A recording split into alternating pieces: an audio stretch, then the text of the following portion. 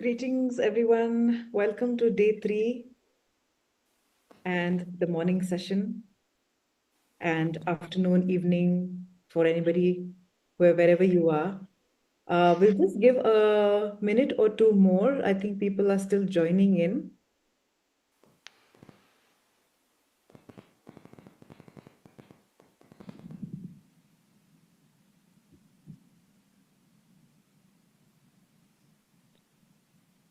So I think it's good to start. So regarding interpretation, I'll invite our interpreters to kind of say a few words about how to join in. If anybody who's joined in for the first time today, so we have 2 interpreters, one in Mandarin and one in Vietnamese. Mandarin led by Malan and Vietnamese led by Ha. So over to you, Lan, if you can start and then Ha can say. OK，yeah，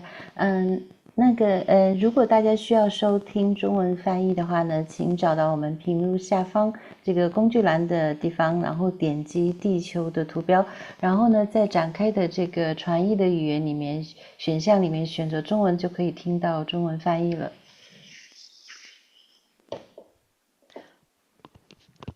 Kính chào tất cả các đạo hữu, chào mừng các đạo hữu đến với buổi giảng pháp ngày thứ 3 của Polu Tulku Rinpoche.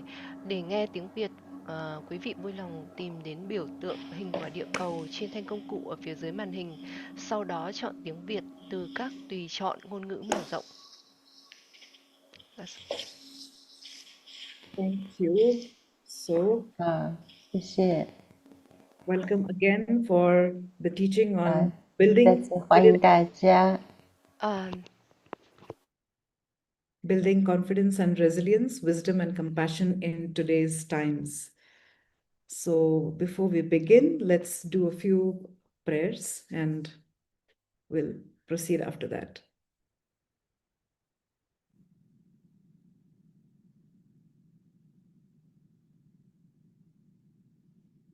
Thank you, Arijit.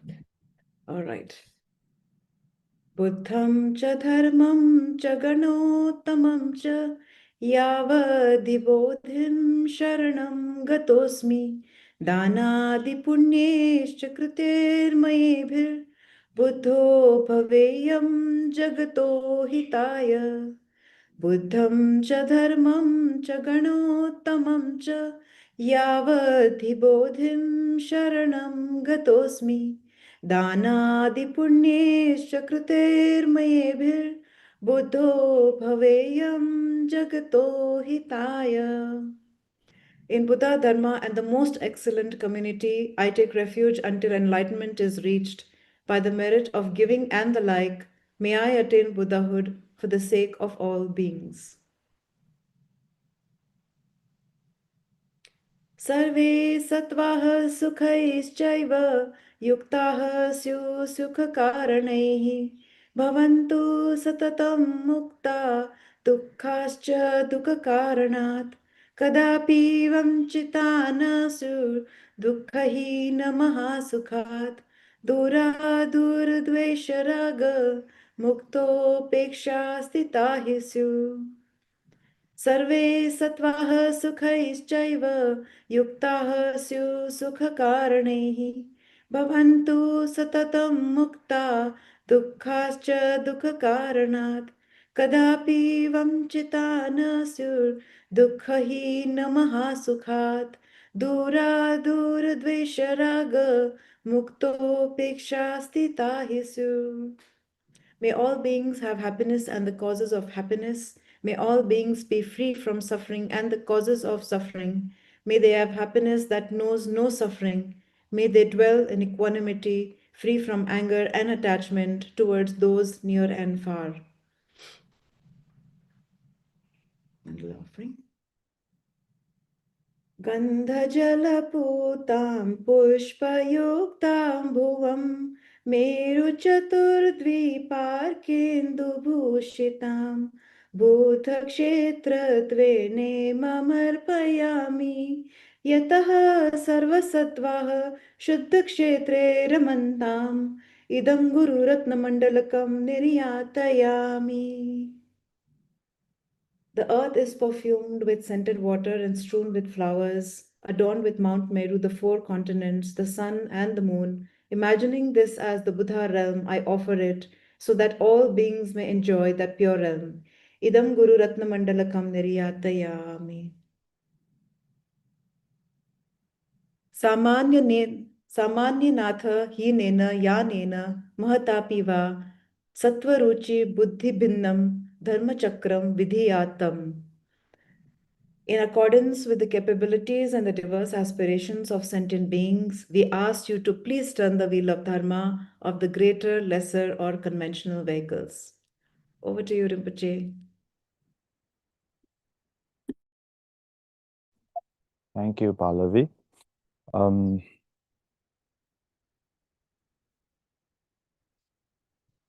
Ujen Yugi Nubjang Tsam, Pema Keser, Tombola Yanzin, Chujing, Pema Jung, Shesut, Kordo Khandra Mambe Kor Chechin, Jason, Tatrup Shinji, Lopchir Shesus, Guru Pema City, Zasum Kendi, Lopin Pema, Kenjin Shesu, Churchill, Tesonship, Nubjin Sanjay Yantin Nima, Kater Shintangala, Sova, Doje Chang, Lachin Yimbish, Senamzim, Trapajas, Saja Penchen, Papa Rimbuchi, Chitin Koma, Mala Sova, Jeze Doji, Martin Lodrisha, Milarich, Yame, Kampopa.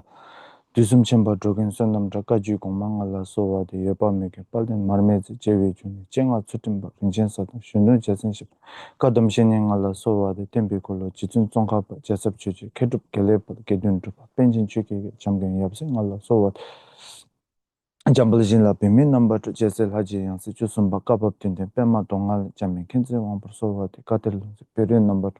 Jujin Namgi Shinte Lamsuji Jimmy Tenzin Yin Jatsu Lodre Tai Shabla Sova Ujin Sanjin Yipi Tukis Terjin Tuta Chatsu College Namtarasame Nidu Tenrigan Chujur Imbe Shablan Sova and the Chidarchis Chiki Lodre Nandar Jump Tenin Shin Someone Senzo Hero Kapala Sova Dipso Taju Shingil Sanji Kunji Chini Ishes Zechin Ishin Namro Jambalin Tubden Shida Shinta Kedro Wambachi Pema Dongal Limbro Sova de Umi Chugi Inge Podan Dusum Sanji Kunji Ngon Ransom Chugung Suntense Pizzavi Lamishala Sova de Chewa Kunto Yanda Lama Drami Chichi Pala Lonji Sada Lamji Yende Rabzo Nepal den Lami Goban News Show Tetar Sova Tabijin Lagi Tasu Tsiling Nemi Chejinji Yongzin Shinin Choki Jezun Nyudo Shanchu Goban To Para Show Rime Tudin Zimbi Tambana Kaja Shapte Chile Chojurpe Gidin Dedan Shiru Temba Sasum Tashi Nawe Chabjuruchi Namo Laiketa Ludan Nijinge Trubum Tata Mi Kenam da Trova Kenge Tranam Sisam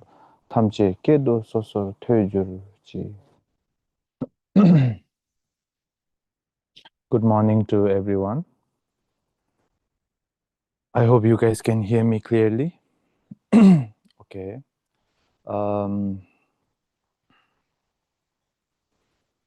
For the past 2 days, we've been talking mostly about the preliminaries, and it was only yesterday we actually started talking about the main practice. But even the main practice, especially when we are talking about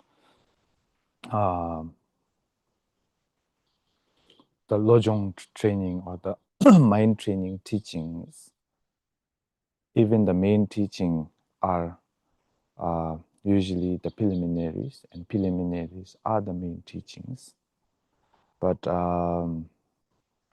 when we give it labels such as preliminaries, we always start to assume that it is something very low, something pre-primary sort of stuff, but that's not the case. It is very important that we get used to these preliminaries. And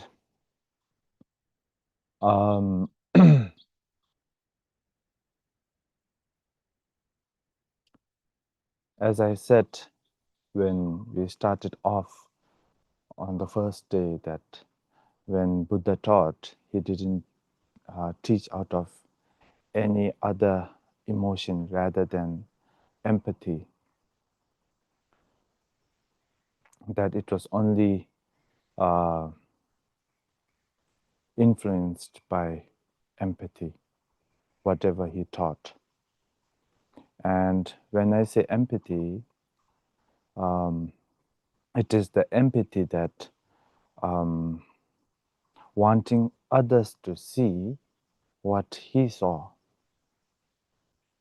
wanting others to see things as they are. So out of that compassion or empathy, Buddha gave these teachings, and it wasn't anything premeditated. As I said, it was all spontaneous. It just came into being due to so many good causes and conditions, especially due to the virtue of us sentient beings. And therefore, all of the teachings, all of these preliminaries only serve one purpose. And also Geshe Chekawa says this in the 7th point of mind training, that the Dharma should only serve one purpose, which is to make us see things as they are. Right now, even though we see things, our conceptual thoughts, because of our conceptual thoughts, we always start labeling things, and we start assuming things. We start giving it names, giving it sights, giving it colors, giving it so many things that because of that we have, and on top of that we also have so many negative afflictions, and due to that it becomes an obscuration towards seeing this truth or seeing things as they are. But sometimes, we think that truth is something very mystical, very magical, somewhere far away. But that's not the case. Truth is so ordinary, it can be so ordinary that it always skips our mind, or we just slip on it, It is always there in our life. And now, when we say Lojong, or training the mind, we're training the mind in order to see this truth. And this was the intention for these Buddhist teachings, so that sentient beings can see the truth. And as I said on the first day and the second day, the reason behind seeing the truth is because when we don't see things as they are, we create more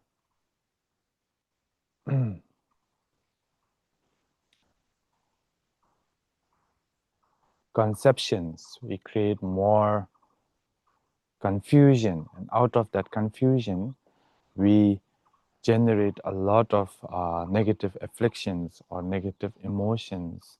And because of this negative afflictions, what happens is we end up acting upon it, we get distracted by it, we start acting upon it, and when we act because of it, we get a result. And when we act accordingly to our negative emotions, we sow a seed of negativity, and due to that, we create further problems and further suffering. And we become so distracted with the sufferings that it keeps on happening. It becomes a cycle. So samsara, when we talk about samsara, it's not just a painting outside of a temple, right? It's not just the universe which is outside. Samsara is within you. It's your own emotions, it's your own life, how it works. Out of emotions, out of distractions, out of this dual perception, out of, we can call it ignorance. Out of ignorance, we do so many things. And when we do something, what do we create? We create a karma. And when we create a karma, what happens is we bear a fruit. And what fruit do we get? We always, sometimes we're happy, sometimes we're joyful, sometimes we're sad, sometimes we're jealous, sometimes we are proud. You know, we are hit with so many different emotions. And because of that, again, we get distracted. And again, it goes on. Again, we act upon it. Again, it brings us a result. And due to that result, again, we become emotional. So we've been stuck in this cycle for a very long time. And as I was saying, it's like being stuck in a well. We are a bucket in a well. And sometimes we go up, sometimes we go down. So we have been doing this for such a long time. Now, the whole point for Buddhist teachings is to end this cycle. And in order to do that, we must turn our mind towards the Dharma.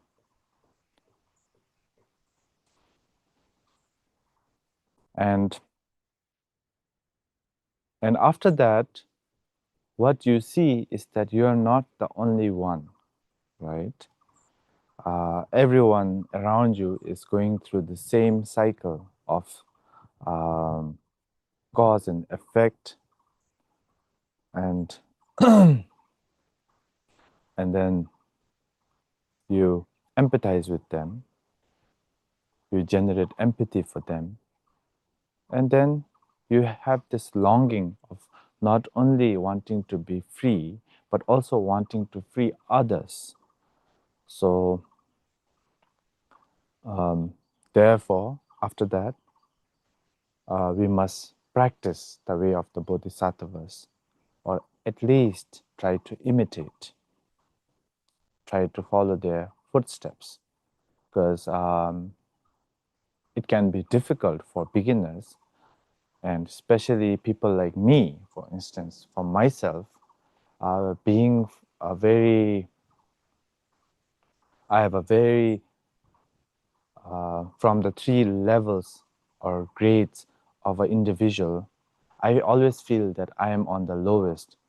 I can only think about next life. I cannot go beyond that. So people like us, what do? We make aspirations, and on top of that, we try to imitate, right? So imitating helps. And in order to imitate, you need this longing. And to generate this longing, I think aspirations are one of the most important. So prayers, when we do prayers, when we make aspirations, and the prayers doesn't have to be long, like a whole day puja.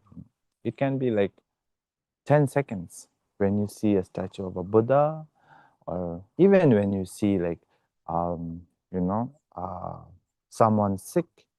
So these are also like, this will also become a practice, like especially sentient beings, as Chekhov says, you know, the field of merit.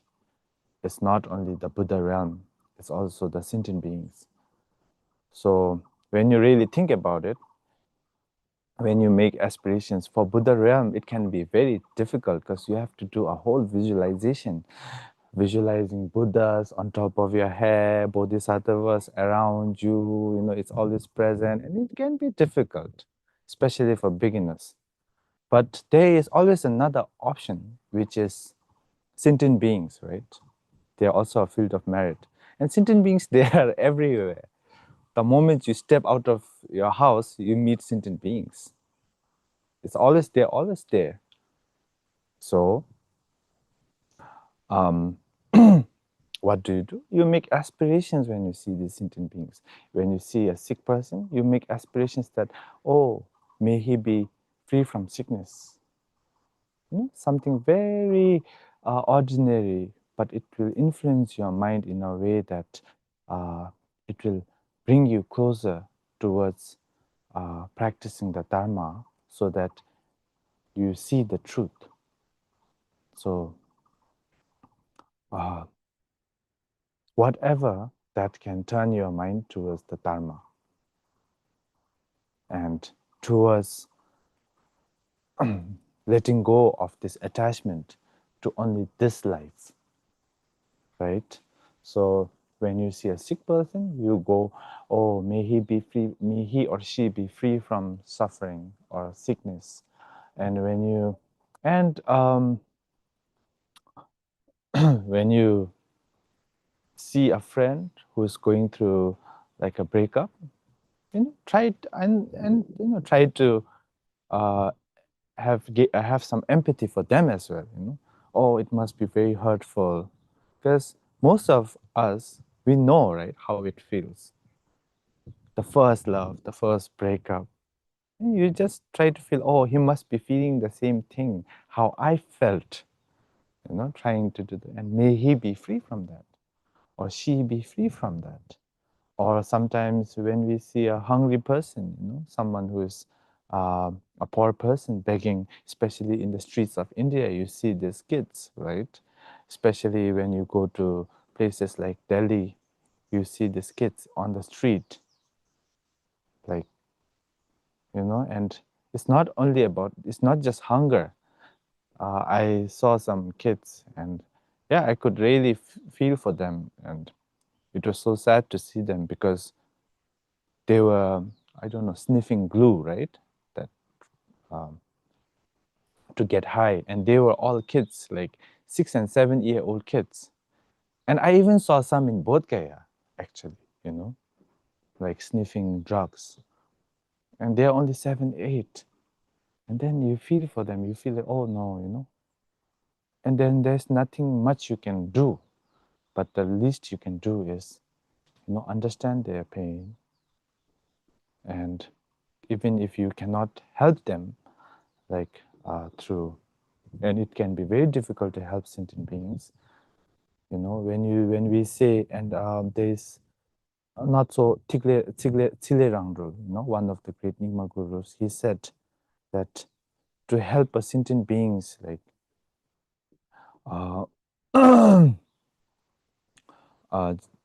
one by one, can be very difficult to trying to help them, to trying to go to them, help them, trying to, just trying to help one sentient being is so difficult. But then he says it is better to make aspirations all the time when you see the sentient beings suffering, because this will really help them and also yourself.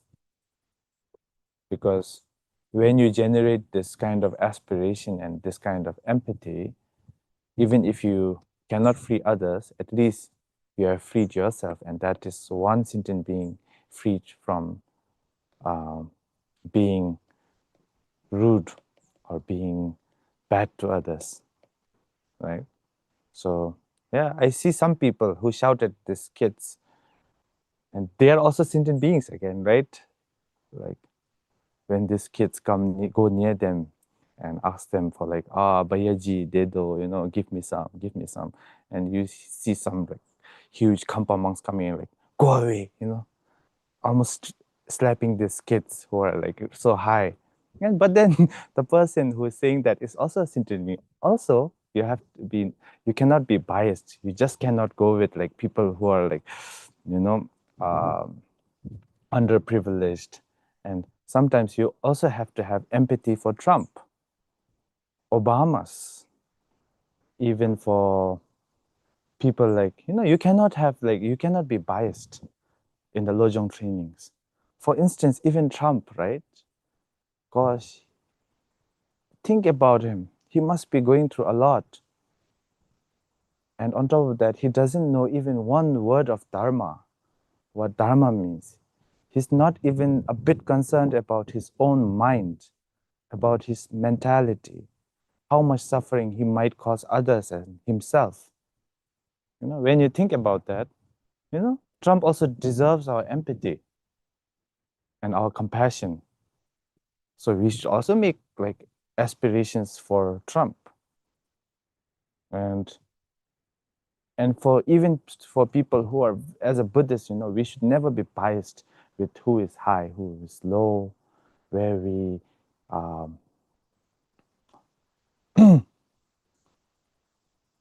to whom we have empathy. It should be like non-biased, non-partial. It should go towards everyone, especially as a Mahayana Buddhist. It should even go to Hitler. He must be suffering in the hell realms, right? But he's also a sentient being. It is not his fault. Whose fault is it? It is his own grasping to the self, this self-cherishing. Because of that, he is suffering. And because of this, we also suffer, right? The more self-cherishing we have, the more ego we have, what happens? It ends up hurting us, hurting others, hurting everyone. So make aspirations. So aspirations, I think, really help, and it's a very nice method or means to generate empathy and at least try to imitate the Buddhas and the Bodhisattvas.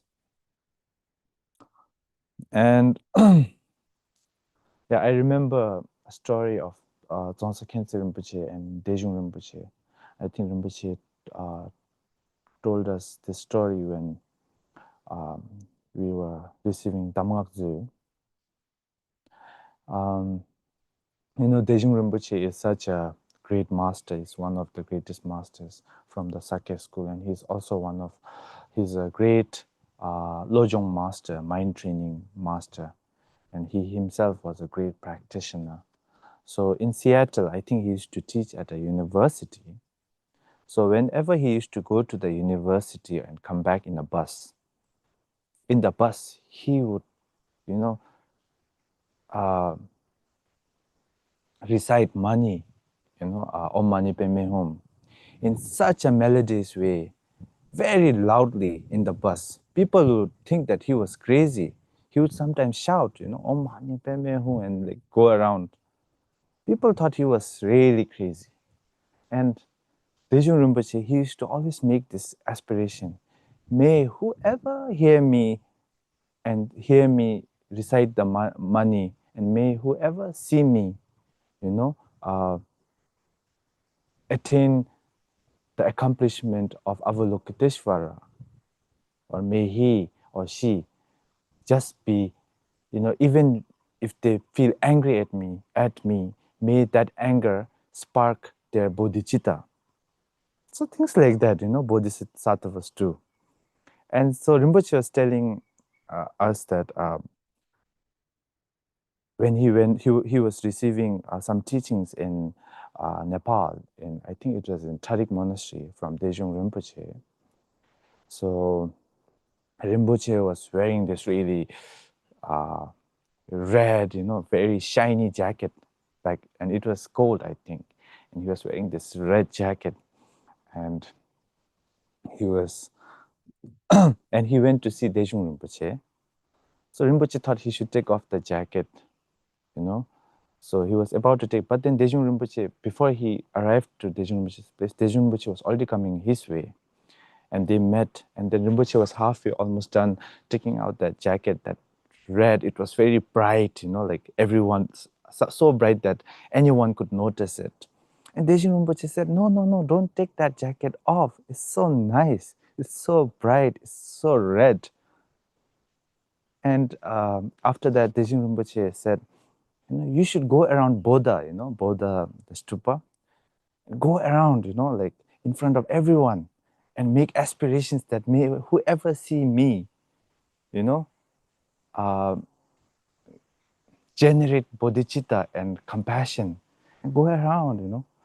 So things like that, you know, aspirations. You just make aspirations. And I think it really helps. And yeah, so I think Rinpoche did Gora with that bright red jacket of Bodha. And yes, So there are so many beautiful ways and methods that we can do in order to tame this mind, especially in order to let go of our own self-grasping, right? In order to see the truth. And these rituals we do, these prayers we do, of course, even as I said yesterday, we need, it's like a way of doing things. It's like life. How you sleep at night and how you wake up in the morning, how you have to eat lunch, breakfast, and if you're fasting, how you have to count down like 16 hours or 18 hours, you know. We all have a ritual in our life, or when you can have coffee, when you cannot have coffee. If you drink coffee after 3, you cannot sleep at night. You know, things like that, you know, which dictates our lives, right? All these rituals. These are all rituals. Even, especially the Japanese, they have so many rituals in based on mindfulness, right? Especially in the Zen, like the tea ceremony. There is like this archery ritual where they shoot at an empty space, and there is the ritual of ikebana, so on and so forth. Similar to that, every culture, every tradition has their own way of like ritual, right? But the Buddhist rituals and some rituals, it is mostly, especially like the rituals in some other theistic religions or Abrahamic religions, you can see that it is to become closer to an all-creating God. You know, there is no basis to support it, I feel, to support these rituals of whatever. Of course, it's good. You know, they're making aspirations as long as it benefits, even if it makes one person happy, you know, because we are always suffering. Even if they get like few seconds of happiness, we should be happy about it. We should not judge them. But you know, sometimes we follow the wrong rituals, and as someone was saying, and then we fall prey to many false prophets, right? And then at the end, we mess up our whole lifetime, and the lifetime and next life, and after that, for a long time, we suffer. But for a Buddhist, from a Buddhist point of view, a ritual should always, it's the same thing again, always serve only one purpose. If that ritual doesn't help you serve that purpose, then that ritual is not doing its job. And that purpose is to see the truth, you know. If you're trying to bake a cake, you know, that the ritual of making that cake, baking that cake should serve the purpose of a cake coming out of the oven, not cookies, right? Similarly, the whole intention for the Buddhist rituals of prayers and practices are a way of doing things, and especially in Buddhism, is to see the truth. It's not to be more famous, it's not to be more powerful, it's not to conquer someone else, it's not to have control, it's not to enter some heavenly abode, not at all. It's to do one thing, to see things as they are. That's why it can be so ordinary, these rituals. It can be, when you read the ritual manuals, you can see, you know, how we do things. It's so beautiful, some of the rituals, especially the Buddha sadhana we're about to do, the Treasury of Blessings. It can be so beautiful of how like, and but when we do that, we should never solidify whatever we are visualizing.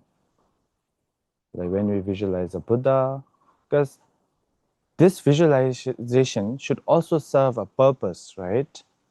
The moment you solidify the Buddha or the bodhisattva that you visualize, thinking that it is there, it is solid, it is something rigid, then what have you done? You have created more grasping,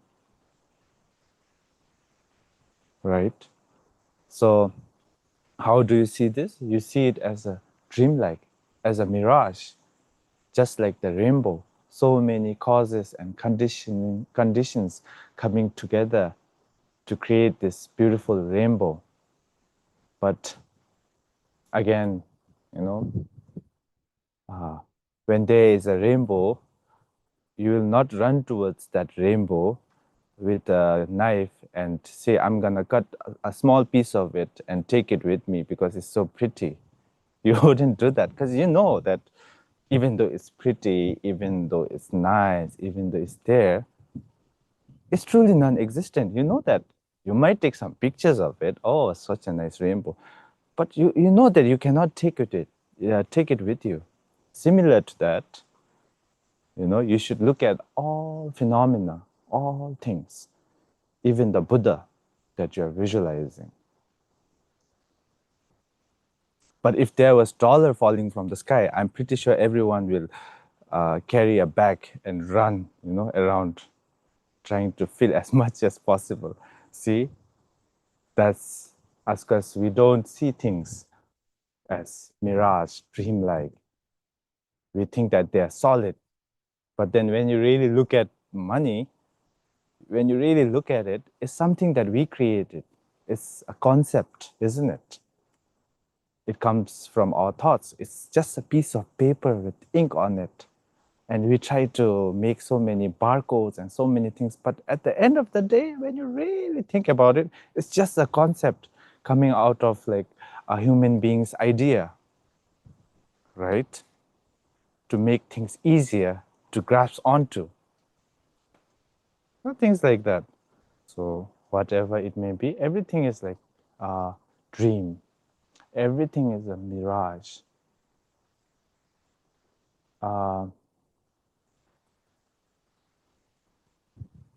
Things don't have an inherent nature where you can grasp onto. So with that, if you can realize that, at least not even if you cannot see it that way, like right away, just knowing that, just understanding a little bit, you know, if you have done that, if you have realized that, I think a ritual or the prayer might have done its job, and it's doing its job, right?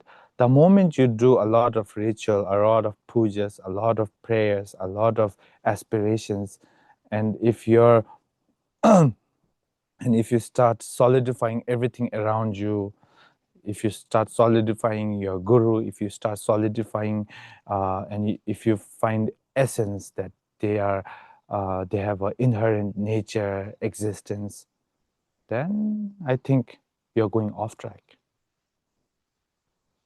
because now you're falling more towards solidifying things. And the moment you solidify things, you start grasping more, right? So with that, I think we should do the Buddha Sadhana, I guess, right? Are we doing the Buddha Sadhana today? And yeah, we can recite some Tayata Om Mani Muni, maybe. And when you're doing that, please always remember that whenever we do a ritual, or whenever we, as a Mahayana ritual or a Mahayana teaching, we should always have the right intention or the right motivation. We should always do it in order to see the truth, not only for ourselves, but for others as well. So in order to do that, we should think that we are doing this ritual or listening to so and so forth talks or teachings or reading so and so forth books. So with that motivation, and on top of that, if you are able to, you should also have some the way you do things, conduct, and that's also a ritual, right? Especially trying to show as much respect as possible. You don't have to like instantly like go to your like shrine room and wear a red what do you call like zen, and like you don't need that, but as much as possible, you know, just maybe even if there's a Buddha statue, just looking at it with so much love and so much devotion. Or even if it's, or if possible, maybe sitting upright. If that's not possible, then just trying to be genuine.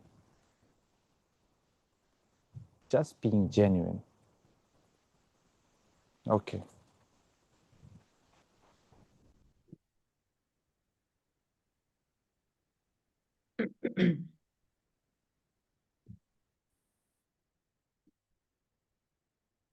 So we begin this.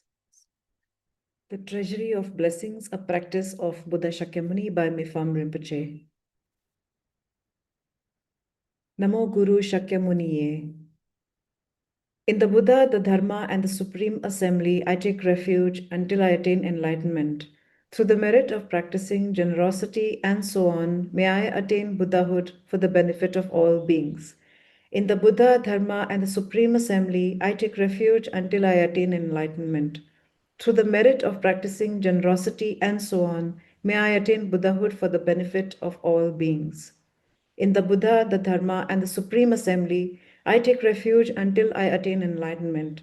Through the merit of practicing generosity and so on, may I attain Buddhahood for the benefit of all beings. May all sentient beings enjoy happiness and the causes of happiness. May they be free from suffering and the causes of suffering. May they never be separated from the sacred happiness devoid of suffering. And may they dwell in boundless equanimity that is free from attachment and aversion. May all sentient beings enjoy happiness and the causes of happiness. May they be free from suffering and the causes of suffering. May they never be separated from the sacred happiness devoid of suffering, and may they dwell in boundless equanimity that is free from attachment and aversion. May all sentient beings enjoy happiness and the causes of happiness. May they be free from suffering and the causes of suffering. May they never be separated from the sacred happiness devoid of suffering, and may they dwell in boundless equanimity that is free from attachment and aversion. Ah! As the union of unborn emptiness and the ceaseless appearances of interdependence, magically there appears before me in the sky, amidst vast clouds of offerings, on a jeweled lion throne and lotus, sun, and moon disk seats, the incomparable teacher, lion of the Shakyas. His body the color of gold, adorned with major and minor marks. Clad in the three Dharma robes, he sits in Vajra posture, his right hand gracefully poised in the earth-touching mudra, and his left hand is in the gesture of meditation, holding an alms bowl full of nectar. Like a mountain of gold, magnificent, he shines in splendor, spreading beams of wisdom light across the whole expanse of space. The eight close suns, 16 elders, and the like, a vast ocean-like retinue of noble beings encircles him around. Simply think of him, and he grants the glory of the highest bliss, liberation from samsara and nirvana, the two extremes. He is the great being, perfect embodiment of every source of refuge. With your great compassion, you embrace the turbulent and degenerate world and made 500 mighty aspirations. You are as exalted as the white lotus. Whoever hears your name shall never return to samsara. Most compassionate teacher, to you I pay homage. All my own and others' virtues of body, speech, and mind, together with all our possessions, visualized like Samantabhadra's offering clouds, I offer to you. All the harmful actions and transgressions I have committed throughout beginningless time, each and every one I now confess with intense, heartful regret. In all virtuous actions of the noble ones and ordinary beings, accumulated throughout the past, present, and future, I rejoice. Turn the wheel of the profound and vast Dharma teachings ceaselessly and in every direction, I pray. Your wisdom body is like space and remains changeless throughout past, present, and future. Yet, in the perception of those to be guided, you go through the display of birth and death. Even so, let your form body continue always to appear. Through all the virtues I have accumulated in the past, am accumulating now, and will accumulate in the future, for the sake of benefiting all beings who are as infinite as space, may you, the sovereign of Dharma, be forever pleased, and may all attain the state of the victorious one, the Lord of Dharma. Living beings like us, adrift in this degenerate age, have no guidance and protection. Because of your kindness, caring for us with unsurpassing compassion, every manifestation in this world now of the three jewels is your enlightened activity. You are then our only refuge, incomparable, supreme. So from our hearts we pray with total confidence and faith. Do not neglect the great promises you made in times gone by, but hold us until we attain enlightenment with your compassion.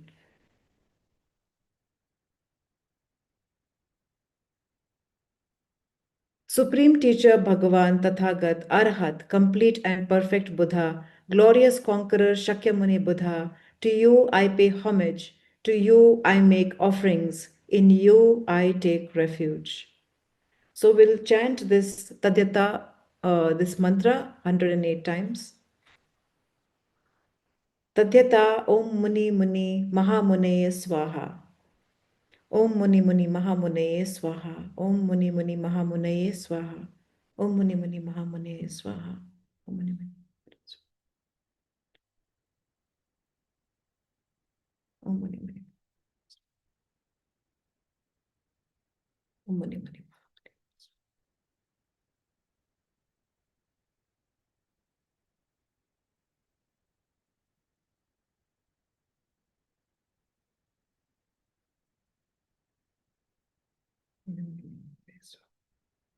Om Muni Muni Mahamuneye Swaha.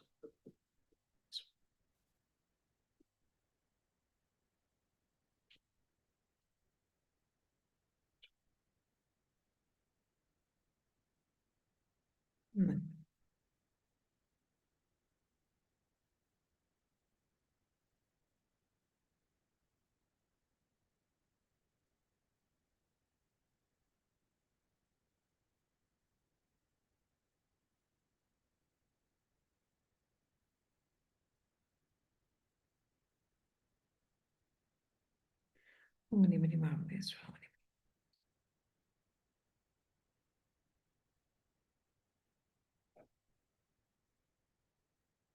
Om Muni Muni Mahamuneye Swaha.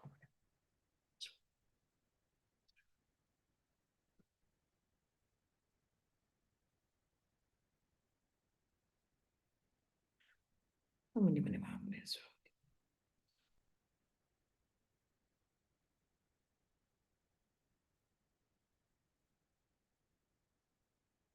Om Muni Muni Mahamuneye Swaha.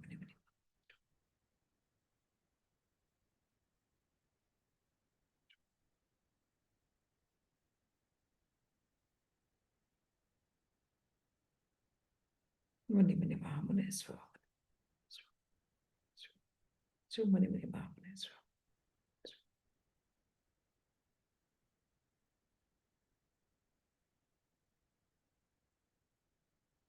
Om Muni Muni Mahamuneye Swaha.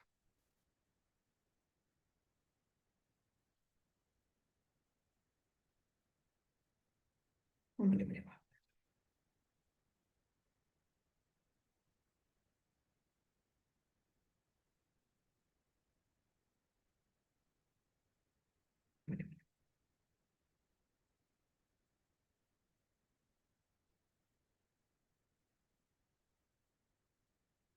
Om Muni Muni Mahamunaye Swaha. Om Muni Muni Mahamunaye Swaha. Om Muni Muni Mahamunaye Swaha.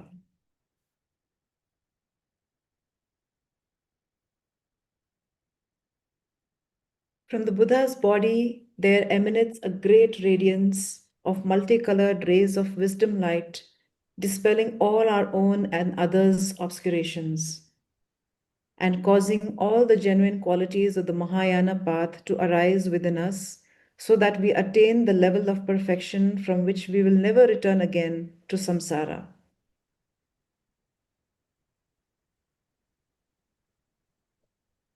Like all the Buddhas and their heirs in enlightened intention and in activity, aspiration, wisdom, love, and capacity, in these and all the ways unsurpassable wisdom manifests, may I and every being to come to be exactly as they are.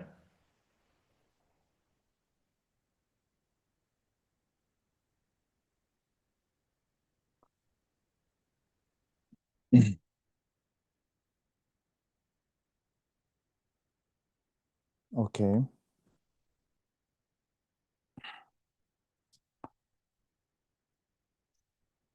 All the negative afflictions, all our negative emotions, our ignorance, these are all there because we have been training for such a long time, right? We have been training to be selfish, we have been training to be self-cherishing, it's all there because we've been training for so many lifetimes.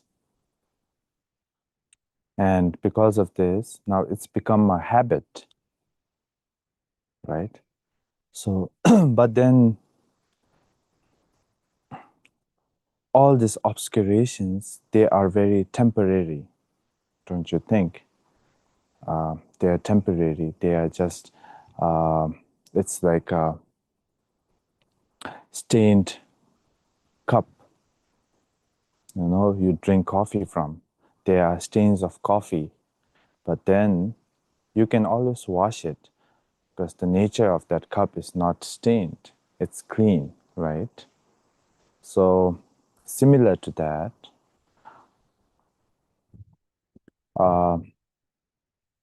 the nature, our nature, the true nature of things is beyond enlightenment and beyond nirvana, which is so simple yet so profound, which is pure, which is perfect, which we do not have to make any changes to, which we cannot make changes to. The truth, that is the truth. It is beyond extreme, it is beyond the extreme of existence, it is beyond the extreme of non-existence, and it is beyond the extreme of both and not being both. So it is beyond all these four extremes. And that is the nature of our mind, of everything around us. And the reason we are stuck here is because we don't see it as that, or should I say, we don't experience that. It's so ordinary, it's always there, it's always around you. I'm saying this again and again. It's not there because we have been training from a very long period of time on how to be more ignorant, so to say. We are so used to, we have trained in being ignorant, being self-cherishing, being selfish for such a long time that now it feels like that is our nature. It feels that human beings are ultimately ignorant, selfish, or sentient beings. Yes, sentient beings are ultimately selfish. But that's not the case. It's because we are so used to it. We've been training in it. we've been in training in how to grasp to this I. And because we have trained so much in grasping to an I, we have trained in grasping to the things that are ours and the things that are not ours. We've been training in aggression, we have been training in being attached, we have been training in being jealous, we have been training in being, so these are all training, you know, we have been training. And if this can be trained, which is so temporary, which is not like truly existent, I think we can also, it will be easier for us to train in what is naturally there, isn't it? So, of course, we can train our mind into seeing the truth if we can train our mind in being ignorant. Matter of fact, it will be easier, I feel, to train in seeing the truth because that is the nature, that is not temporary. If we are so used to the temporary and we're getting used to the to this temporary, I think it will be much easier for us to perfect and train in the natural state of seeing things as they are. And Shantideva says, all the suffering in this world are caused by self-cherishing. We love ourselves so much, but this love is not like a very open love. This is a very toxic love that we have with ourselves because we are so ignorant and we feel that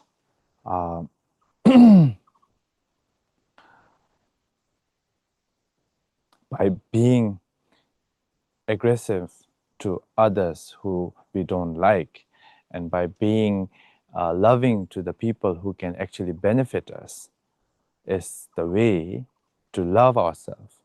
But that's not the case, right? Because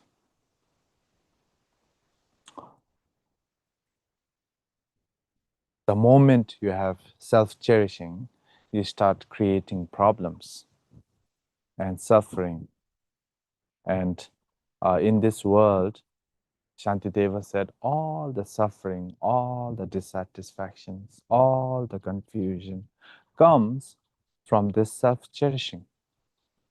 And all the happiness, all the peace, I think I said this yesterday as well, all the happiness in this universe, in this world, comes from wanting happiness for others.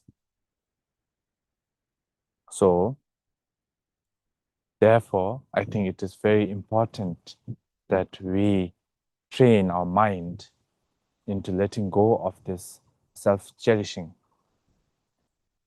So now when I say self-cherishing, it doesn't mean that you have to beat yourself up, you know.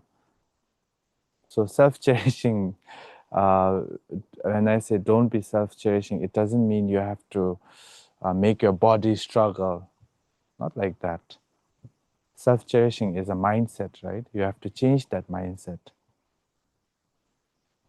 You have to change the mindset that you are the center of this universe.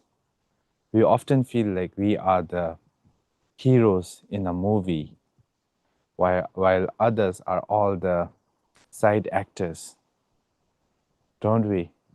We feel like we're in a movie and I'm the action hero, or you're the whatever you are in this movie. You feel like it's your movie, it's about you. But you have to know it's not always about you, and it's totally not about you. And that this thought comes from self-cherishment, the mindset that I am more important than others. And this creates problems. See how much a problem Donald Trump has been creating. And by the way, these days, all people talk about is Donald Trump. Even in a village in Bhutan, in Dewatang, where I am at, even the villagers started talking about this man called Donald Trump, who don't speak a word of English. They've been talking about Donald Trump, that there's this weird-looking man who's been waging war. It's so dangerous, so on and so forth. And because of him, now even a place like Bhutan is like so small. Like even we have to worry now because even we don't even get gasoline anymore. It's become so expensive. And now they have started creating quotas, Why? See, you create so much problem for others because you have so much self-cherishing. And this man who doesn't even know how to say Bhutan, in an interview, he said that Bhutan, he called Bhutan as button. So a person who doesn't even know how to say Bhutan has created so much problem, even in a small place like Bhutan. Why? Because of self-cherishing, isn't it? Similar to that, we also create so much problem for others and ourselves because of this self-cherishing, because we think we are the most important person in this whole world, that even Donald Trump revolves around us, everything.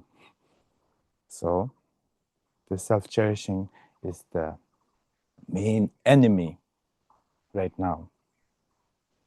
So self-cherishing and self-loving is very different. Now you have to know.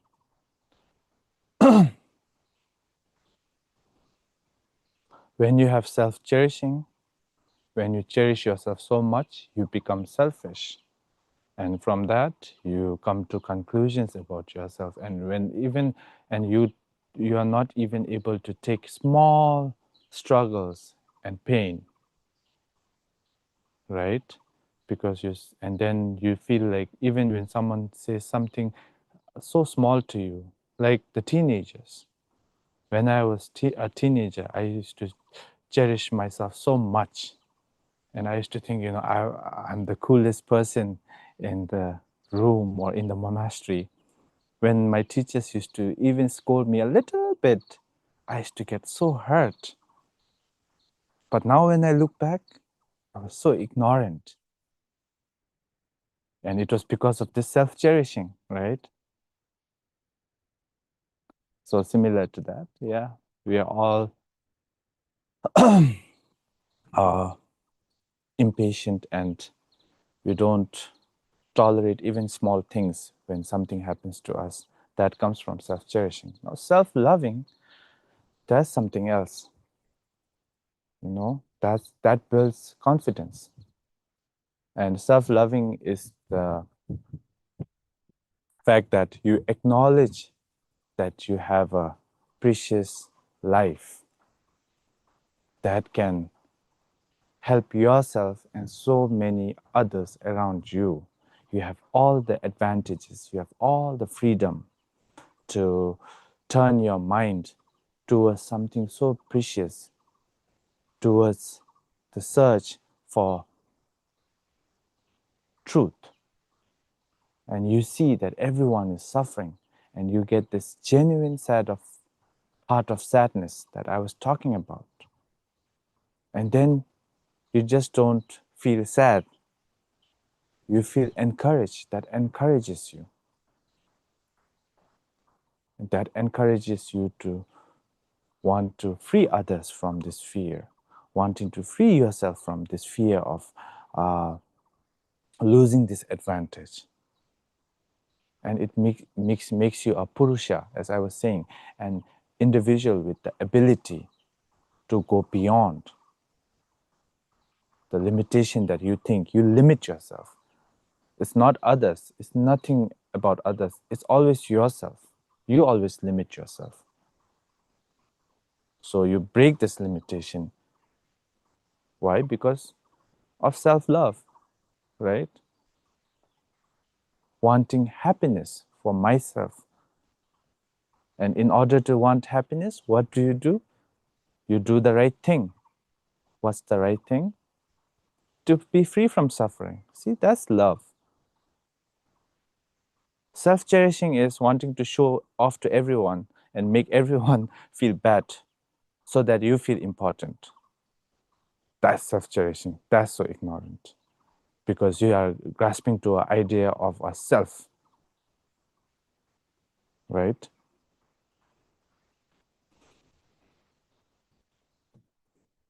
Okay, now again, I'm going everywhere. But to come back to the main point, it's always because of the self-cherishing that we have, that we create so much problems.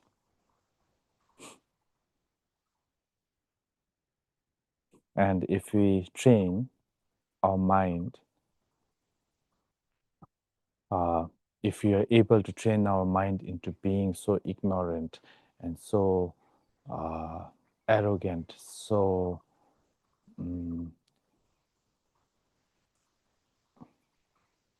aggressive, so on and so forth, why cannot we train it to be more loving, more kind, have more empathy? Because that is the rays of this goodness we have. We have this goodness, right? And Choem Drungpa Rinpoche coined the term basic goodness. And we have this goodness. We are not ultimately bad. Actually, we are ultimately good. But we are so used to being bad that now we think that we are bad. We are not ultimately sinners. We are not ultimately sinners and that we pray to God and we accept God and we'll go to heaven. It's not like that.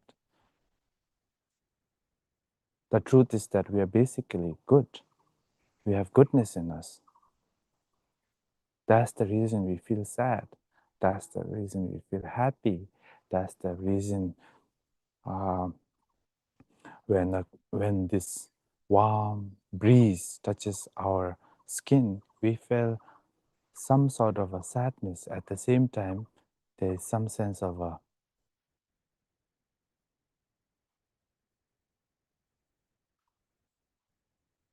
I don't know how to express this term, but there's some sort of a feeling where, you feel like you're present. And when you're going for a hike and you look down at the valley, there's this feeling of wow, So all these feelings are there because we have this basic goodness, right? And all the aggression, all the selfishness, it comes from getting used to self-cherishing and to the self, which doesn't exist. It's not the ultimate. But basic goodness is always there. And sometimes it comes to us naturally. But we don't recognize that because we are so distracted. And this basic goodness, as I said earlier, I think yesterday or day before, is like this lightning on a very dark night during thunderstorm. It's so dark you cannot see. But sometimes there's this small lightning which comes and suddenly you start seeing things clearly. You start feeling good. And sadly, it's just momentary. But it's there.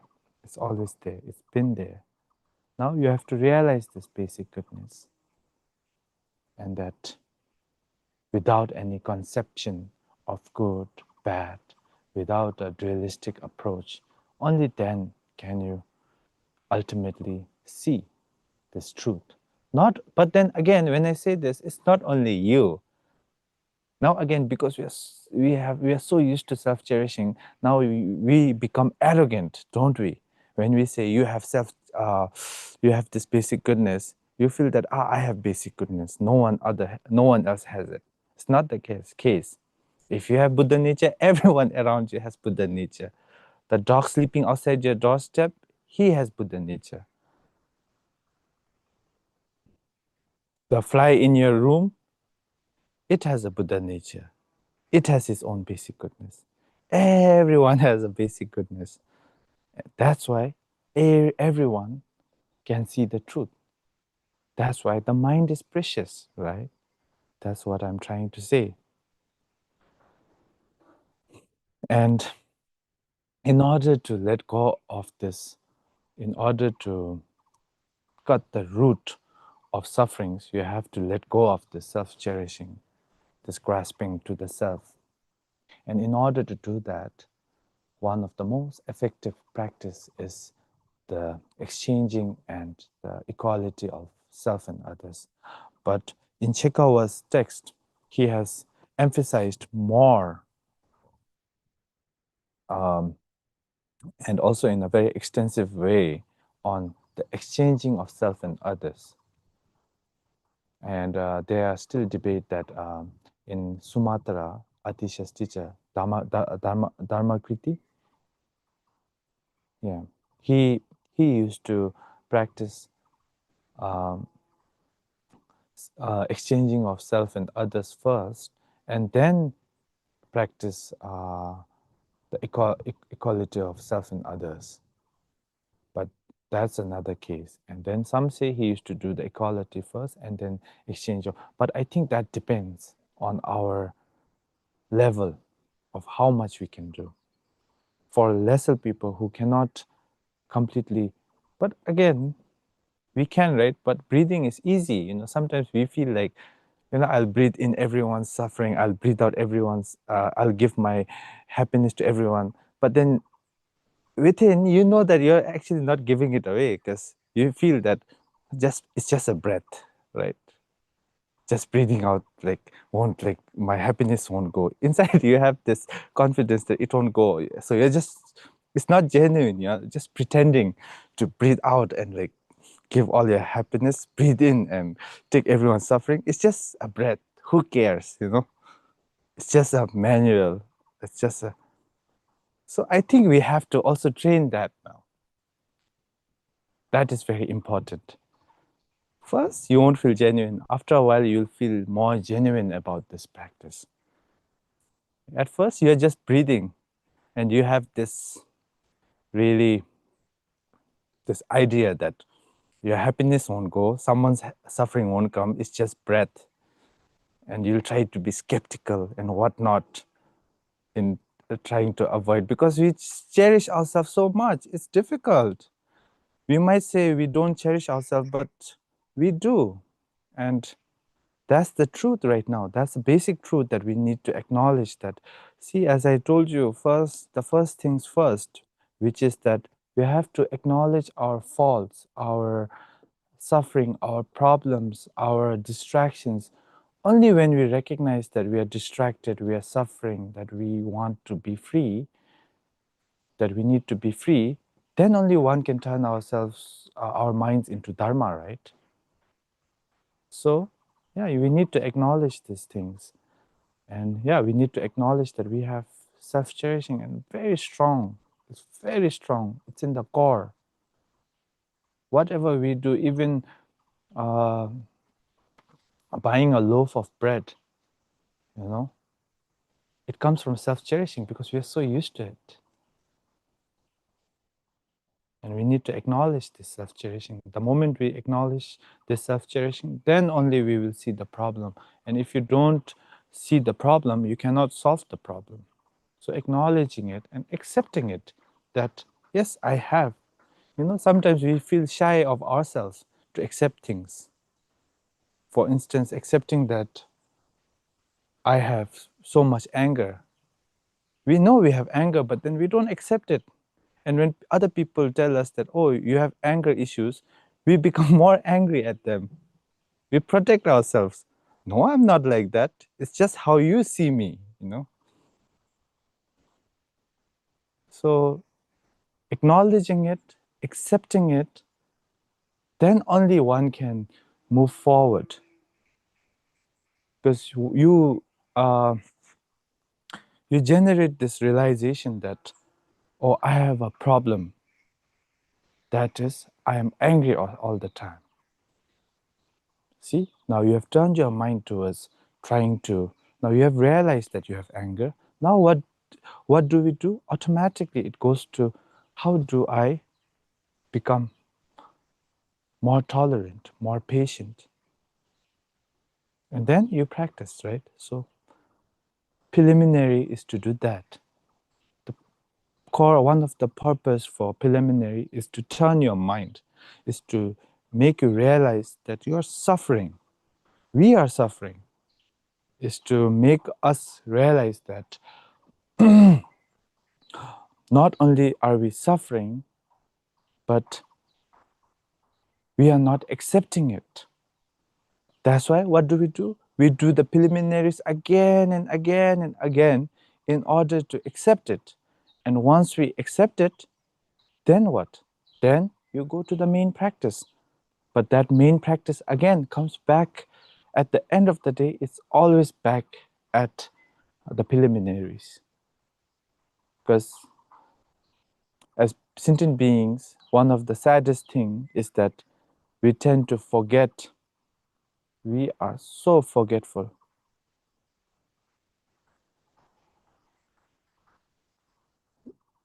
We even forget because we are always distracted. Even when we are eating, when we are walking, we are so distracted. We forget what we had for lunch. We forget what, let alone lunch. Sometimes we forget that sometimes you are holding your phone in your hand and you're looking for your phone, right? Things like that. Why? Because you're so distracted. Where's the phone? And suddenly you see it in your hand and you're like, oh, why? Because you're so distracted. We are so forgetful. So in order to make us remember again and again, we do the preliminaries and we get used to it. And that is meditation in the Buddhist way, getting used to. And once you get used to things, it becomes so much easier, doesn't it? As Shantideva said, there's nothing in this world that doesn't get easy through getting used to. So whatever it is, you get used to it. And the more you get used to it, the more you perfect it, I think it benefits more. So that's the whole purpose of Buddhists and people, especially like, especially in Bhutan, in my country's culture, and Tibet, old people, they keep chanting, right? They keep chanting the mantras. They keep doing prostrations. Why? So that they get used to. They get used to death. And when you're used to death, your fear of death becomes less. They get used to the sufferings of samsara. In order to get used to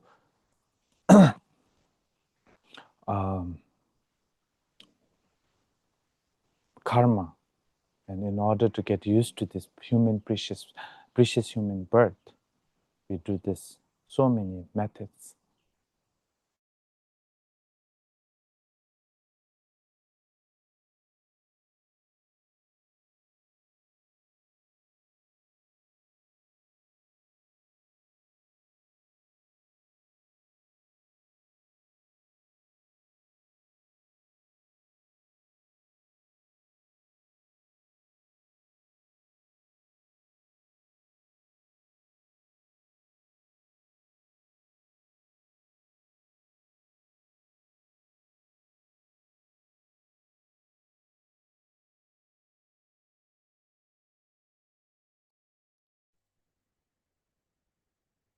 I think Rinpoche's network has frozen a bit.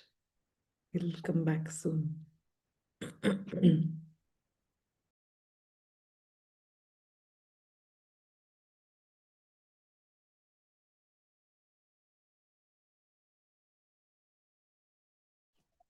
Okay, I'm back, sorry.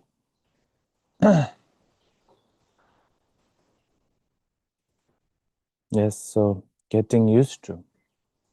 And for the advanced level individual, so that they can get used to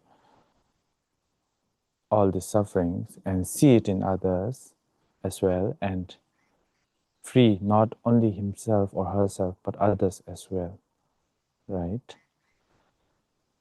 So all of this serves one purpose, which is seeing the truth. And most of my words might become repetition of what I've said earlier, again and again, but I feel that repetitions are good, not only for you, but for myself as well, because we forget, right? And we have to remember what I have talked 10 minutes ago, some of you might have already forgotten. So I keep repeating myself again and again, like a mantra. And it's also helpful for me to repeat this, because I'm also a very self-cherishing person. So it has to benefit me at the end of the day. And yes, so in the Bodhisattva's path, to end this self-cherishing and to get used to, what do we do, especially for the advanced level or created individuals, Purusha, who has the ability and the capability, I think capability is the right word, capability and the capacity to not only end one's suffering, but others' suffering, who want that, who long for that. So individuals who long for that, it is very important for them to train in, of course, we have to know that everything is like a dream, everything is a mirage, nothing truly exists in the ultimate. With that in idea, Chekawa, he goes on by saying everything is dreamlike. That's in the main practice, that's the first thing he talks about, the ultimate bodhicitta. Once you realize that, you want others to also realize that. Just like Buddha, he gave these teachings to us. He taught his students. These teachings has been passed down to us so that we can also see what the Buddha saw in order to become free like him, liberated, right? So in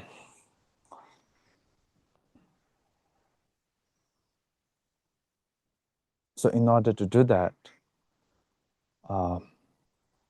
in order to see things as they are, and also to help others see the same thing, in order to become free, one has to train. And one of the main trainings after the preliminaries, after seeing this, is that is the equality of self and others. If you cannot go to the exchange part, just thinking whenever you're walking, whenever, just having empathy and feeling equal. And it's so easy. It's just a thought process.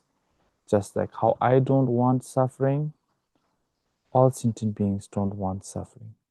Just like how I want happiness, all sentient beings want happiness. Simple, yet so profound, this thought. This is a thought, in the Bodhisattva vow, it's like a blind man finding diamond or gold under his bed.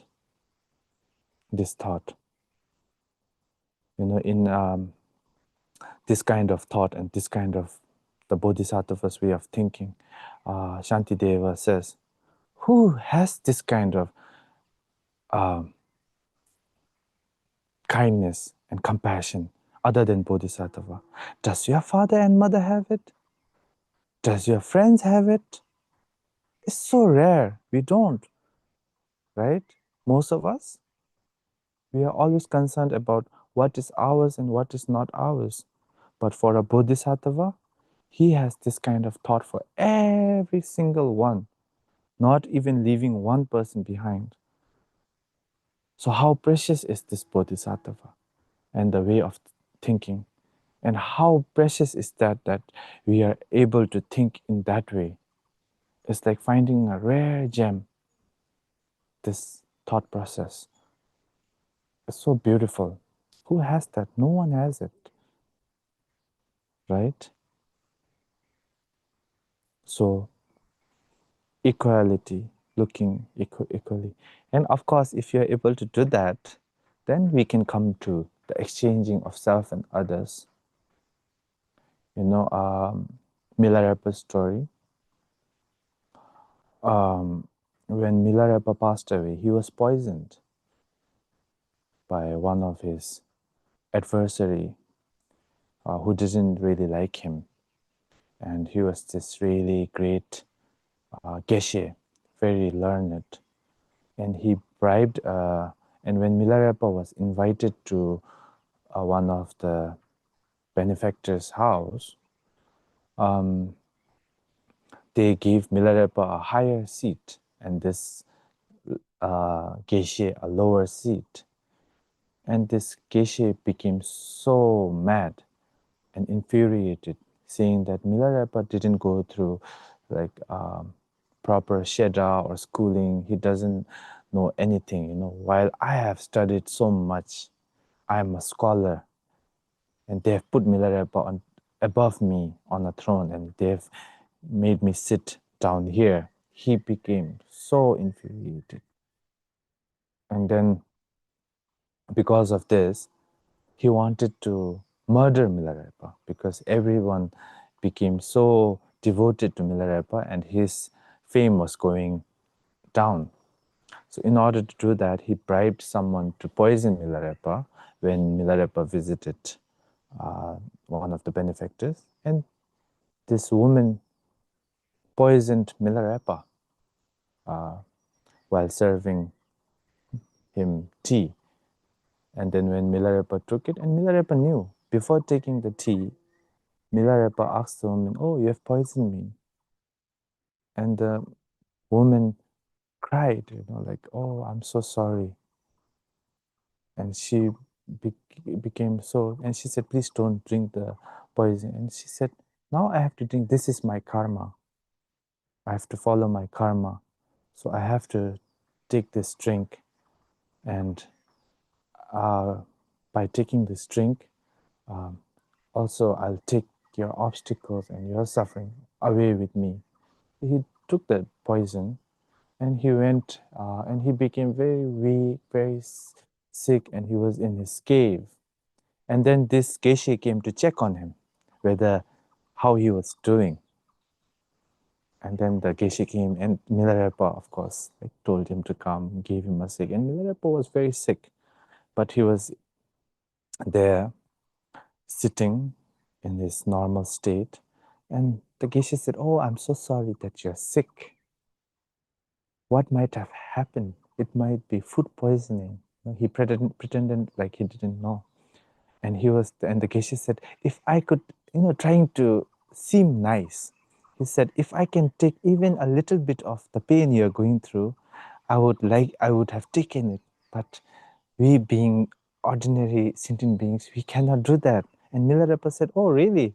Do you want to feel a little bit of my pain?"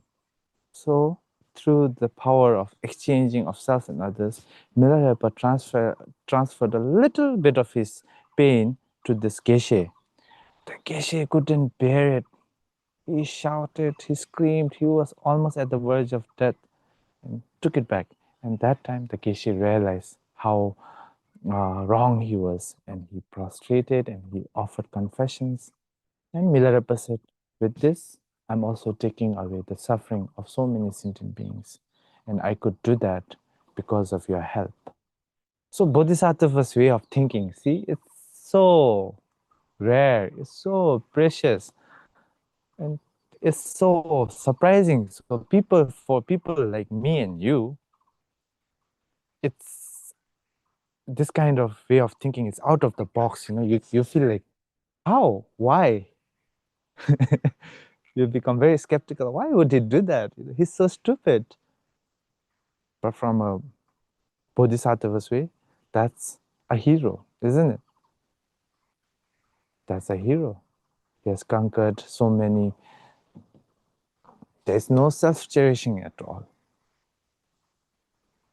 Yeah, Milarepa. So, and with that, I encourage you, if you want to really practice bodhicitta, to at least, even if not exchanging, at least try to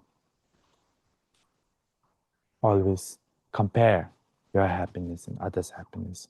Not in like a way that, he's more happy, I'm sad. Not like that. Like how I want happiness, they want happiness. How I don't want suffering, and that's one of the best mind training you can do right now.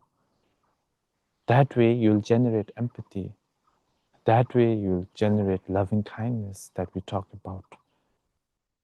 And that way you can benefit yourself and others. And that way, ultimately, you will get closer towards seeing things as they are. With that, we'll take a break for 30 minutes. Yes.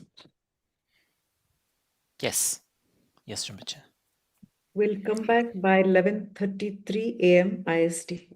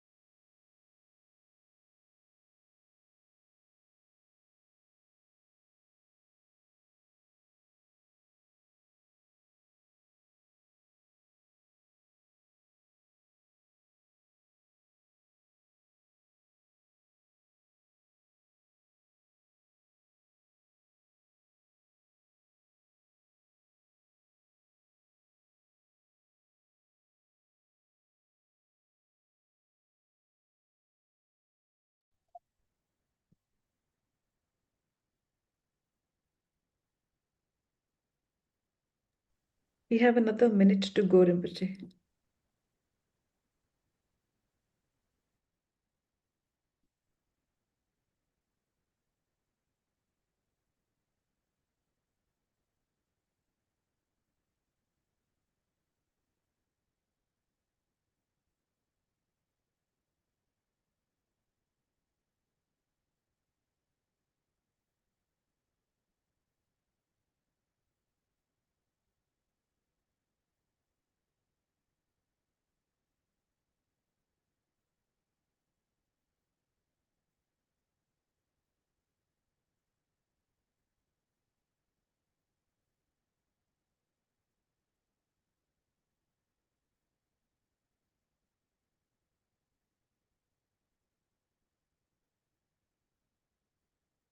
You can Should we start.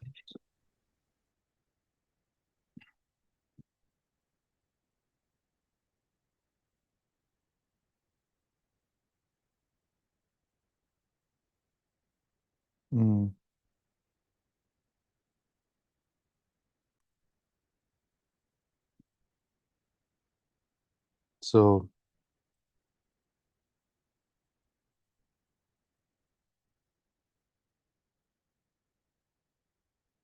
in the bodhicitta, as I said yesterday, that when you're generating bodhicitta,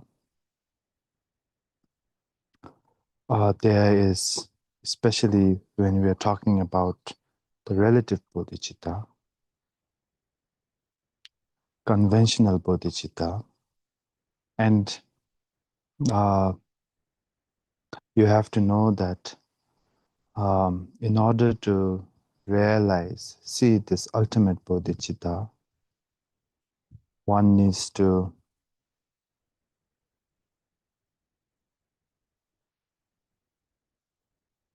go through the relative bodhicitta or conventional bodhicitta, because without the conventional, our mind cannot comprehend the ultimate. So as a means, we need conventional bodhicitta or the conventional truth. It is very important.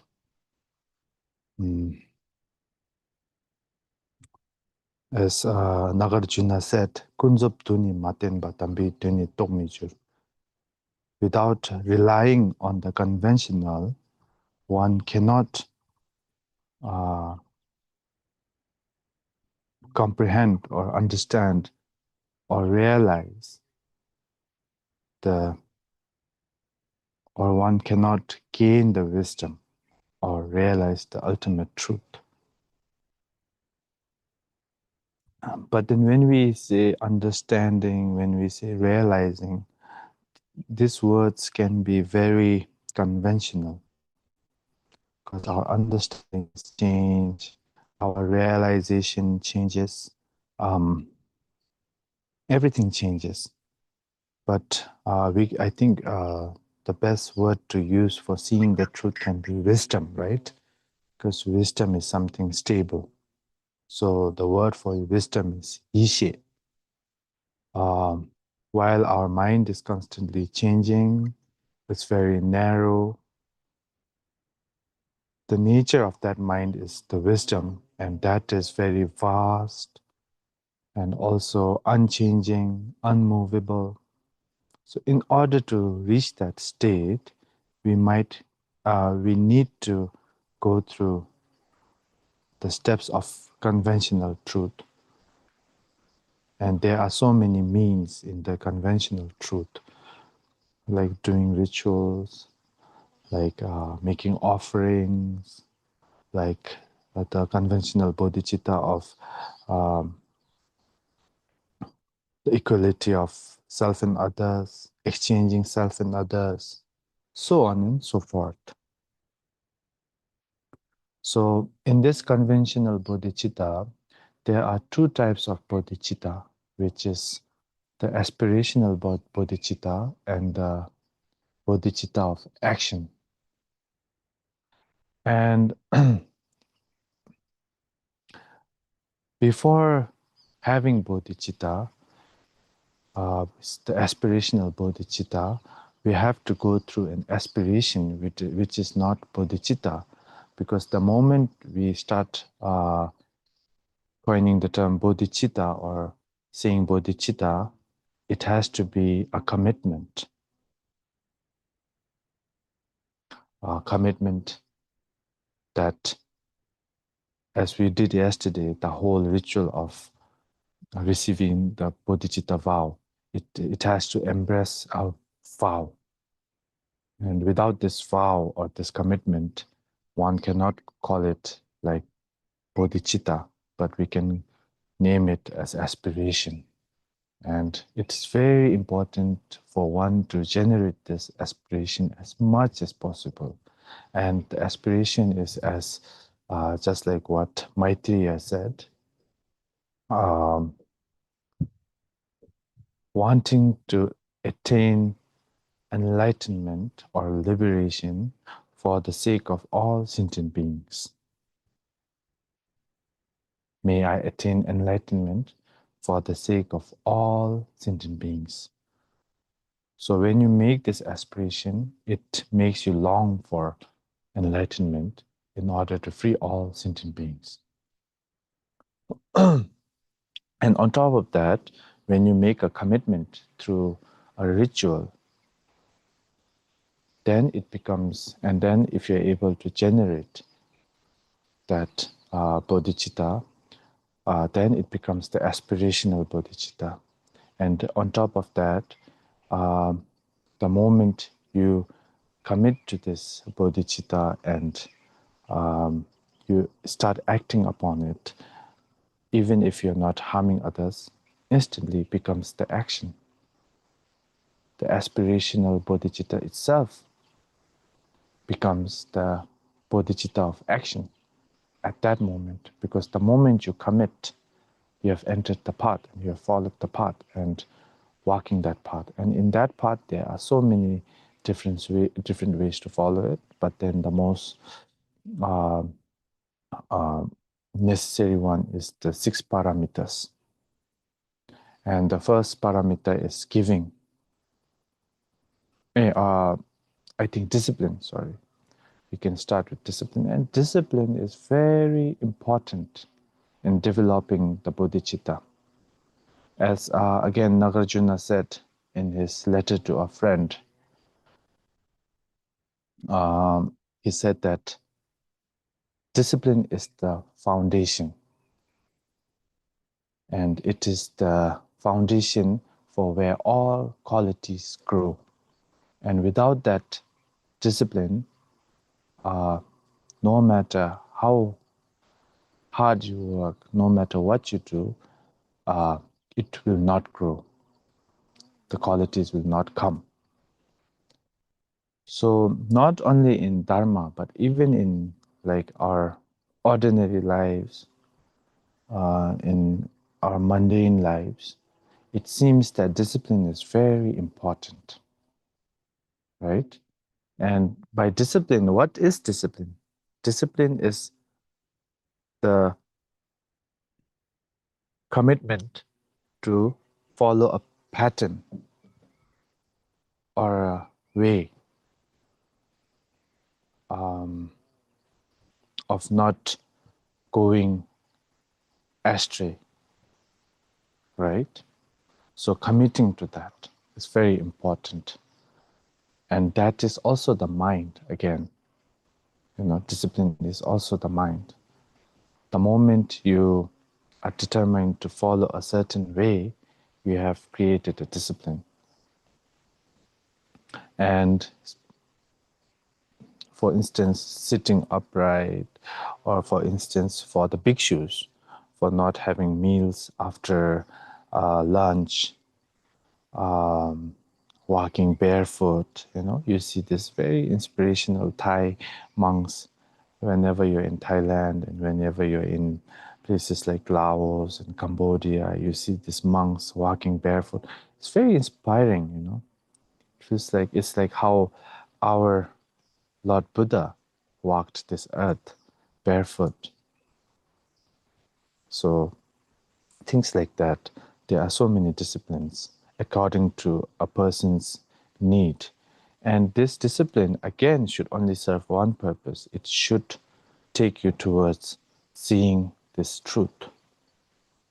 And if this discipline doesn't embrace this truth, that everything is dreamlike, then this discipline is actually, it might improve your daily life, but it will never benefit you ultimately in a dharmic sense. And next is giving.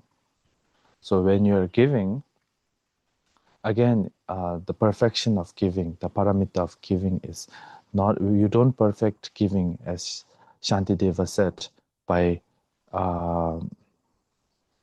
making all the poverty in this world go away, or eradicating all poverty, right?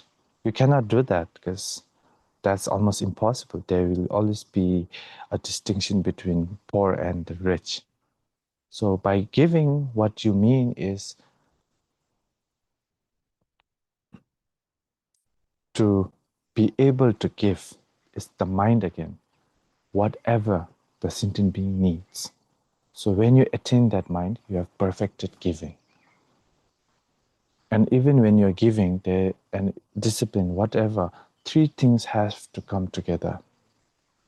And the main thing, the first thing, of course, the bodhicitta, you are doing it so that you can see the truth, so that you can also show the truth to all other sentient beings, right? That's the motivation. With that motivation in the middle, what you're doing, you're also, whatever you're giving, the one receiving, the one giving, and the object that you're giving, it has to be, you have to know that these are all dreamlike, that this is also not truly existent.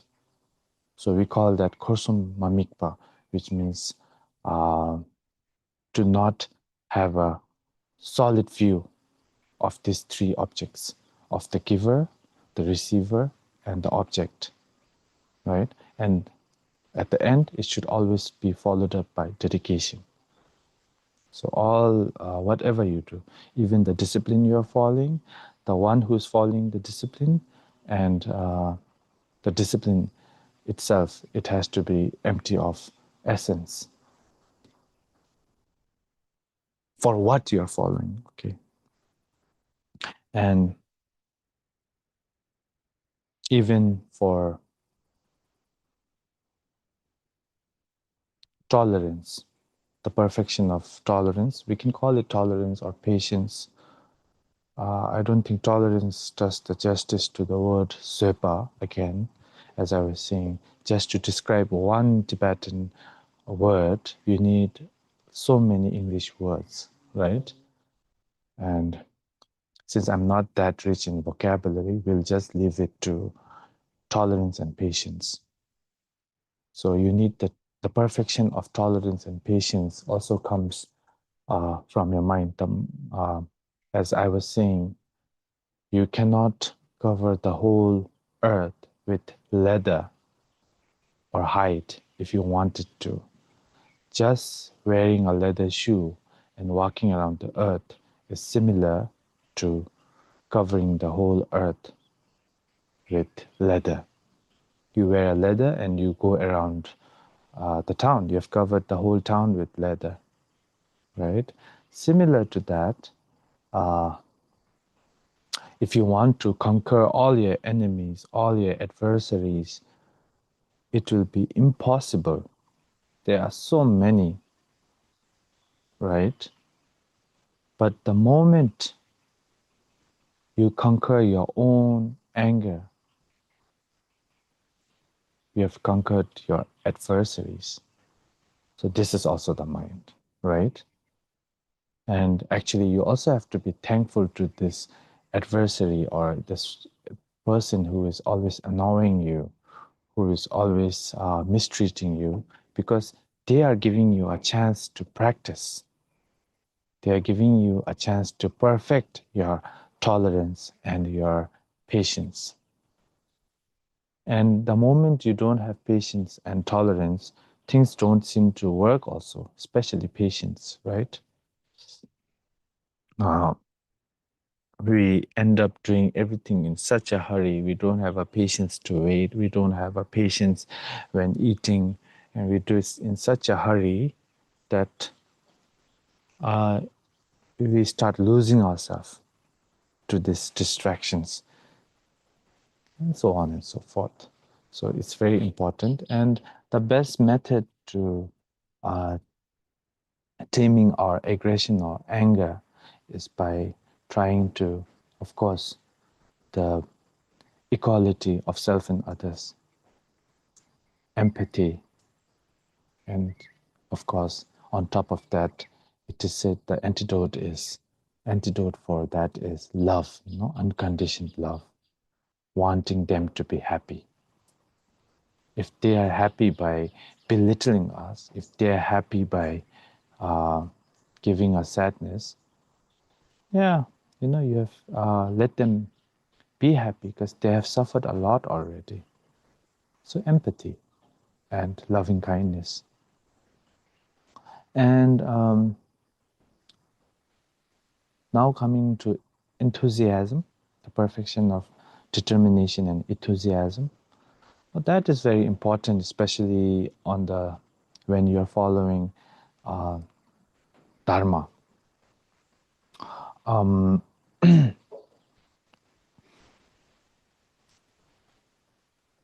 Once you become lazy, and there are 3 types of laziness, right? As Shantideva explains. One is always looking down on yourself. I cannot do it. I'm not able. I'm not capable. So belittling yourself or looking down on yourself. So that's one of the worst enemy we have. We have to get over it. I'm not, because when you do that, you become less confident in following the path, in following the Dharma, in helping others, in helping yourself.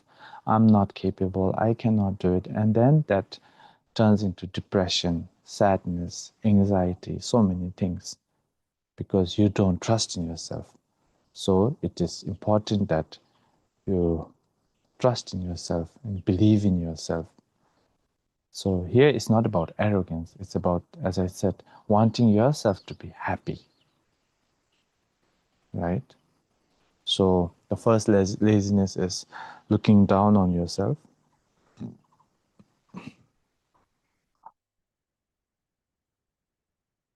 And the second is always like the literal laziness of always,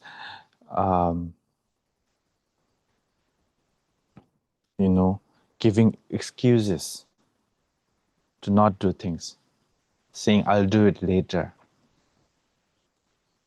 There's a saying in Indian, right? If you want to do it tomorrow, do it today. If you want to do it today, do it now, Kal kare so, aaj kare so, something like that. So that, so always being alert and doing things, being diligent with whatever you have to do, especially your practices. I have to do this sadhana, but I'm tired right now. I'll just do it maybe before I go to sleep. And later on, you realize that you're asleep, you forgot about it tomorrow again. And after a while, you feel bad and guilty because you didn't do it for a month now. And if you do it now, you feel like you've broken this lineage or this continuity. And then you totally skip it. And you see, I'll get the sadhana again from a guru. And you're waiting for this guru, and this guru is never there. And when he's there, you forget to ask him. And then, see, you're left behind again. So always having this determination to do it now, like whatever you have to do, not to like.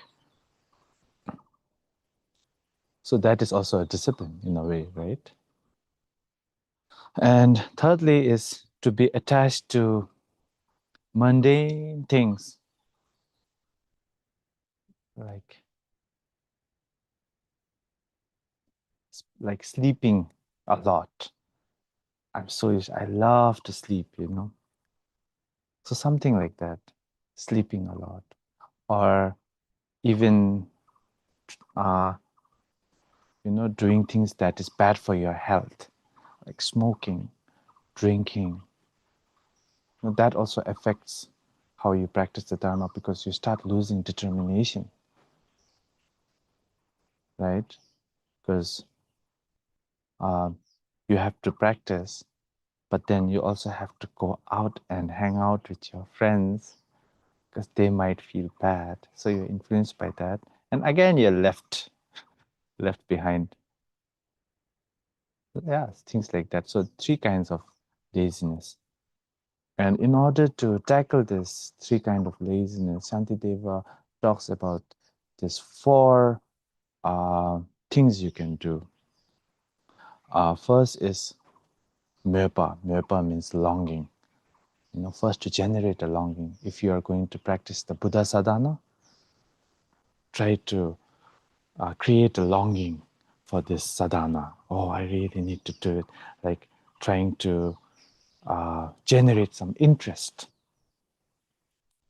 by reading about it, but by asking more questions about it, and if you want to do more offerings, trying to know about what offering is, how to offer, trying to generate that interest.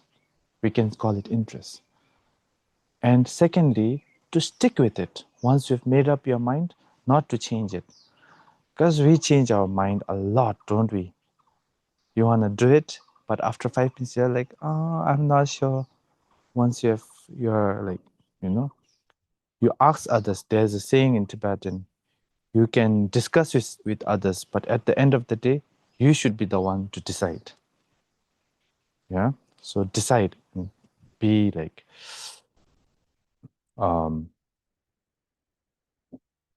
be like a rock, not like writing on a river. There's this thing. So first is interest, second is sticking with it, and third is being joyful, happy about what you're doing. To encourage yourself so that you don't look down on yourself. I'm doing this, but then it's kind of embarrassing.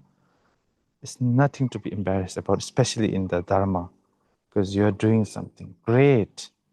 You're doing something even Donald Trump is not doing. So, yeah, even Modi is not doing. So, yeah, think about that. You're doing so much more. You're doing more for sentient beings than they are, and they ever will. And lastly, the last one is not to get attached with it. There will be a time you have to let go, and you have to know that you have to let go. When time comes, you have to let go and you have to rest. And then again, you start over with whatever you're going to do next. So this is how you generate enthusiasm and determination from how Shantideva explains it. Mepa, Tempa, Gawa, and Dorwa, Meten Gadur. And these 4 are like how kings used to go for war, because they used to go with, now I forgot what the 4 things were, like an elephant, chariots, army, and another one. So similar to that, we also, in order to tackle and fight our laziness, we go with these 4 at war, right? And now the fifth one is contemplation. No, I don't know again if this word is the right word, or we can call it samadhi.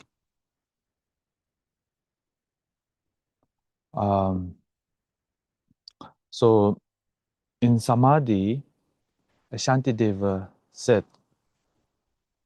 only when you have samadhi or good focus, then you can generate vipassana, which is meditating on the ultimate truth, or focusing on the ultimate truth.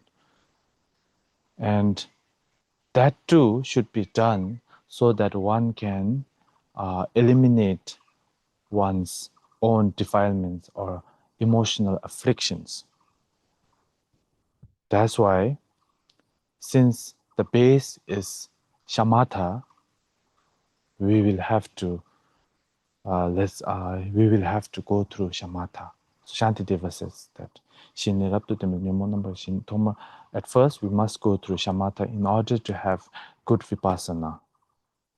But the intention should always be that in order to conquer and eliminate this negative emotion, and especially ignorance, the ignorance of grasping to ourselves.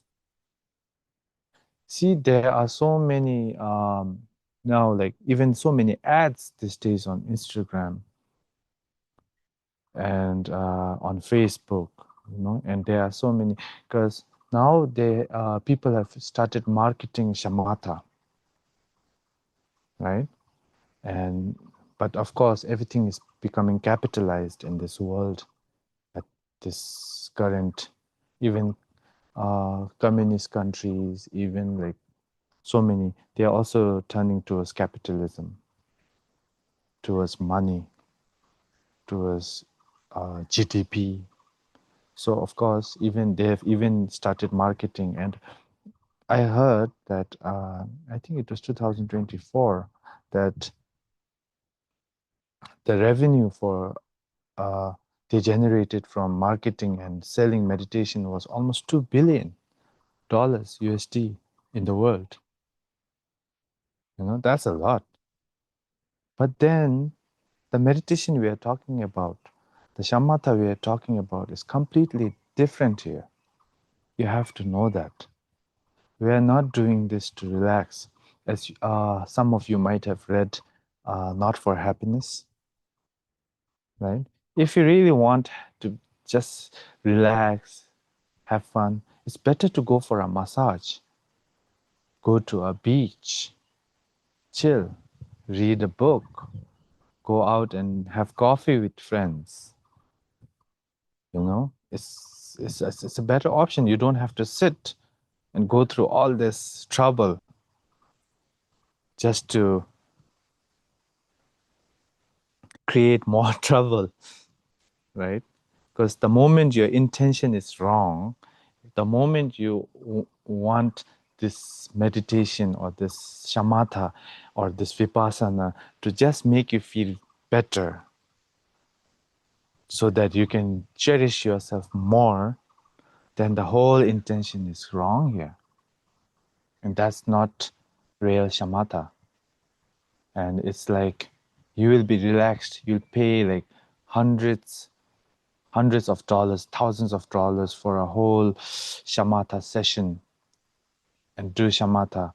Of course, you might be calm for a week, and after a week, I don't know, your business partner calls you up and says, "We have lost everything." What happens? Your $1,000 is also gone with that, right? So instead of, see, you have just created further problems because of your intention, because your intention was just to. And shamatha is like, if the water is muddy, by calm abiding, by focusing on a point, by relaxing your mind, what you're doing is you are just bringing the dirt down, like on a still water. When you keep that muddy water still, the dirt sinks down, right? So perfect, you're relaxed. But the moment someone comes with a stick and stirs that dirt up, it's muddy again. Now we need to find a way to filter this mud, right?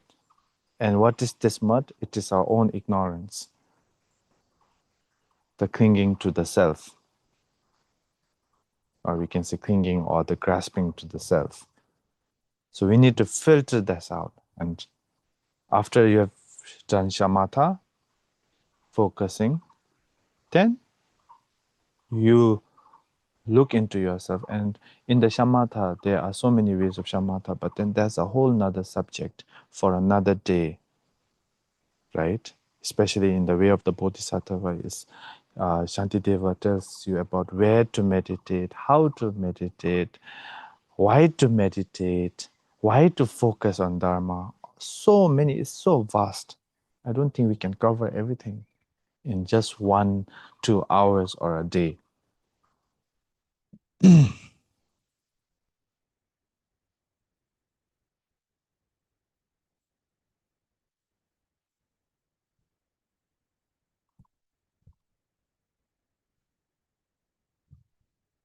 And in order to generate this shamatha, Shantideva says, first of all, you have to get rid of wanting to generate or wanting to have a relaxed mind in order to be more efficient in the mundane world.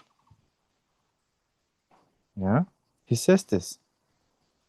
You can only have real shamatha. You can only accomplish real shamatha when you don't have worldly and mundane goals and intention. So Shantideva says this at the very beginning before explaining the whole shamatha. And in shamatha, there is the shamatha of being aware of your body. There is the shamatha of being aware of your thoughts.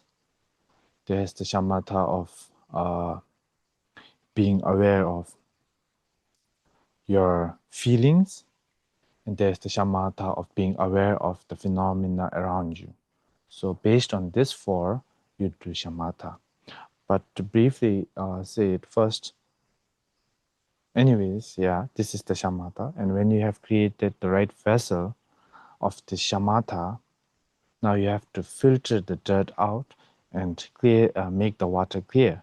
And that is the work for the 9th chapter and the 6th paramita, which is the paramita of wisdom. And without wisdom, without the paramita of wisdom, without the perfection of wisdom, every teaching, everything Buddha said is useless. Totally useless from a Buddhist point of view. Because we are doing all of this, we are going through all of this practice, all of this meditation, all of this lojong, all of this paramitas, whatever you do, all of this ritual for one purpose. And you have to keep this in mind. Shantideva says, "Nyela dida tamchini to be sherab dendusung." All of these branches were taught by the Buddha for only one reason and one purpose. That is to gain this wisdom, or to realize this wisdom, or to have this wisdom, or to... It's so difficult, isn't it? Like trying to translate this roughly and straight into English, but you don't have to, there's nothing about gaining, but to be in this natural state of seeing things as they are, right?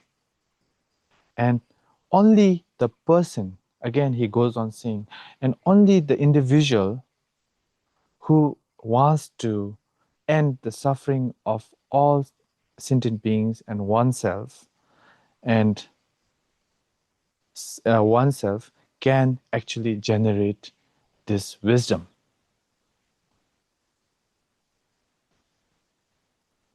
or is born in them.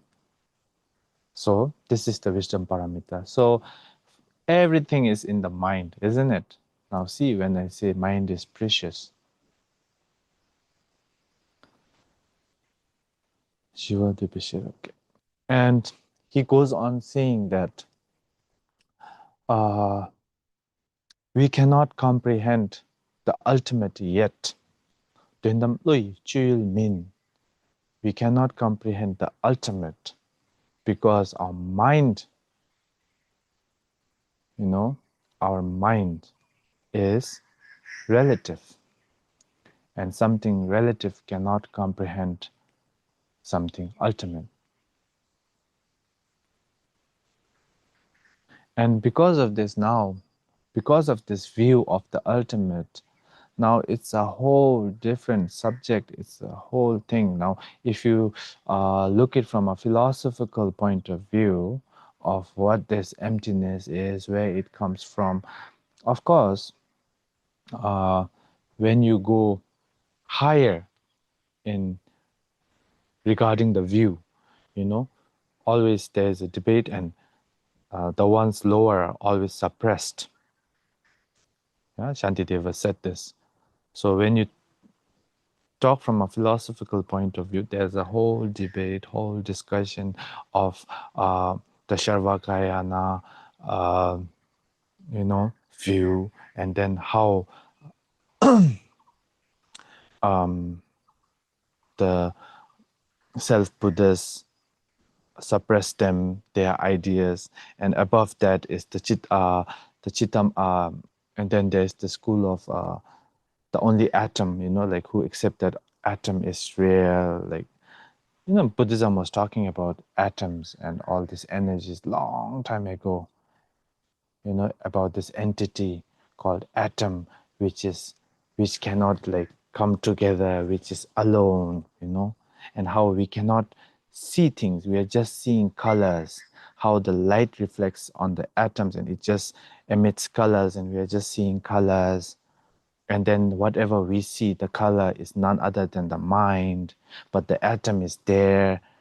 Things like that. So many philosophical schools, so many beautiful theories, so many beautiful writings, so many. So India and Buddhism, so rich, so rich.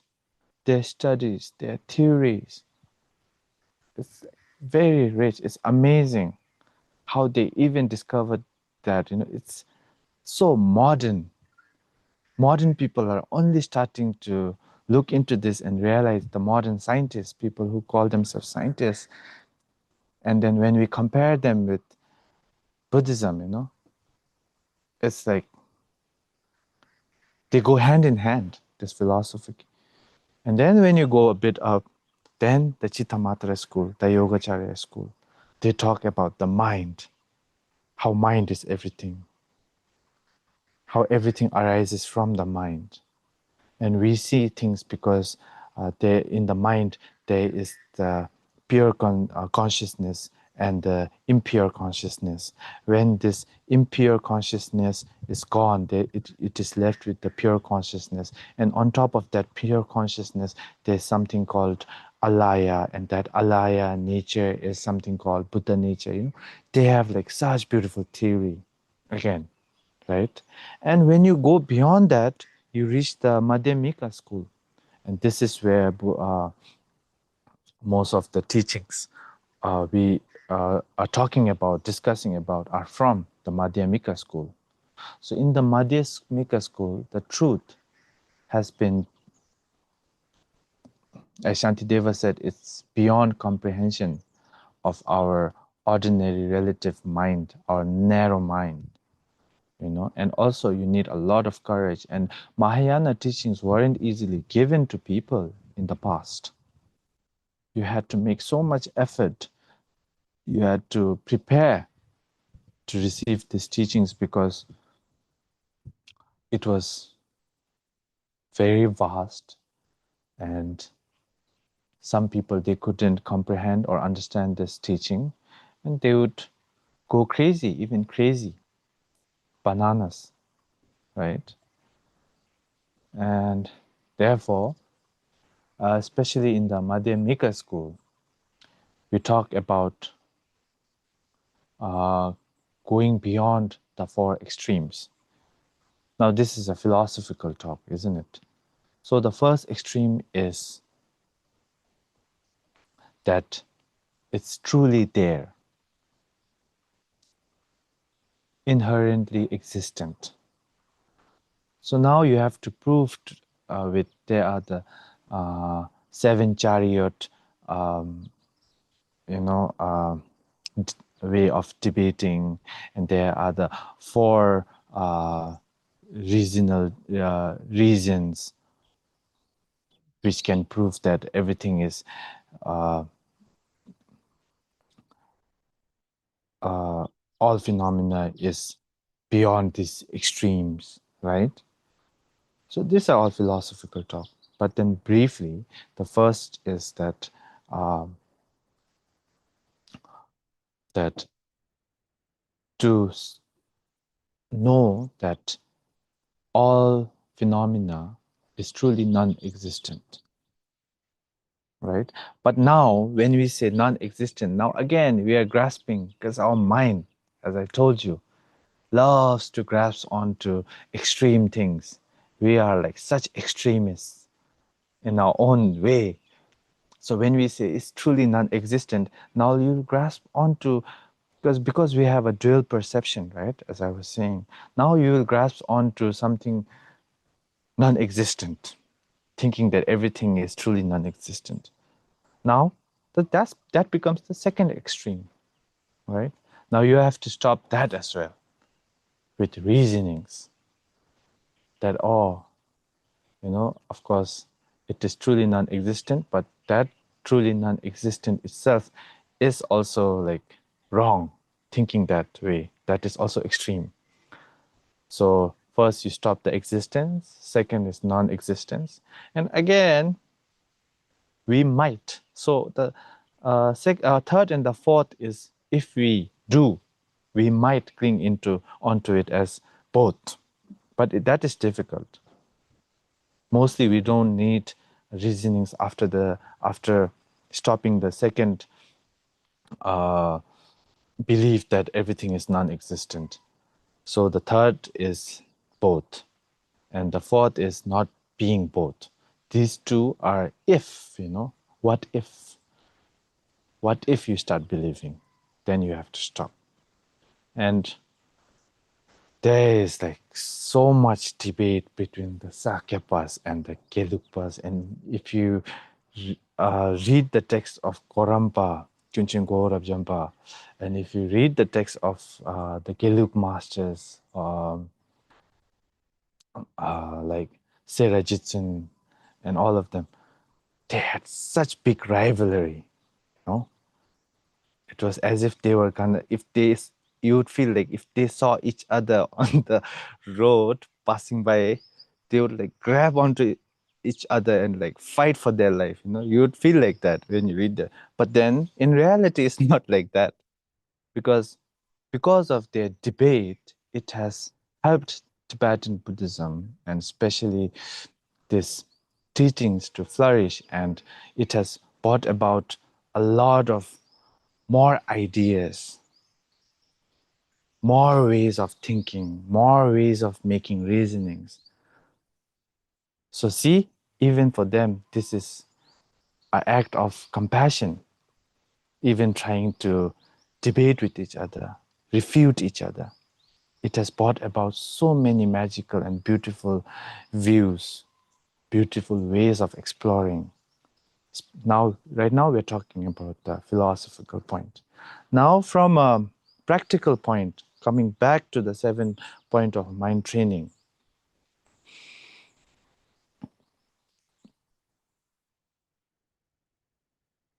it is, as I said, as we did yesterday, the practice of just knowing, right? So first, as everything comes to shamatha, you focus on your breath, you sit down, and you focus on your breath, and after a while, when you're relaxed with your breath, when thoughts come and go, you just know. You don't grasp onto those thoughts. And as you know this, you realize that there's something that is knowing this process, isn't there? There's someone who's always there. So that is called, that's what in English, something that sees itself, isn't it? Mind is something that is visible to itself. So it's like the sun. So for the sun, to see the sun, you don't need a light or a candle, right? It's self-illuminating. Similar to that, there is something, right, that knows. And you look into that as well. Oh, there's someone asking these questions. And that also, when you look at that, the one who's knowing, it has no color, it has no shape, it's just a continuity, and that continuity is just the present, the past has gone, the future is yet to come, there's only the present, and that present without a future and a past, where is it? It's always continuing. It's just a continuum, right? To call it a mala, you cannot bring one piece of mala and say, I have mala. To create a mala, you need a whole set, right? So similar to that, it is a continuum of so many past, present, and future. And when you look at that, time is so relative, isn't it? And as Rinpoche says, you know, Einstein only found about the relativity of time in the recent times. Buddha talked about it 2,500 years ago.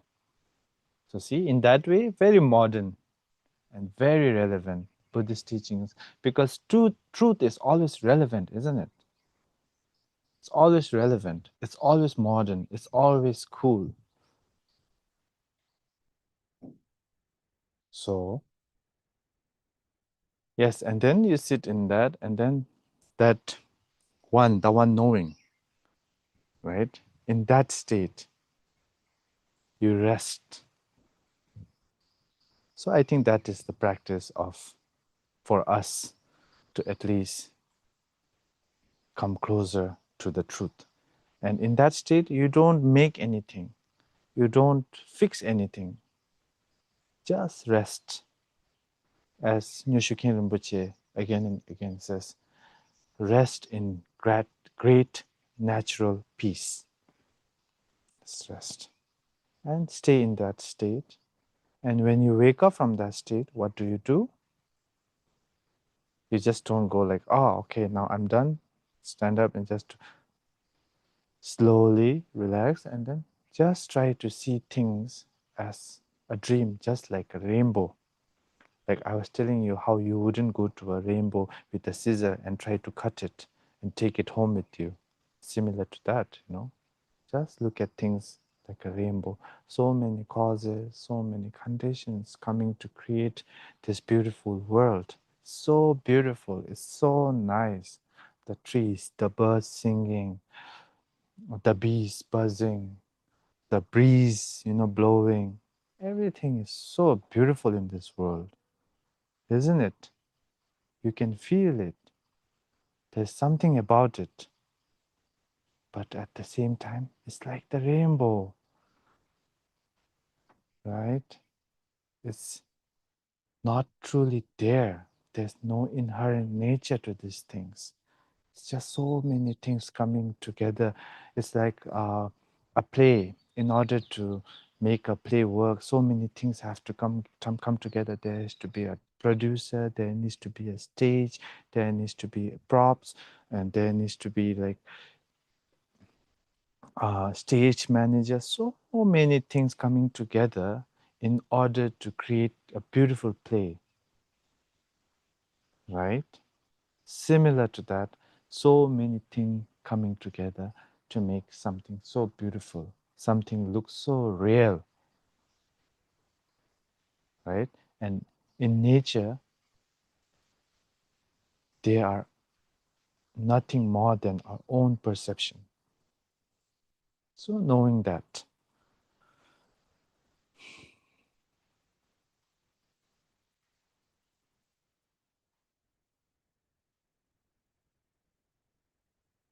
so that is how you develop the bodhicitta. And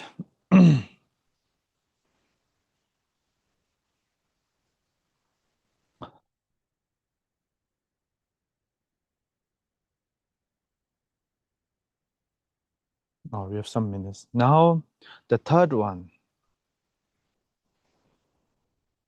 From the 7 points. The first being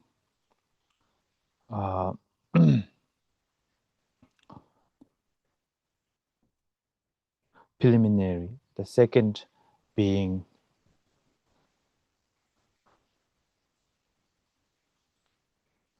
the main practice of bodhicitta, of exchanging self and others, and the ultimate bodhicitta of looking in.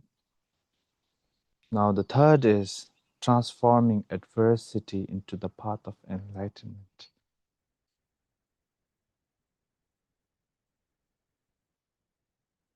So the root text says, when all the world is filled with evil, transform adversity into the path of enlightenment. Now, how do you do that? Right? The world, wherever you go, wherever you look, especially right now, is like the best example, isn't it? You turn on the TV, you look at the news, and what do you see? The first thing, someone bombing someone, someone killing someone. And also, that's like generally speaking, but individually, when you go out, you also meet people who annoy you, who always try to, it's as I said, all the sentient beings. And when you see this, you have to be able to not like become moved by it. You have to be able to take it as your own path. Now, how to do that? I think we'll talk about it after lunch, I guess, because it's already almost lunch, isn't it? And then question and answers, we'll do it in the evening. And now taking adversity into the path in the other ones, I'll just go brief, because I think just by reading the text, and if you are able to, please read the commentary by Gyaltseng Uchu Tome. And there is also commentary, and also Chabji Tigo Khyentse Rinpoche's commentary that we shared yesterday. And you can read that, and I think that is, they have so much more to explain than me just blabbering here and just wasting your time. Anyways, I'll see you guys after lunch. Thank you. Thank you, Rinpoche. 2 hours, so at 2:30 India time. Okay. Thank you.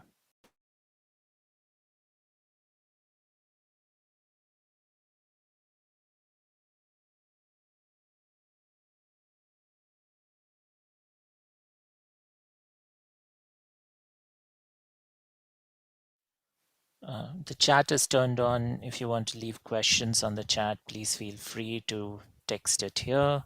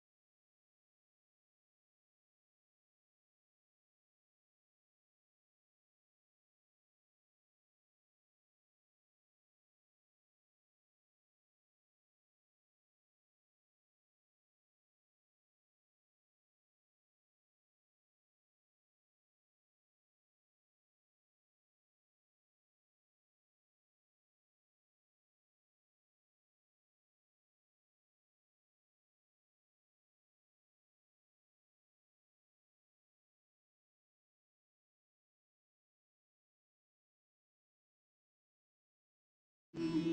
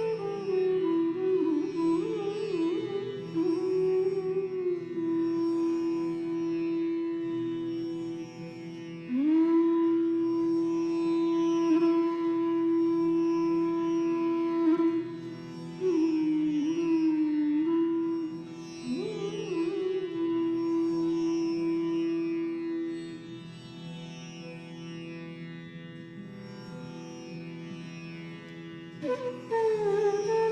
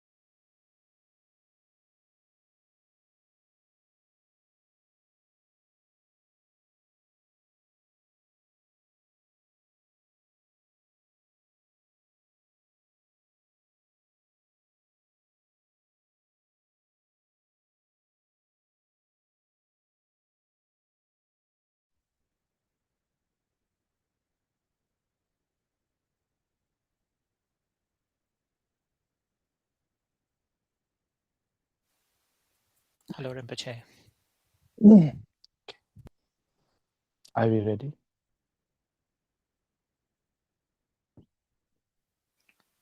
All good. So, in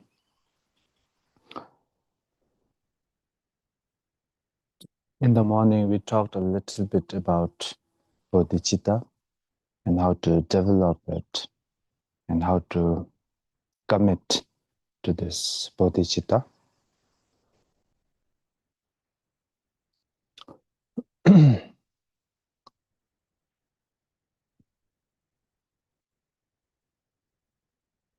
And now I think we'll talk a little bit about how to turn our adversities into path, right?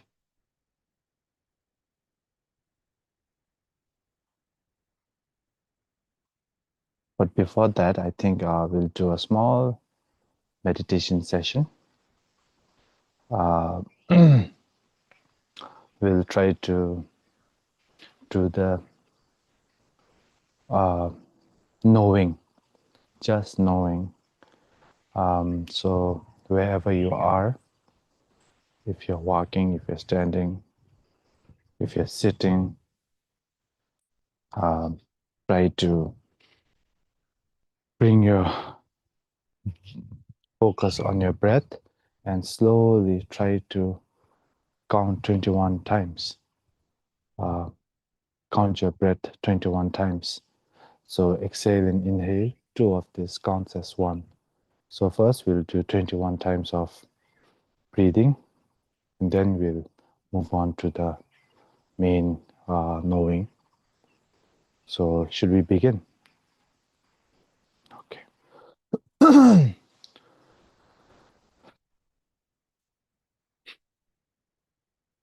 First, remember to relax, be calm, be free of all thoughts that you need to do something. You don't have anything to do now, so just relax. And with that, we start breathing and focusing on our breath 21 times.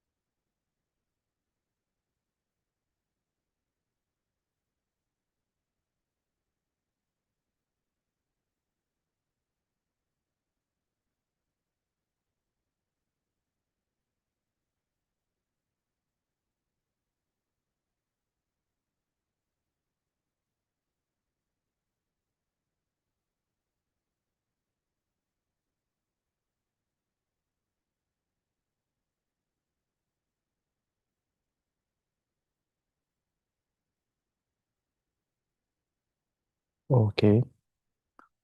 Now, if you are comfortable with your eyes closed, you can close your eyes.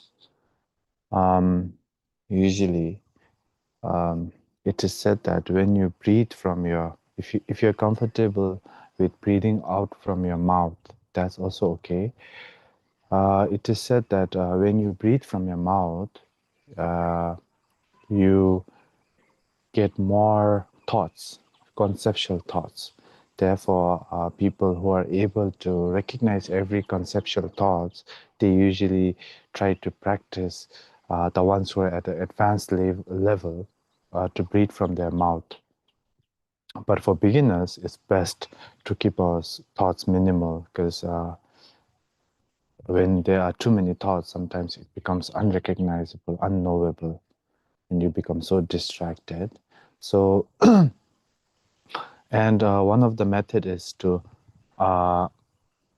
touch your upper, the hole in your mouth with your tongue, to keep your tongue like upwards, so that you get more knowing. So there are all the small methods created by great masters. So with that, if you're comfortable with closing your eyes, you can close your eyes. If you're comfortable with keeping your eyes open, you can also do that. But for beginners, mostly, I think it is easier to keep your eyes closed. And with that, whatever thought comes and goes, just know, don't grasp onto them. And when you have a doubt of who this knower is, look into that. And when there is, when you don't find anything where this knower is arising from, where it's going to, where it's staying at the present, when you find no color, no shape whatsoever, then just sit in that state. And so we'll do that for 10 minutes. Okay.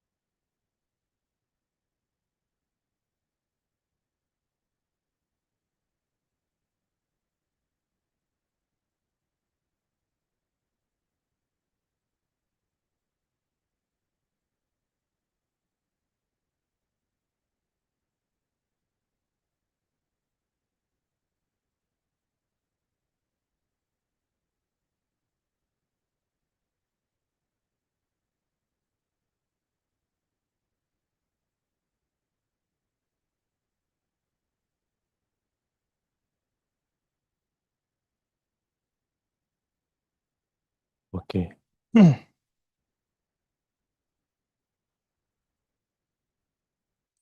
So sometimes it is said that it is very important to have a post-meditation, have the post-meditation, after meditation, to see things as dreamlike, seeing things as compounded, interdependent, so on and so forth. Because if we go too deep into meditation, and sometimes it can be quite satisfying, you know, once you taste the taste of being in a state where everything is sort of unborn. But once you get attached to it, again, what does it become? It becomes a grasping. So for that reason, it is very important to have a post-meditation.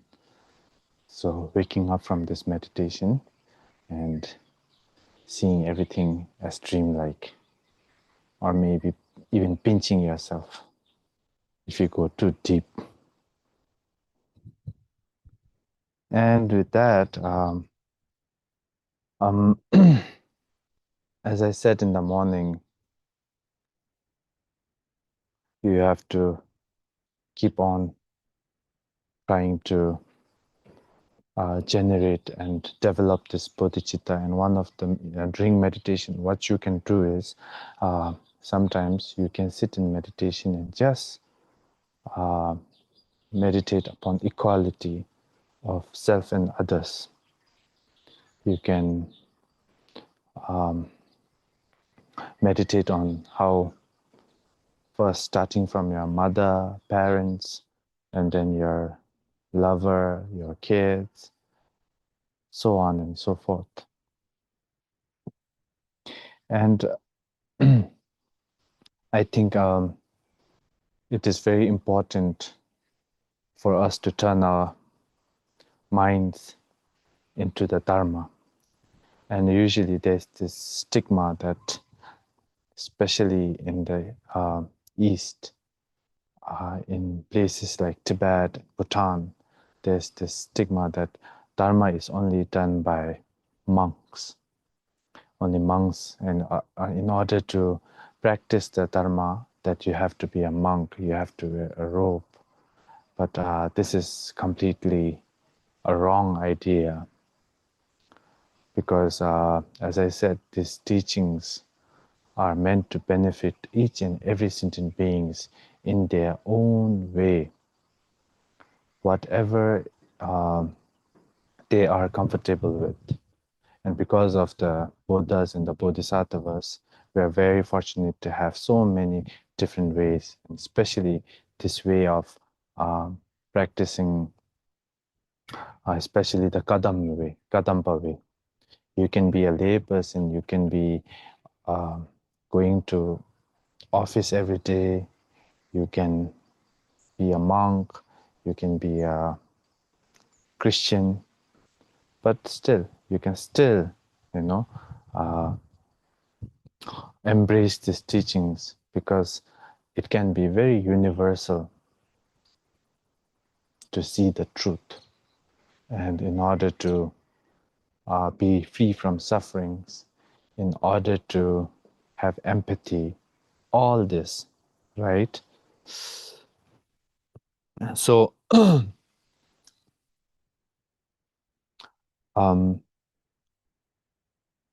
when we say turn our mind towards Dharma, we have to become the Purusha, the individual, to be able to be capable of not only thinking about this life and this life's benefit, but being able to think beyond this life, the next life, and even being able to think about enlightenment.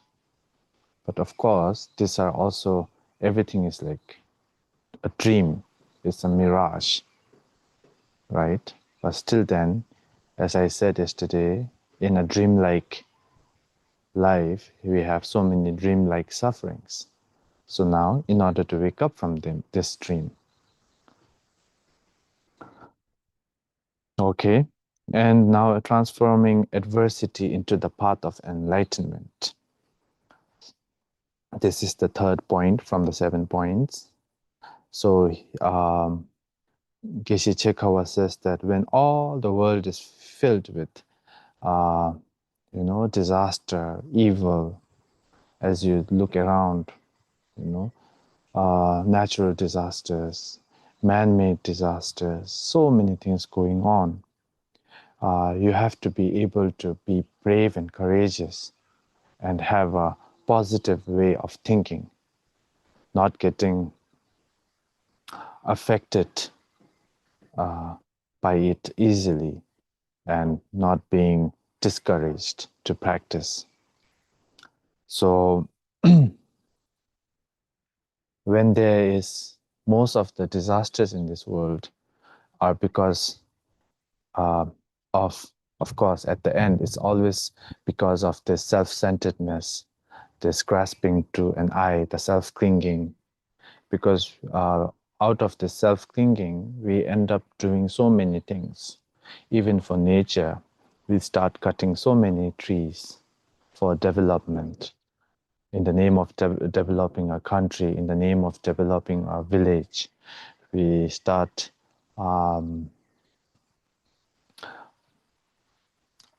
stopping the path of the river where the water flows. And we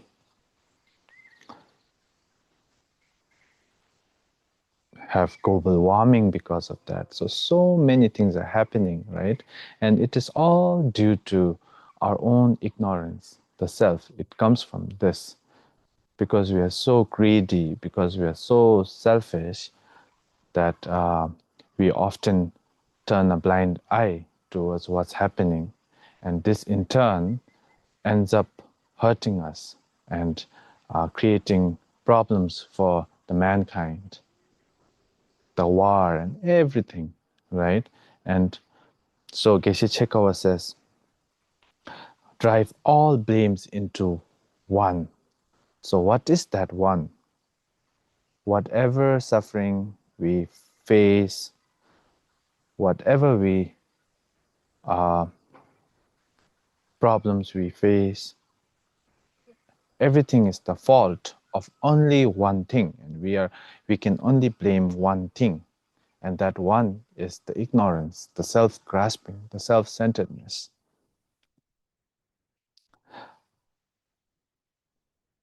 So Shantideva says, if all the sufferings, all the pain, all the problems in this world, all the fears are created and derived from clinging to a self, so what need have I for such a demon, you know? So we have to look like for the reason for why this is happening. And when you find the cause, you realize that this has been causing trouble for us for a very long time, as I said again and again. So now, what do? We have to look at it as our main adversity. The adversity, whatever is happening outside, is due to this one thing called the self-clinging, right?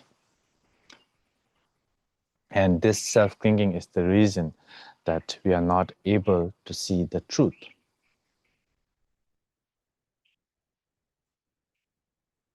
And next he says, meditate on the great kindness of all.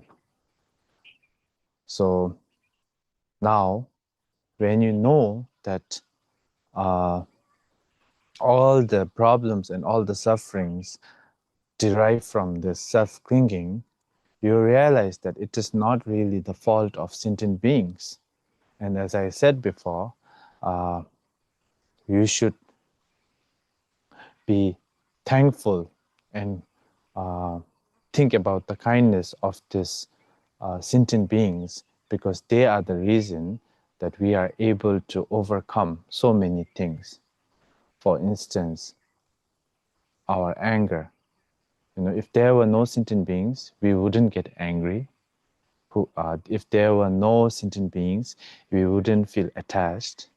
If there were no sentient beings, we wouldn't feel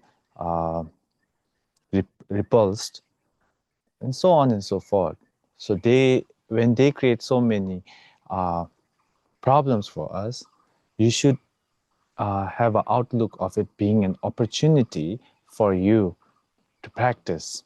As I said yesterday, Atisha, when he was traveling in Tibet, he used to take a very stupid attendant with him who would always make him angry. And that was a practice for him. And as I said in the morning,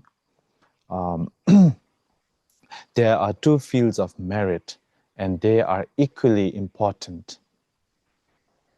And for us to visualize the Buddhas and the Bodhisattvas, it can be a lot of job, and for beginners, it can be tough. But we don't have to visualize a sentient being, right? If you want to practice, you can just call someone, and someone who really doesn't like you calling, and then, just practice tolerance with them, practice patience with them. And yes, we should think of their kindness, how kind the sentient beings are, that they're giving you so much opportunity to practice and know yourself truly, and how they're taking you towards seeing the truth.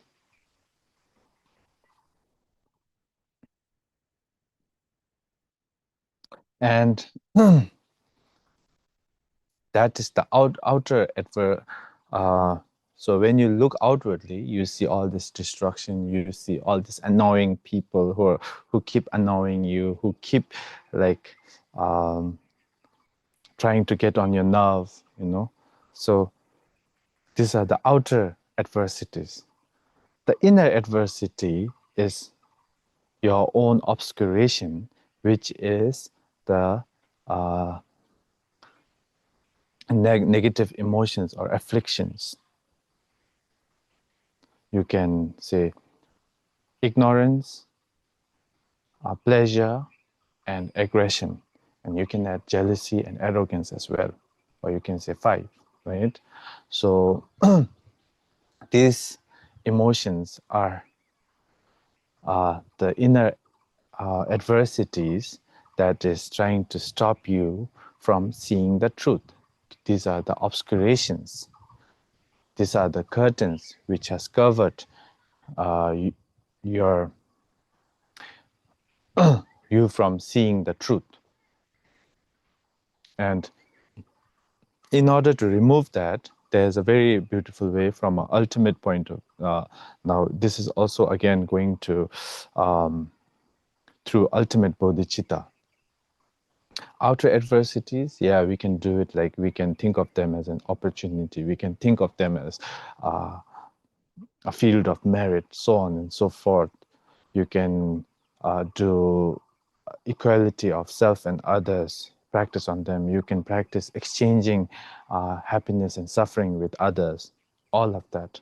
But when it comes to your own emotions, own negative emotions, what you do is, now what Chekhov says is, meditating on delusory perception as the 4 kayas. Yes? It's the unsurpassable shunyata protection. So when you when you look at it, when you look at your emotions, where they're coming from, same where they're coming from, you can never find the source. It's just a continuity where it comes from, right? This ignorance, especially this self-clinging, the cause of all problems. Where does it come from? It has no source, but you are so used to it. It's a continuity. And Shantideva says, where is this negative emotions. Is it in your legs? Is it in your head? Is it in your hands? Is it in your mind? Where is the mind? And he keeps looking, and you cannot ultimately find this self-clinging ignorance. And when you cannot find that, it is unborn, just like the Dharmakaya, which is unborn. The nature of things are unborn, right? And because it's unborn, it cannot cease. So that's the Sambhogakaya. And because it cannot cease, nor it is born, there is no present, is there? So that is the Nirmakakaya. And in that state, all of these three are indivisible. Because it is unborn, it cannot cease. Because it cannot cease, it's unborn. Because of these two, it cannot have a present. So these three are undivisible. Because of that, therefore, four kayas: Dharmakaya, Nirmakaya, Sambhogakaya, and the kaya of which is undivisible, the fourth kaya. So this is from the Kadampa point of view, actually introduction to the four kayas. Now, if we have to go deep into it, then I think we'll have to go through a lot of philosophy text and so many debates and discussions, but practically, that's it. That's it. And when you know that, when you realize that, and when you rest in that state, you know that everything is dreamlike. So it comes to one point, right? And he goes on to say the fourfold practice is the best of methods. So in order to practice taking adversities as path, there are four practices that you can do, actions that you can do. First is the practice of accumulating merit. So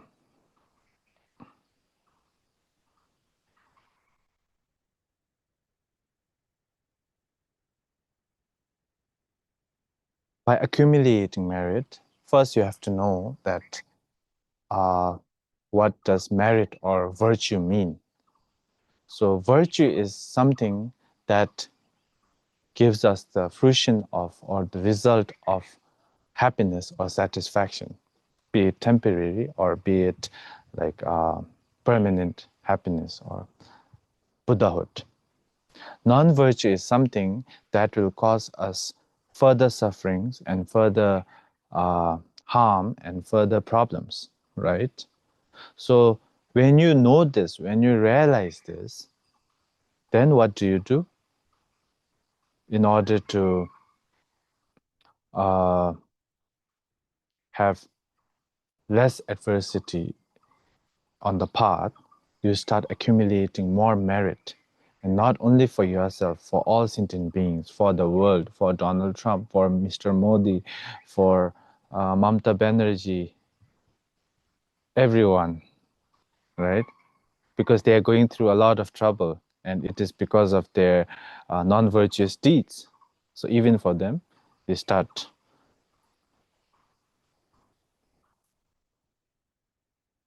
accumulating all this merit. And the second one is to the pacification or the purifying of negative actions, which we talked about yesterday, right? So I won't go deep into that. But the thing is, even when you're accumulating merit, you have to know that that merit is dreamlike. Again, as a reminder, I'm telling you, we're living in a dream, we're living in a mirage. So from a dreamlike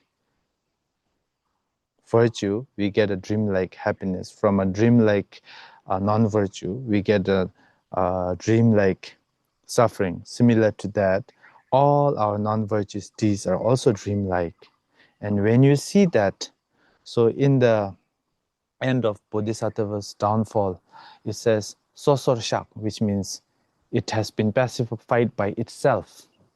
You don't have to pacify it. It has been pacified by itself. What does that mean? It means that, you know, there's nothing to pacify in the ultimate. Therefore, it has been pacified by itself. Such beautiful way to explain it. So just, yeah, that, and like, I'll not go into detail. And especially when you're pacifying this, the best way, especially in many Ngondros, is if you're interested in the Vajrayana, it is through accumulation is mostly done through prostration and mandala offering, and pacification is mostly done through Vajrasattva, especially in the Nyingtik Ngondro. And the third one is the practice of offering to the harmful influences. And when you're offering, like offering sur, right? We do sur.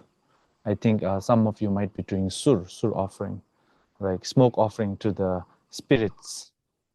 So I think there are, you know, especially in my culture and my tradition, for Bhutanese, and I think even in Tibetans, especially this Himalayan region, we believe that everything has a spirit. The water, the wind, the trees, the mountains. And the place I'm at right now, in Dewathang, you know, there's this mountain, and we consider this mountain very sacred because this mountain is the guardian for this place. So we even offer tormas to this guardian, right? But then not in order to seek, but the thing is, everything is possible because everything is truly non-existent. That's the idea, right? Everything is possible because emptiness is possible. Because the base for everything is having no inheritance.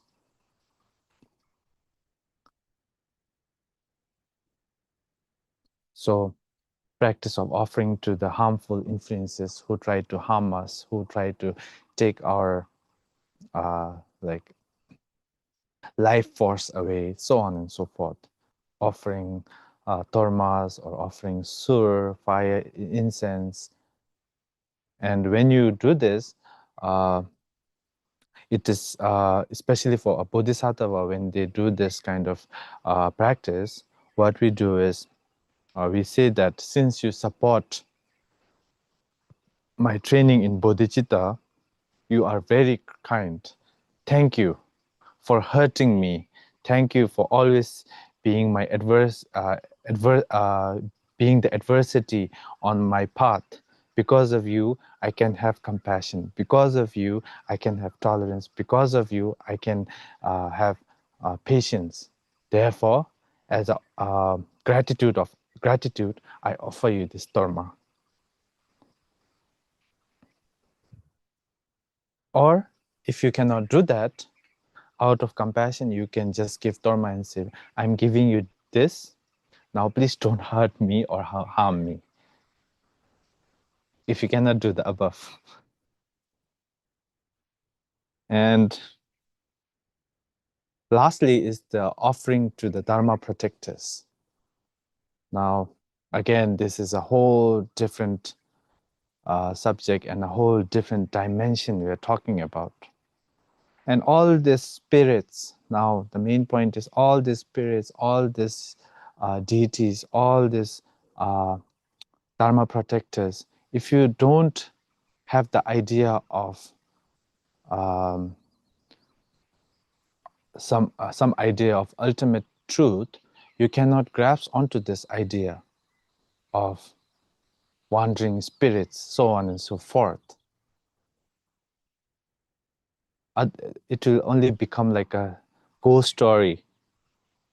that we tell to our nieces, nephews, and children, right? But when you start to understand a little bit about the dreamlike state we are in, you will start to understand these dimensions of protectors, deities. Why? Because these are all, again, just a projection of your mind. But when I say this, I'm trying to say something else, as I said yesterday, and you'll be understanding something else. So let's keep it at that for now. So when you offer the Dharma protectors and ask them to pacify the adversities, any circumstances that might hinder your Dharma practice, and to help you create favorable circumstances while practicing the Dharma. And for a bodhisattva, the favorable circumstances here seems to be adversities. So, yeah. And whatever, and he says, he goes on to say, whatever you encounter, apply the practice. This is such a nice practice, actually, of the bodhisattvas. For instance, if you suddenly get sick, very sick, like if you're affected with COVID or cold or even like cancer, you know, you should practice that. Oh, I'm having so much pain, you know, I'm going through this pain. And then think of others who are going through the same and try to generate empathy for them as well. Because now you know the situation. So that is looking equally, right? And if you are, and if you can exchange, then think that you are taking everyone's cancer on top of your cancer and giving them all your goodness. And if you're going through like a breakup, you know, try to take everyone's pain of breakup onto you. And there's one method, and this method is to mount it on your breath. Even though I told you, deep within, you know, you'll think that, it's just breath, I'll just do it, whatever. Just breathing out doesn't mean that it will really go, you know, and breathing in doesn't mean that all the sufferings will really come. Not like that. Slowly, slowly, you try to train in that, and then it becomes genuine. And until it becomes genuine, you train again and again.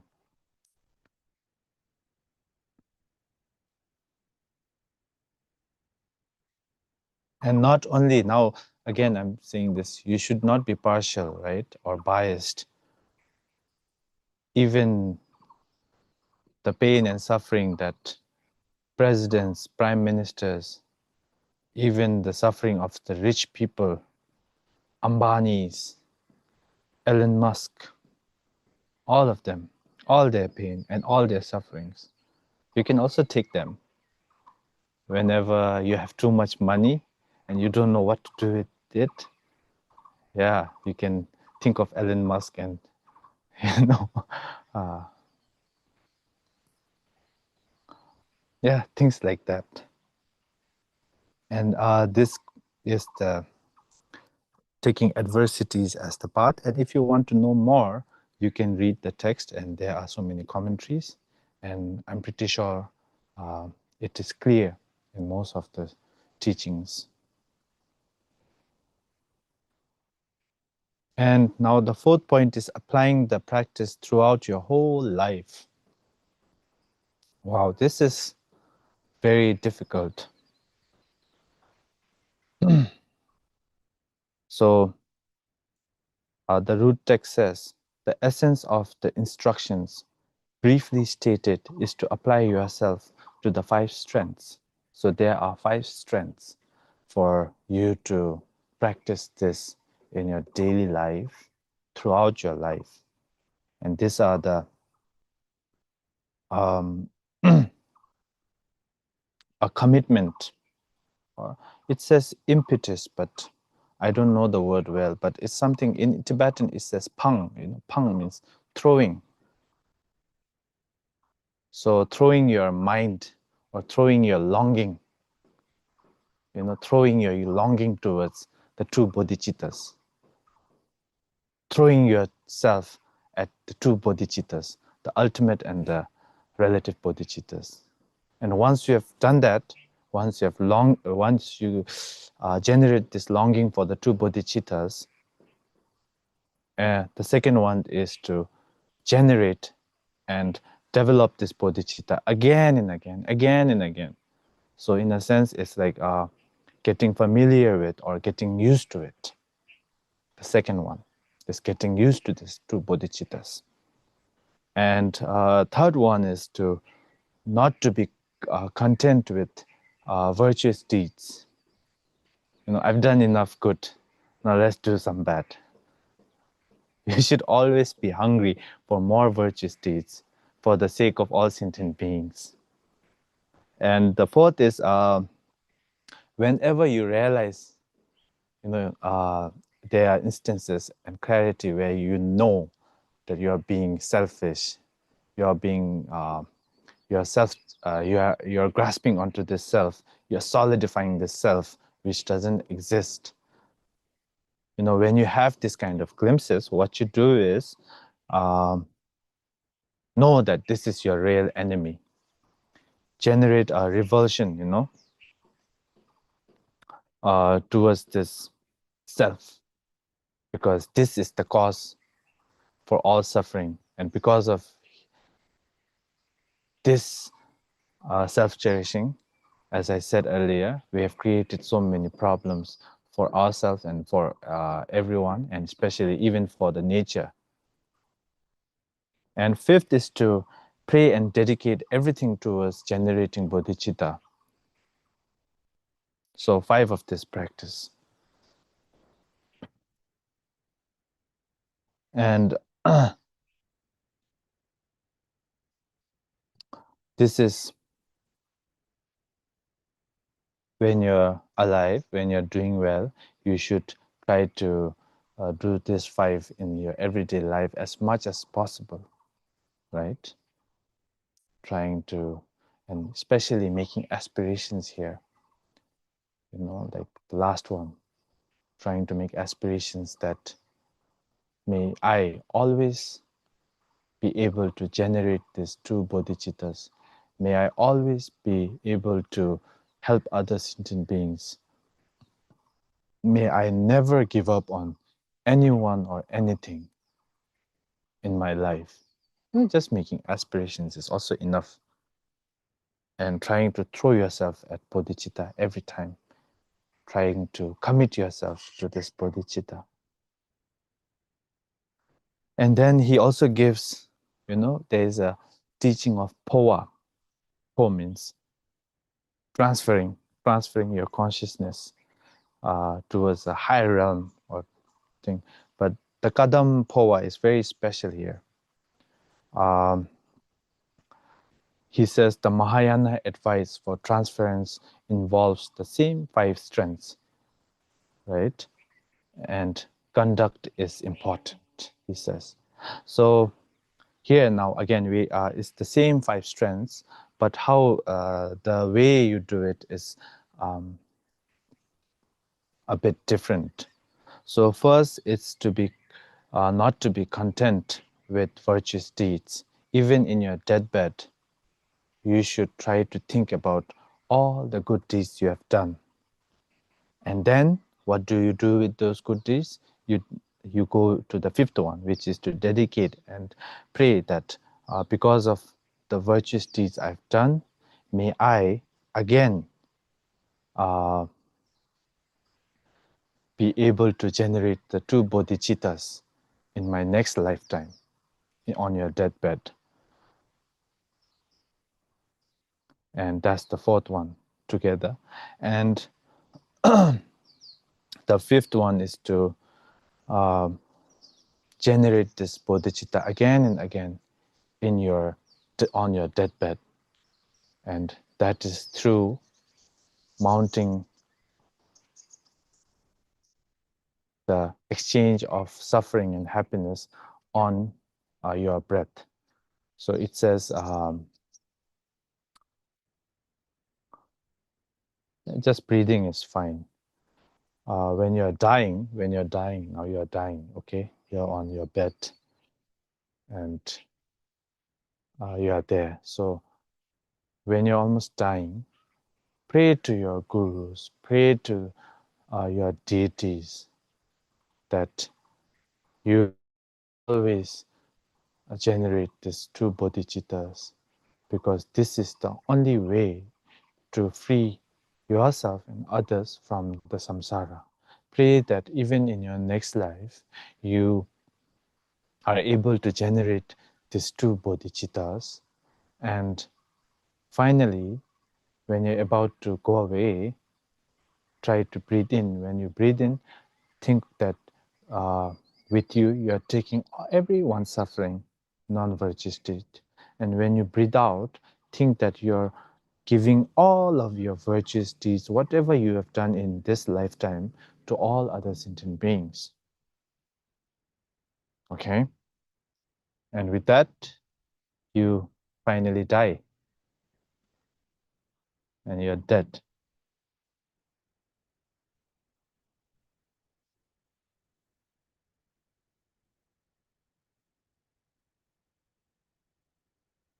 And there are many ways to breathe in, breathe out, like keeping your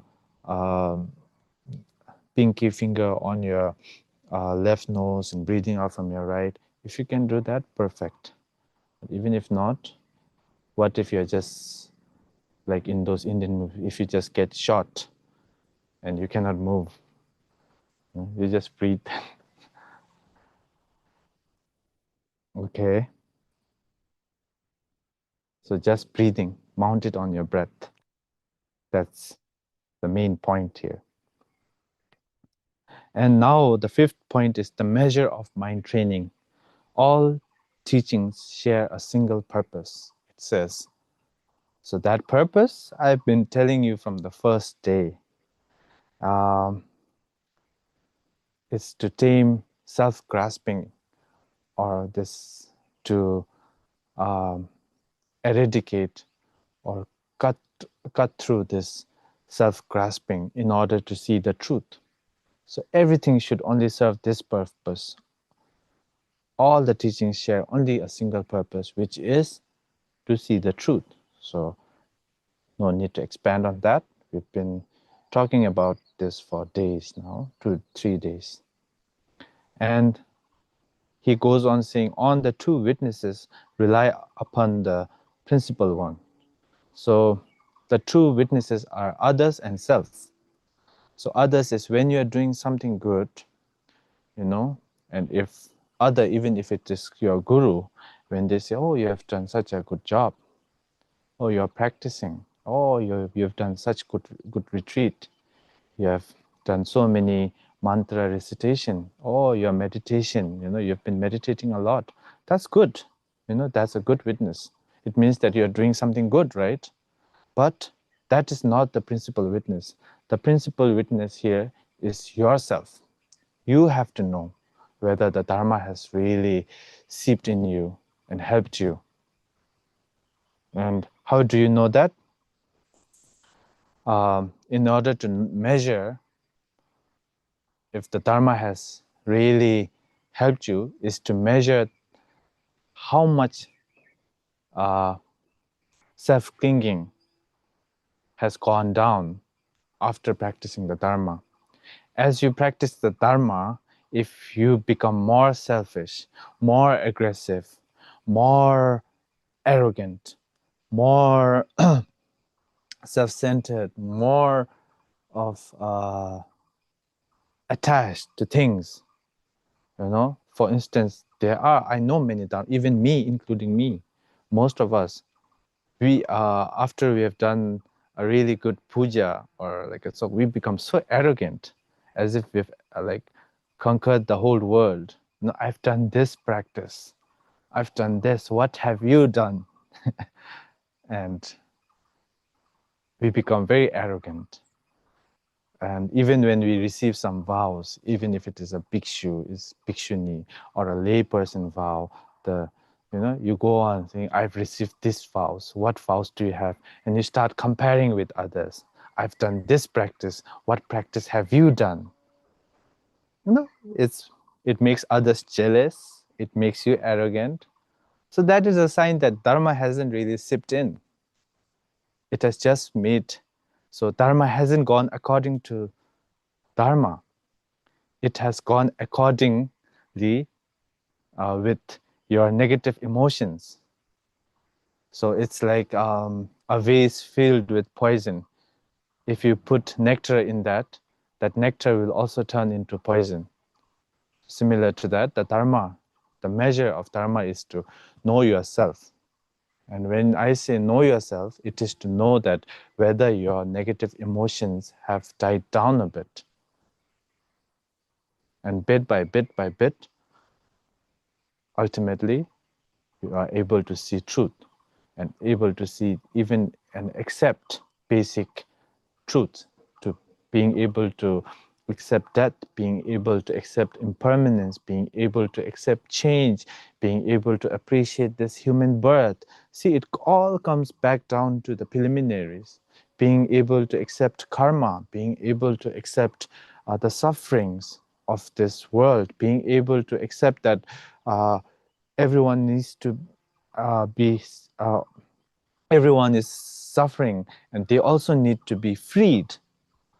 Accepting that, and at the same time, when you start accepting that, what happens is your emotions, your negative emotions, they also seem to die down little by little.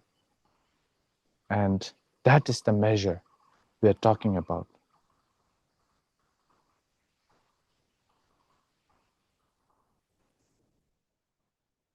I meet so many people who compare gurus, who compare teachings. It's fine, but it's fun sometimes to listen to them. I've gone to this guru, I've gone to that guru. Which guru have you gone to? Oh, that guru, I've done that. I was with him. Yeah, keep your own guru with yourself, right?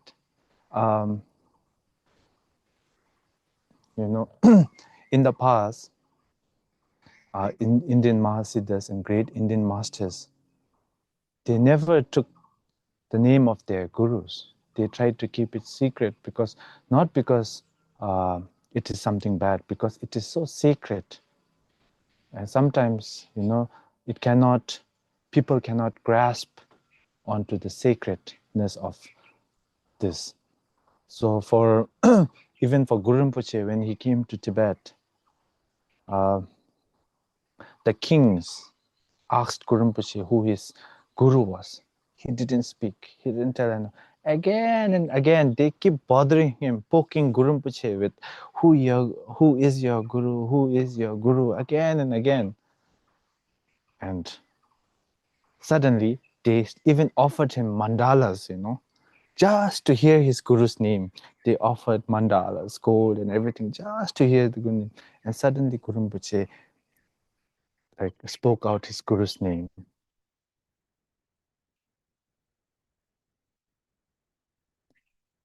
And yeah, when he spoke out his guru's name, the earth started shaking. There was thunderstorm. People, they got goosebumps on their body. They were so astonished. Things like that. Guru is sacred. You don't compare gurus. And even for Atisha, George Palden Atisha, whenever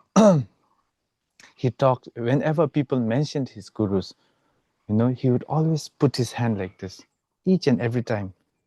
Whenever he mentioned his guru's name, he would do this. And especially whenever he mentioned Dhammarashita of Sumatra, he would have tears. He would cry for a long time, just mentioning the name of his guru. That was the devotion he had. And when people asked him, why do you cry? when you take the name of your guru, because he said they are so precious, they are the jewel, they are the kindest, they are the most compassionate. Just thinking about them, is something. So you get the idea, right? Okay. So yeah, let's try our best not to always compare gurus and teachings. All teachings, all Buddha's teachings and all the gurus, they are same in essence. They teach us one thing, that is to be free from our own sufferings. And all are precious in their own way, and they have their own method of teaching. And may we always try to serve their activities, even if not, as Dolpopa said, may we always at least have some worry whenever their teachings, whenever their health deteriorates, whenever their teachings become less and less popular, so to say, so on and so forth. So may we always serve our guru,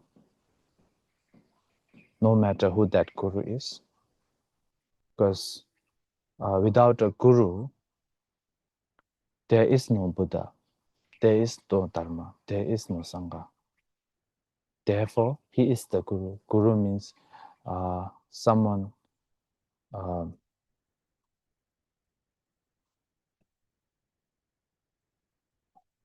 someone who's above no one is, so to say. But then that guru, the main guru, again, it's the same thing. It's the repetition of yesterday and today. The main guru is within you.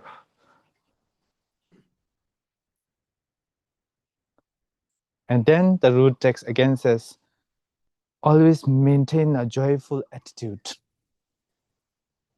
Okay, this again doesn't mean always to keep smiling. Gosh, after a while, your jaws are gonna start hurting. I used to think that being joyful meant like smiling at everyone you see. People might even think you are crazy if you keep doing that. So joyful meaning just, even through bad times, even through good times, no matter what, not getting too excited when good things happen to you, not becoming too sad when bad things happening to you, always maintaining your attitude of your genuine way of how you usually are, which is joyfulness. Doesn't mean smile, like if someone hits you with a brick, you cannot smile, at them, like, like that doesn't mean joyful like attitude. Meaning like just be genuine.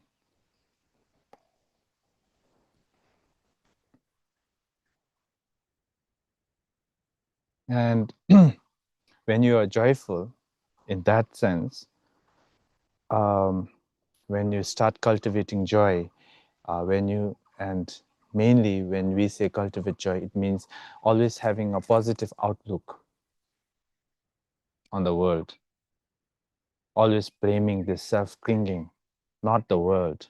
The world is not the problem. The problem is with and within you, which is your self-clinging, right? So when you know that,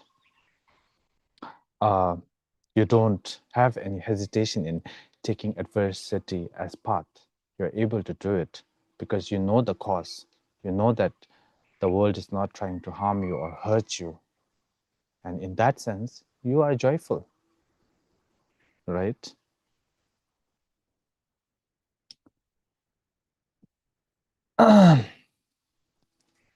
And the root text says, if this can be done even when distracted, you are proficient. So even when you're distracted in the world, so many things going on, and if you're able to do these things where you are able to maintain a joyful attitude and knowing that all these adversities are not the problem of something external, but something internal, then you have become a little bit proficient in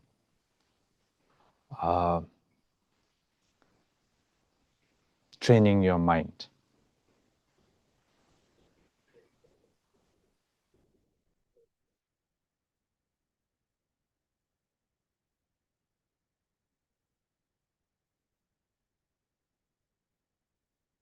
So with this, should we do the Guru Yoga, and I'll carry on with the next? Sure, Rinpoche. Okay.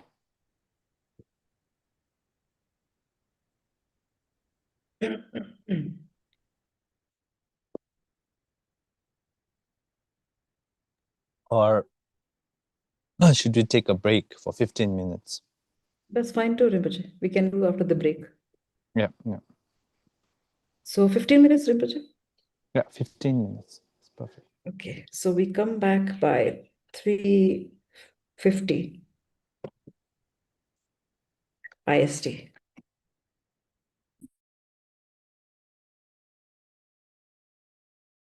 And Arijit has shared the files for language, 2 languages, Vietnamese and Mandarin. You can open this on your device when we do the prayers.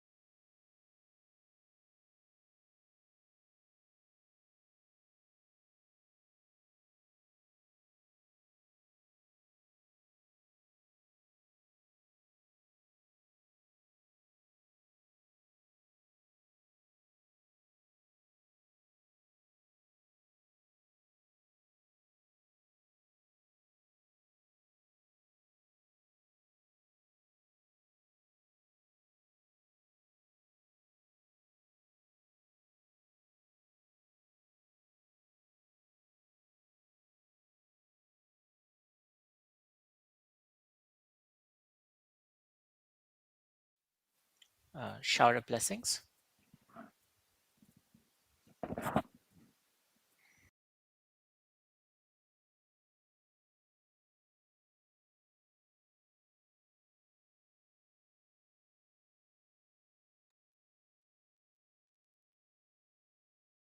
Is it correct that there is 1 more minute left? Can we wait for a minute?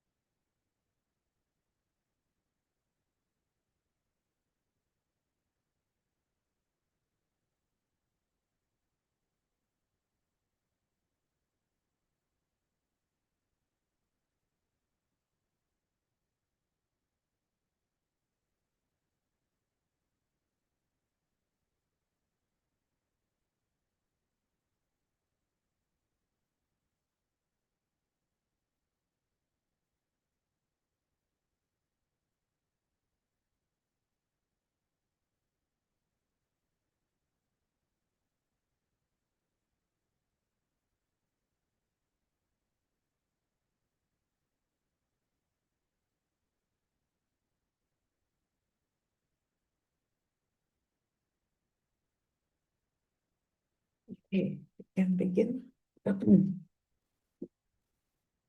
A shower of blessings, a Guru Yoga practice to accompany the 7-line prayer by Mifam Rinpoche. Ah, I'm in my ordinary form. Before me in the sky appears Oriana and the immaculate Dhanakosha lake, deep and full of water, with 8 kinds of purity.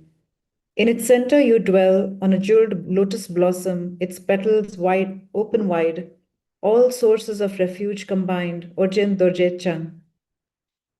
Ablaze in splendor with the major and minor marks of perfection and embracing the consort Yeshe Sogyal. You hold a vajra in your right hand, a skull cup containing a vase in your left, beautiful in all your silk, jewel, and bone ornaments.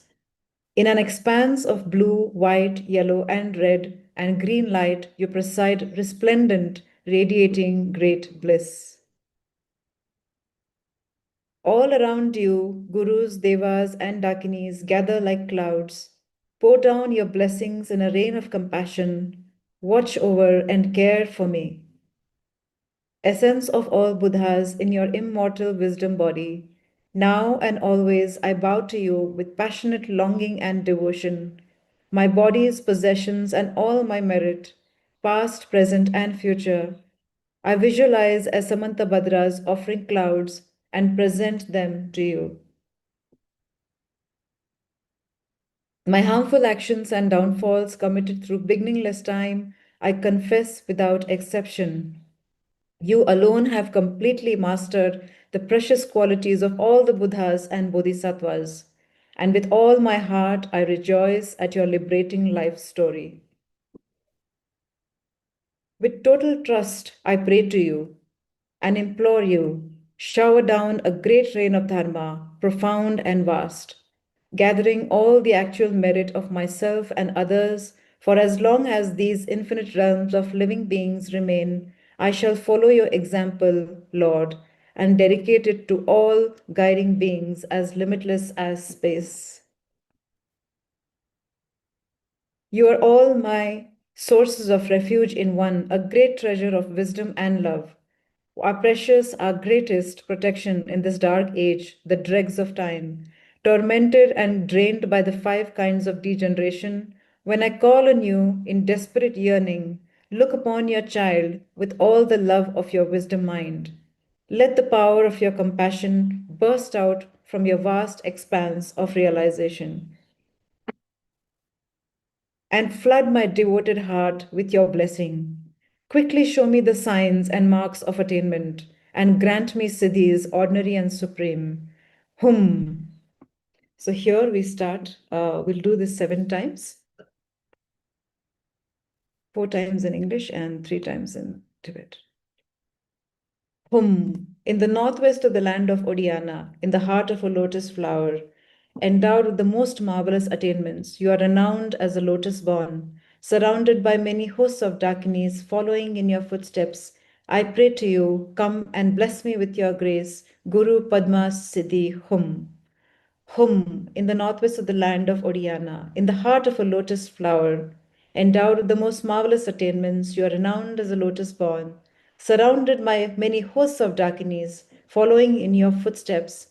I pray to you, come and bless me with your grace, Guru Padma Siddhi Hum.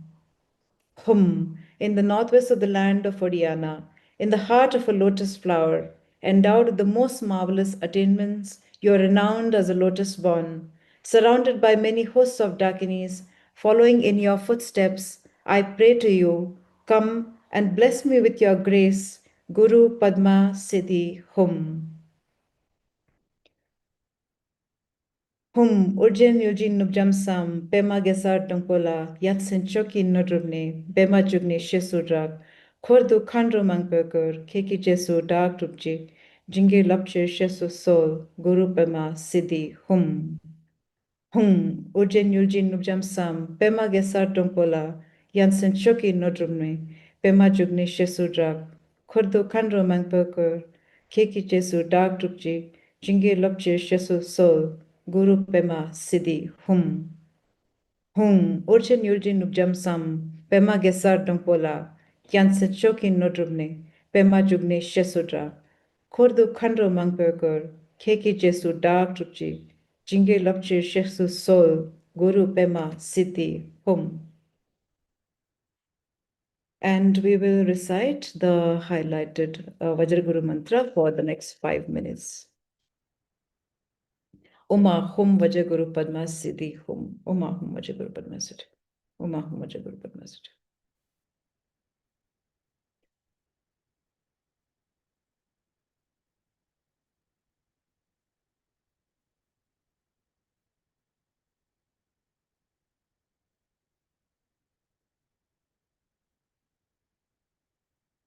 Uma Hum Vajraguru Padma Siddhi.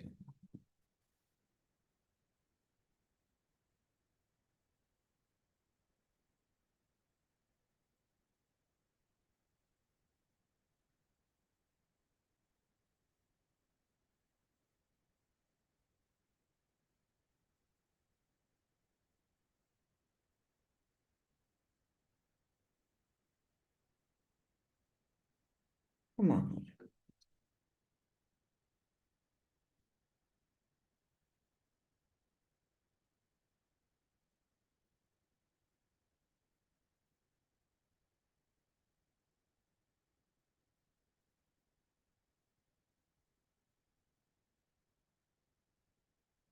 Uma Hum Vajraguru.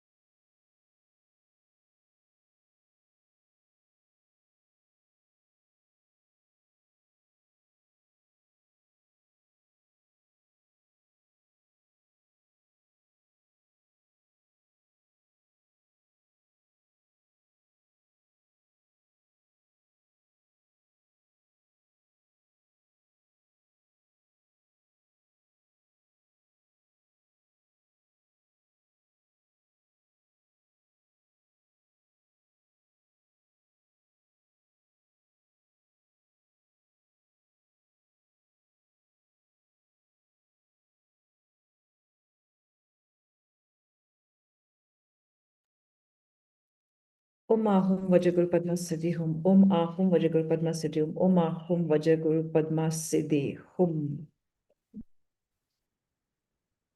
From the 3 syllables Om Ahum at the 3 centers of the Guru, white, red, and blue rays of light strike out and dissolve into my 3 own centers, purifying the obscurations of my body, speech, and mind, and transforming them into Vajra body, speech, and mind.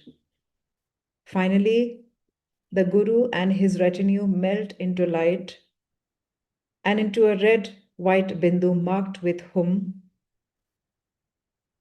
that dissolves into my heart, through which the Guru's wisdom mind and my own mind merge inseparably, and so I abide in the ever-present Dharmakaya.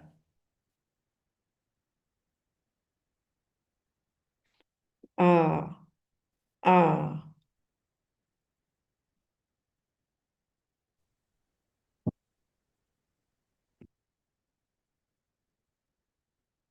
Okay, thank you, Pallavi. Okay, now the 6th point, the commitments of mind training. Just gonna go briefly. I don't want to take much time and bore you. So, train constantly in 3 basic principles, it says. So, the 3 basic principles, the first one is to not disobey the commitments that you make. When I say open, sometimes in openness, we try to look down on commitments that we make. Of course, the bodhisattva vow, but also other commitments like the refuge vow. And if you are a bhikshu or a bhikshuni, that vow. And if you are a lay practitioner, the lay practitioner vows. And if you are a Vajrayana practitioner, the Vajrayana vows. You should always commit to them. And whenever you create mistakes, you should always try to pacify and confess. And the second is not to be reckless. So sometimes we say that we've been practicing detachment from the self, from self-clinging. And then in order to show that to other people, we can act like Mahasiddhis, think that we have attained. So that is very scary. So not to act reckless, always act obediently, genuinely, it says not to cut spirit trees and so on and so forth. But then in the modern times, just acting like a Mahasiddhi as if you don't care because there is no self, so on and so forth. So being careful.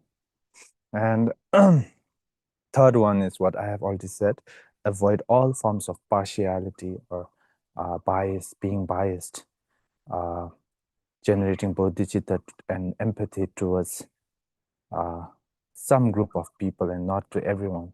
It should go same to everyone, to the poor, to the rich, to the powerful, to the less powerful, to people who are suffering more than us, everyone is suffering, the people who are also, everyone is suffering in their own way, actually.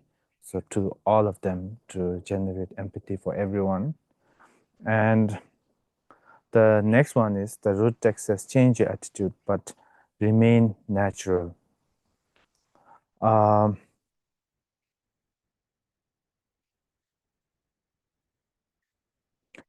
This is very important to remain natural. Sometimes it's the same thing I said again.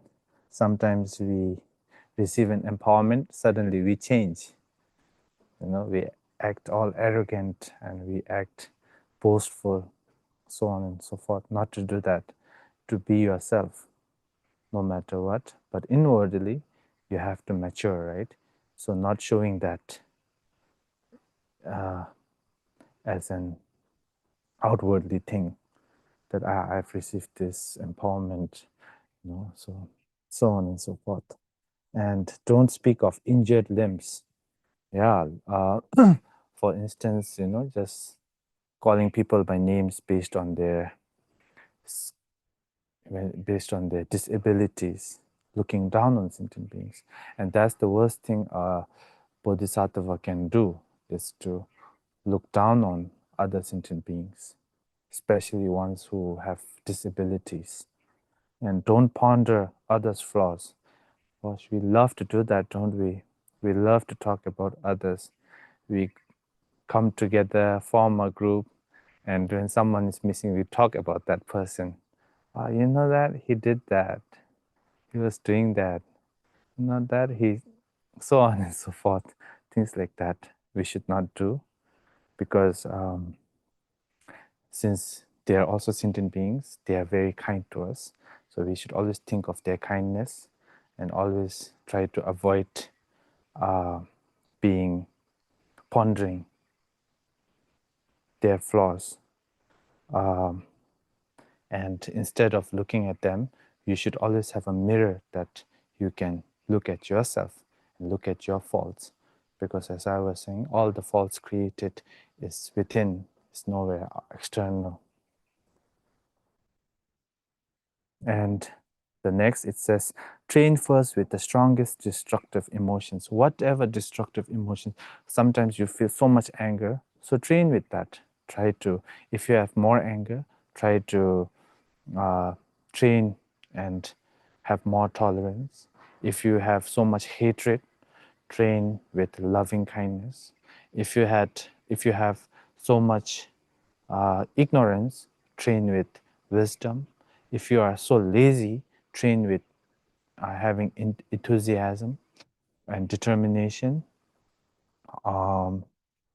Yeah, about determination, I forgot to say one thing. Shantideva says, sometimes we get the taste of, this laziness when we say, we'll do it tomorrow, we'll do it later.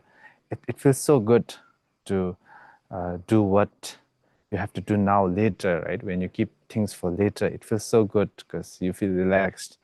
And on top of that, you become very lazy, and you start liking to sleep. You like sleeping. And when you are so lazy, what happens is that you forget about the samsaric sufferings, right? And then that causes a problem. So I think it is good to be disciplined in a way, and have a schedule for people like you and me, and not act like Mahasiddhas all the time. And abandon any expectations of results, he goes on to say. So after, the thing is, you have to train first with the strongest destructive emotions, which laziness, so on and so forth. All these negative emotions we have, all this negativity we have to train in order to conquer those. And then after that is the abandon any expectation of result. Being a bodhisattva, we should, whenever we do something good, we should only do it for the sake of doing good for others, nothing more than that. Sometimes, especially the Tonglen practice. Tonglen, okay, this practice is actually known as Tonglen. Tong means giving, Len means taking. So Tonglen practice, the exchanging practice is called Tonglen. So the Tonglen practice, when you do that, you should not have any expectations. By doing this, I'll gain so much virtue, I'll gain fame, I'll gain fortune. People think I'm a good person. People think I do Tonglen. Now, therefore, like, I'm a Buddhist practitioner, So without any results, abandon any expectation of results from practicing the mind training. And next is give up poisonous food. So the poisonous food is, the outside food is, of course, alcohol, drugs, so on and so, which makes our mind very clumsy, very lazy, especially weed, right, these days. It can feel good, you feel high, you don't care about the world, but it makes you lazy in a way, and you start losing determination, you start losing goals, you start losing, and you get stuck. in a time, you're stuck. And when you stop, if you start smoking weed around the age of 17, and then when you reach the age of 30 and you suddenly stop, you realize that, oh, I'm still stuck at 17, something like that. So you're still immature, you're still lazy. And yeah, that's the, like so many poisons which can ruin our thinking, our ideas, which can ruin our lifestyle. Alcohol, for instance, you drink and you keep drinking. And I know so many families, so many broken families. I know so many people, because of alcohol. I'm not saying to completely stop. You can, of course, sometimes go hang out with your friends, drink, but just don't become an alcoholic. That's what I'm saying. Yeah, everything. If you are, there's a saying, if you know, anything can be, if you know how to use it, anything can be a medicine. But if you do too much, even a mother's milk can become poison. So that's the out. So inner poison, the poison is food, is the self-clinging. When we act out of self-clinging, that is very bad. That we have talked about. So self-cherishing, thoughts of self-cherishing, clinging to things as something very real with a coherent existence. So inherent existence. So avoid that also, because that is also like a food laced with poison. And after that, he says, don't be so loyal to the cause.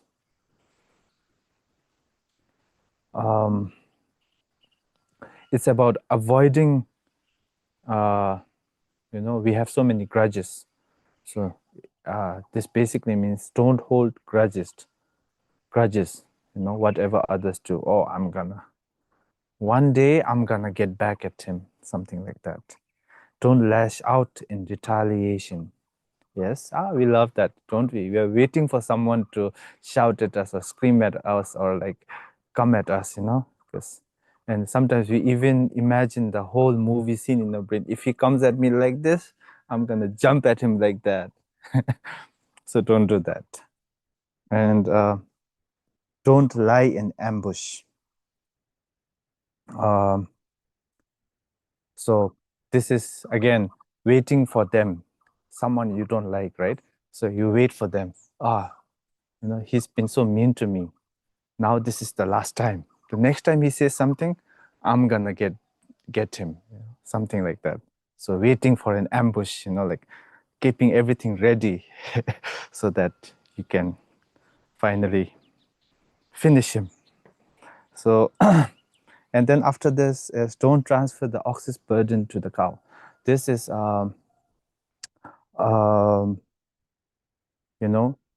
when you do something bad and blaming it on others, when it's your burden and you give it to others, when someone is about to get something good, you take the credit, things like that. We always do. Most of us do it unknowingly, or for some even knowingly, but yeah, don't do that. And next is don't be competitive. This means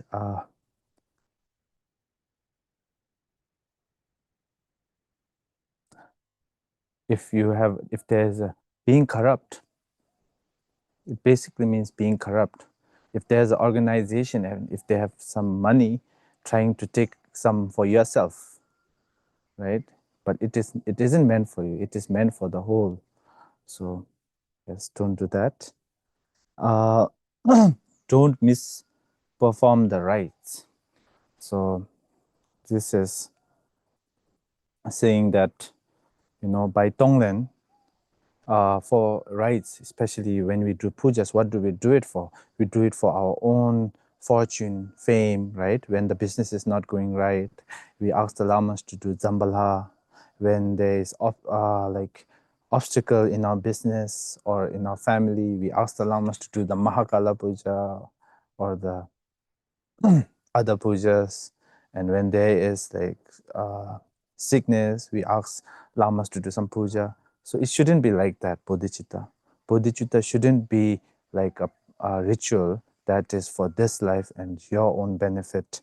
So when you do the Tonglen, this ritual of bodhicitta, it should always be aimed towards no expectation for oneself, but doing it for the sake of benefiting others, nothing more than that.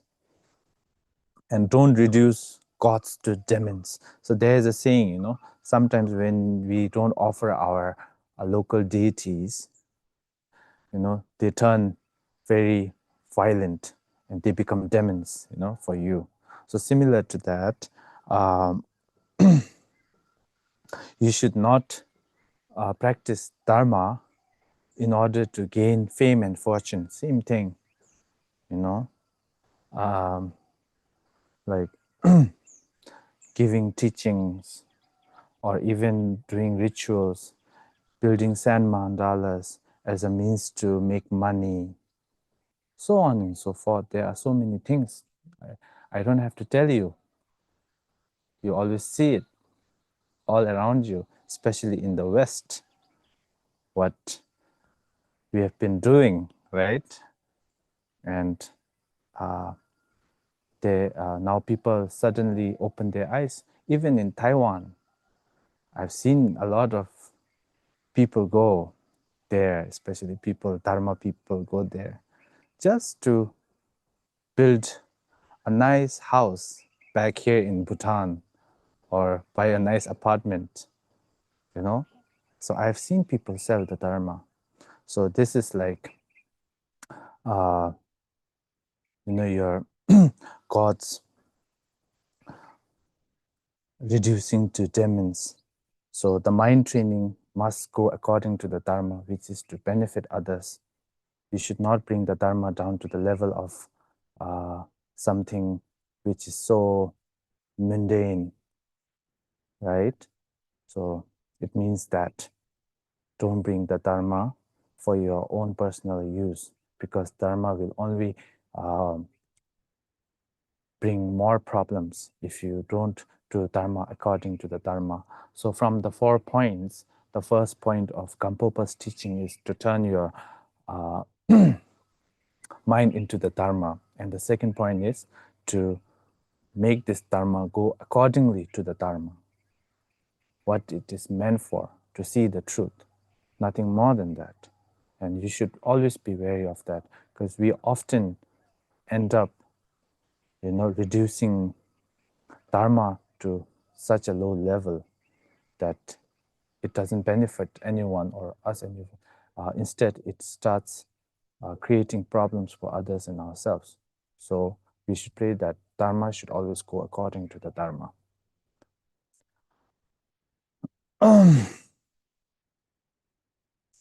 And final one for the 6th one is, don't seek others' misery as crutches of your own happiness. I remember a monk in a village telling me that he used to, because in the village there is not much of a, you don't get much money, right? It's a village, and it's very remote, somewhere in the east of Bhutan, and there are not many people. And he used to wait for villagers to die, you know, because he used to get to go for pujas. So when he goes for pujas, what does he get? He gets offerings. So he used to wait. So that's like so bad, isn't it? So it's like seeking others' misery as crutches for your own happiness. And even in our world, sometimes we wait for, I've heard, I haven't seen, especially I've seen it in Indian movies, where the son and where the sons, they're waiting for their old father to die so that they could, you know, get the property, and or like waiting for someone to, or even like Now let's not talk about that. Now coming to like ordinary, like you sometimes if there's someone in a higher position in your office, and after him it's you want that man to lose the job, because if he loses the job, you'll get this job, right? So what does that mean? Don't seek others' misery as crutches of your own happiness. And the seventh is the precepts of mind training. Do everything with a single intention, and that intention is to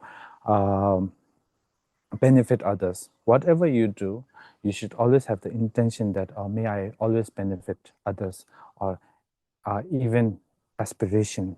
Counter all adversity with a single remedy. And this single remedy is the Tonglen practice, right? Whatever adversity you have, when you fall sick, as I said earlier, when you fall sick, when you fall ill, think that all of others' sickness is coming to you. And when you're happy, when you're having a good time, think that you're also giving your happiness to others. So this is the single remedy to counter all adversity. And this is the Tonglen practice. 2 tasks, one at the beginning and one at the end. In the morning, you should always think that today I should try to do my best to generate bodhicitta. And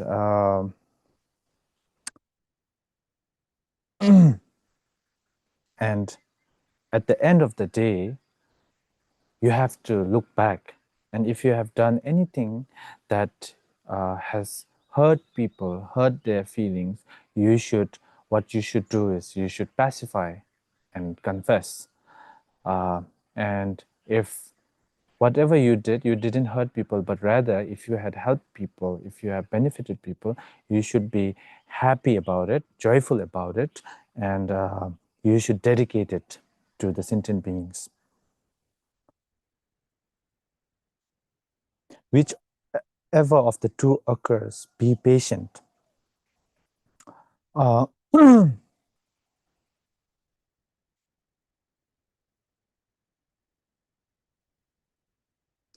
If you are happy, whenever the two occurs, happiness and sadness or suffering, if you are happy, you should think of it as illusionary, that this is also like a dream, it is an illusion, this too shall pass. And if there is sadness, again, same thing, this too shall pass.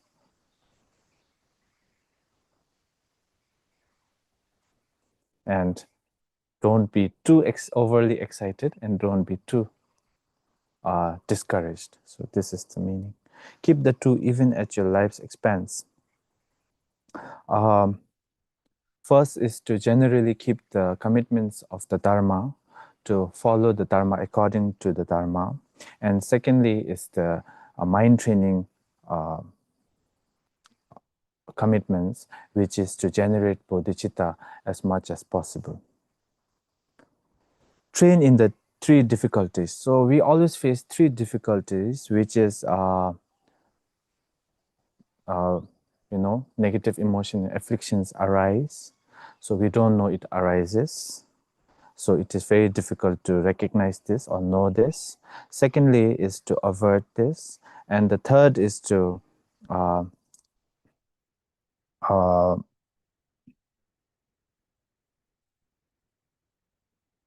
interrupt the continuity. It keeps on going. You have to, when you are not able to avert it, it comes and then it keeps on going. So interrupt it. So it can be very difficult. So in order to do that, what do? You start by knowing, acknowledging, accepting. Acquire the 3 main provisions. So when doing Dharma, there are 3 things that has to come together.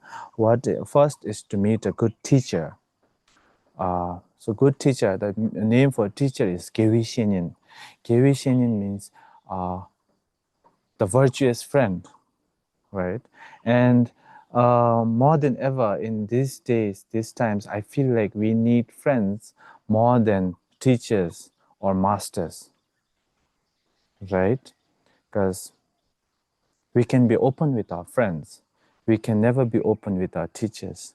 So always try to find a virtuous friend who is able to teach you, who's able to guide you, who's able to lead you, and who's able to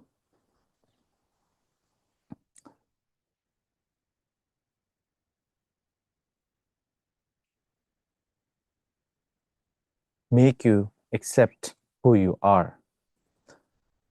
And first is the Dharma, first is a good teacher or the Dharma friend. Second is working with a workable mind, which we all have, which is the workable mind is to be the individual, the Purusha, turning our mind towards the Dharma. And thirdly is the conditions to practice the Dharma. And of course, even during Milarepa's time, there's he didn't have the conditions to practice and be in a retreat. He was surviving on nettle soup, right, on a mountain, that even his body turned green. He became thin, like, his rib cage would show. He was so thin. He became very, like, almost very weak. But then he was practicing. So one night, there was this thief who entered his cave. The thief entered his cave thinking that Milarepa might have something, like he wanted to steal. Oh, there's someone I want to. So he went to the cave and the thief was looking everywhere. And Milarepa suddenly woke up, from his like meditative sleep, and then looked and then started laughing at the thief. And the thief went like, "What are you laughing at?" And he said, "I cannot find anything even during the day. How are you hoping to find something at this like night, darkness of the night?" And the thief started laughing and he started laughing and they both started laughing. See? So inspiring, isn't it?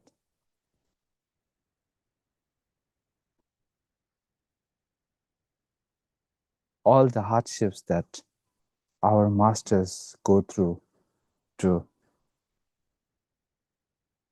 train and practice for the sake of our well-being, on everyone's well-being. So yes, we have the conditions. So these are the provisions needed for practicing the Dharma authentically. And if you don't have that, you should you should rejoice for the ones who have it. And if you have it, then you should also wish upon others who don't have it, have these provisions. And next is cultivate the three that must not decline. The first is the devotion to the Guru. The second is finding essence in the Mahayana Dharma teachings. And the third is maintaining your commitments to this practice. So you must cultivate these three. And now the next is keep the three inseparable, which means ensuring that your body, speech, and mind never deviate from virtue, right? So for the mind, what you do, you just know. For the speech, you can be gentle with whoever you speak to. Speaking, for instance, Sakya Trizin Rinpoche, Sakya Gongma, or Root Guru, he's very soft spoken. Sometimes people don't go to see him because he's too gentle, because he's this like great teacher. He's this Mahasiddha. He's like the king of the tantras, right now. He's like so majestic. And you go to see him, and suddenly he asks you in a very gentle tone, and even, like, you feel like you are the boss of him. Oh, where did you come from? Are you doing well? Have you eaten? See, very soft-spoken.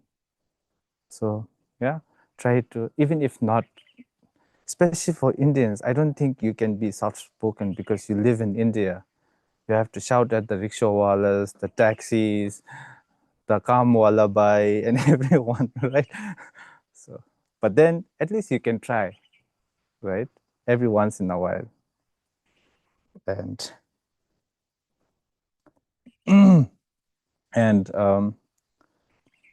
and your body, to take care of your body, yes, to eat healthy, to exercise, so that you can have a better body to benefit others. You can stay longer, you can live longer for the sake of others.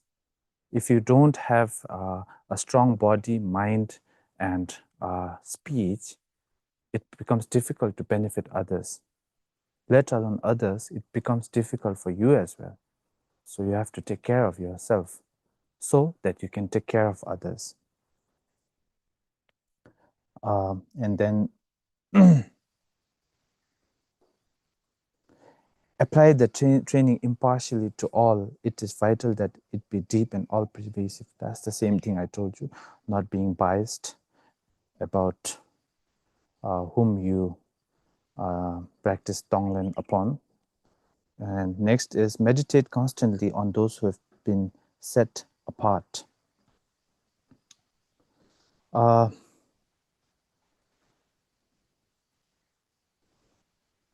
You have to try, and whichever is difficult, you have to practice first, remember? So sometimes, I don't know, it's just karma. Some people, you just meet, they don't speak a word, but just seeing them annoys you. It's just like, why? Just seeing them, irritates you. It's like, oh, that weird guy, for no reason. So try to have empathy for them, start with them, give them your happiness, take their suffering. And then to your foe enemies, people who irritate you, people, even your friends who you don't like in the friend group, try to practice with them as well. Don't be dependent on external conditions. If you wait for, even when we are doing a puja, now we are so used to external conditions, like making a torma, having the right, like shrine set, like the 6 bowls, and it has to be silver, and all that. We are so used to it that we end up forgetting the main practice, right? We become so dependent. Now, if you were to, Rinpoche was telling us this, if the lamas were traveling in a train and suddenly, someone calls and says, oh, this passed away, can you do the puja, like of the deceased puja of the Avalokiteshvara? Now we are so used to building us, like a whole offering, like tormas and all that. Now, where will you get that in a train station? So because of that, we end up not doing the Avalokiteshvara puja, right? So it should not be like that. Even if there is a bottle of water, it should be that you can keep this bottle of water and you can do it based on this bottle of water. If there's nothing, you can visualize. So something like that. So don't always depend on external conditions. Conditions doesn't always arise. Whatever we plan always doesn't go as planned, right? So always depend on what is more important, the practice and the internal intention, especially the true bodhicittas depend on that. If you depend on that, then you can do pujas wherever you want, however you want, as long as you are able to generate the bodhicitta. This time practice what's most important. The next one.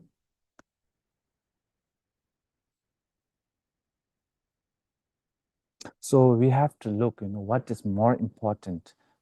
There's this word, set our priorities right. Yeah. So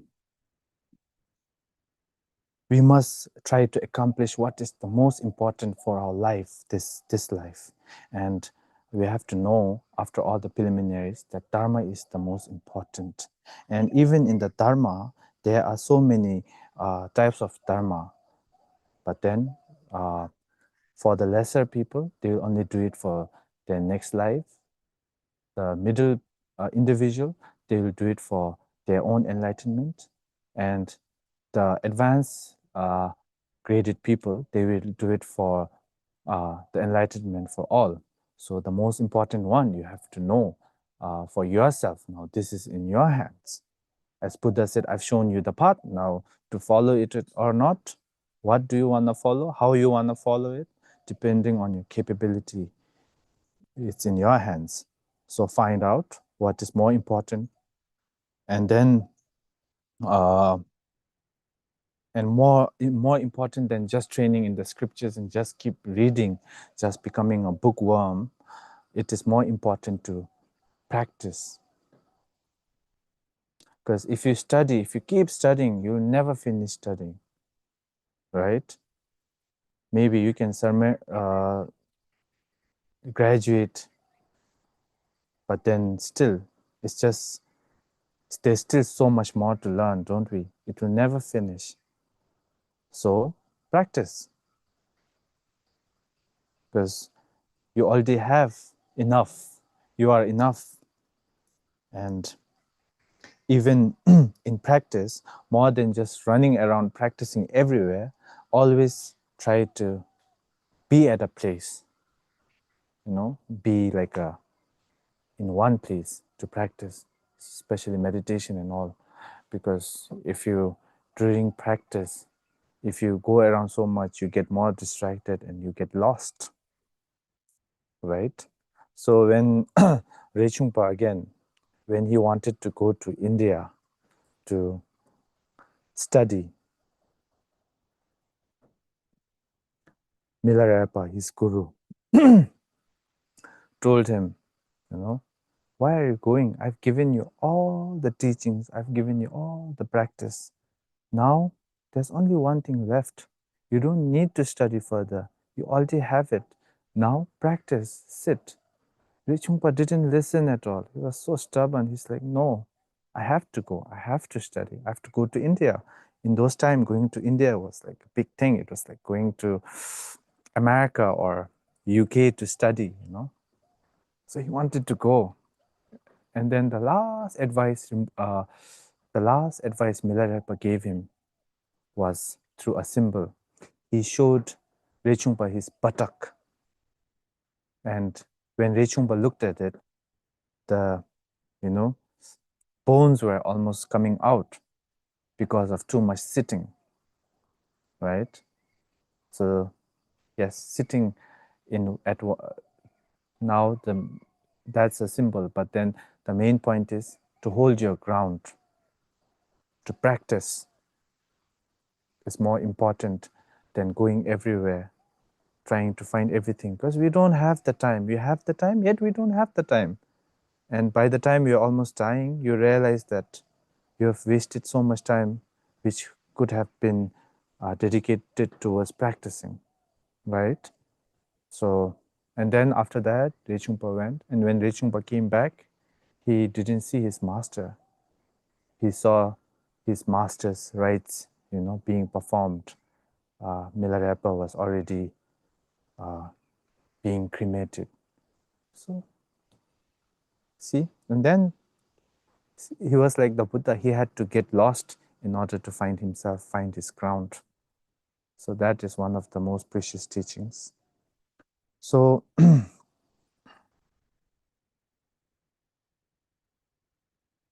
this time, practice what's most important. Set your priorities right. And next is don't misunderstand. There are 6 forms of misunderstanding here. Misplaced patience.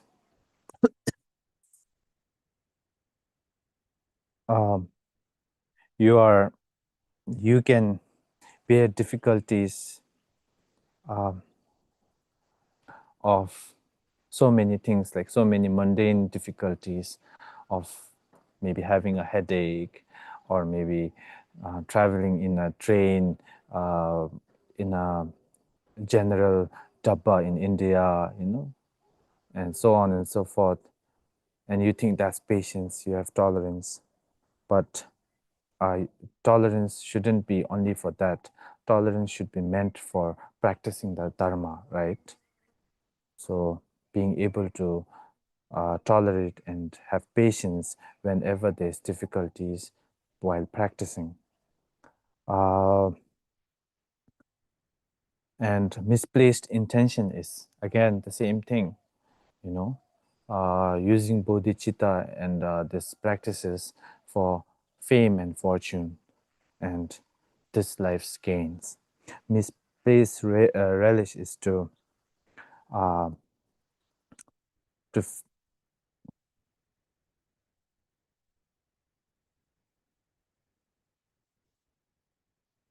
be, when I say there's basic goodness, look around you, being distracted by this pleasure, relishing this pleasure of how beautiful the world is. Like when I point at the moon, you're just looking at the finger. So don't be like that. Trying to really take in the Dharma, relishing the Dharma. Misplaced compassion is to have compassion for what is yours and not what isn't yours. Having compassion for your friends and family, but not having compassion for others. And misplaced pursuit is to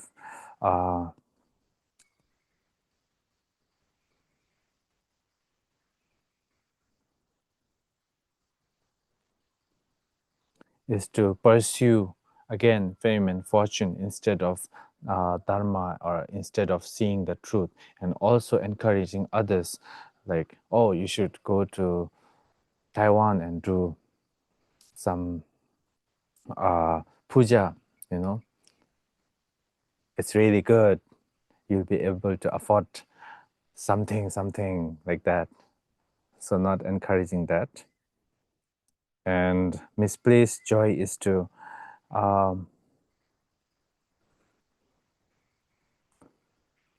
cultivate joy for everyone, but when you misplace this joy, you only cultivate joy for the happiness and virtues of the samsara, but not for nirvana. So, being joyful of cultivating virtues for the sake of all sentient beings, rather than misplacing it and doing it for something mundane, and rejoicing when your rivals are suffering. We get so happy when someone we don't like goes through trouble, right? Even small troubles.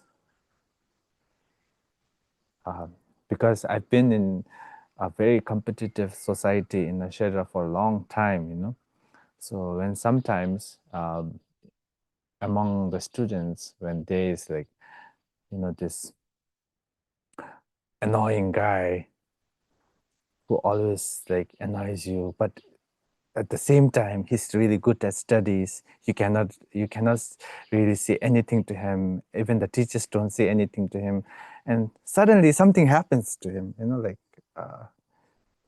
he trips and falls. That also makes you happy, like, oh, so nice. So things like that. And yeah, so to avoid the 6 mistaken forms of practice, and to take to the heart the 6 unmistaken forms of practice. And then next is don't be inconsistent. You practice bodhicitta today, tomorrow you are practicing something else, and after a week you're in Rishikesh doing some Shiva, something yoga, and again after that a week later you're somewhere I don't know, somewhere in a Sufi temple, like trying to be all artistic, and like trying to read poems And again, after a week, you're we can be so inconsistent. So not being that, being consistent with what we are doing, if you want it to bear fruit, and train wholeheartedly, and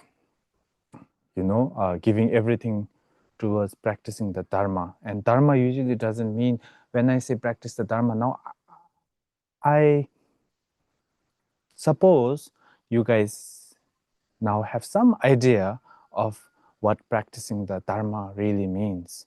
It really doesn't mean just offering like tormas, sitting upright. Practicing Dharma is actually the preliminaries, trying to accept the 4 preliminaries, or the 3 especially, and trying to accept bodhicitta, trying to generate empathy for others, loving for others, trying to generate joyful attitude towards the world, looking down at your own self-centeredness, self-clinging, and truly loving yourself, wanting yourself to be happy. All these are Dharma, right? In order to see the truth. We are doing this all in order, the purpose is one, which is to see the truth. So when you do that, you do it wholeheartedly by devoting yourself entirely to the mind training and to practice diligently with compassion and empathy.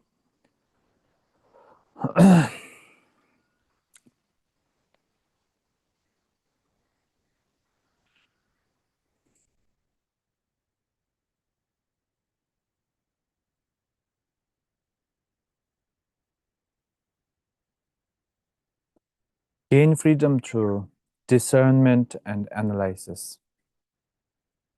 So sometimes you get angry. So now this is like becoming like more scientific. Like you are trying to apply empiricism here, trying to look for a stimuli of what triggers it. When you feel anger or when you feel jealousy, you look into this jealousy, analyze it, and see what triggers it. And suddenly, when you find what triggers this jealousy, trying to practice with that, train with that, trying to analyze it, and trying to, dissect it, and bringing it into your own self, taking adversity as path.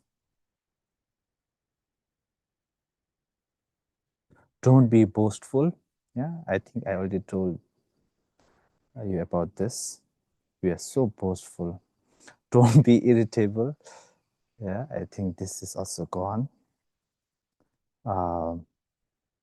Don't retaliate, even if others humiliate you. Don't get easily annoyed, easily sad, easily mad at people. Don't be temperamental. We are very temperamental, aren't we?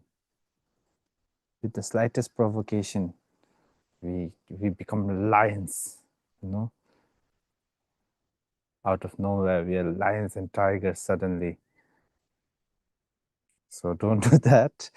Try to analyze it. Don't seek acknowledgement. This is what Khenze Wangpo was talking about. We are always seeking for acknowledgement, don't we? We will leave back our fortune. We will leave back our good life. We will leave everything, but we will always expect acknowledgement from people. Oh, you are doing something so good. You are good. Just for that acknowledgement, you get so used to it. It becomes a habit. After a while, I don't know. It becomes difficult to really let go of or eradicate, because you're always expecting acknowledgements. right? Even when you are practicing, because we are used to it, because society is like this, you know. You have to get first in school. Why? Because you get acknowledgement, you get a certificate. You have to become the employee of the month. Why? For a certificate, for this acknowledgement. You feel good. You feel very happy when you get this acknowledgement. Even when we are, Dr. Jelson said, you know, when we are expecting acknowledgement, we are doing it for this life's satisfaction. And when everything is aimed at this life, it doesn't become real dharma, right? So for instance, like even the precepts and the commitments we keep, even for bhikshus, bhikshunis, monks, nuns, you know, if they do it aiming at this life's acknowledgement, where people see you are a very good nun, very good thing, if you just do it for that sake, then I think dharma doesn't go accordingly to the dharma, right?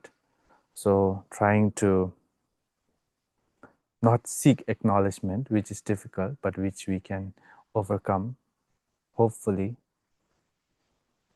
And that's it. And the conclusion, the essence of the nectar-like instructions for transforming into the path of awakening, the 5 prevalent signs of degeneration was passed down from the one from Golden Isle.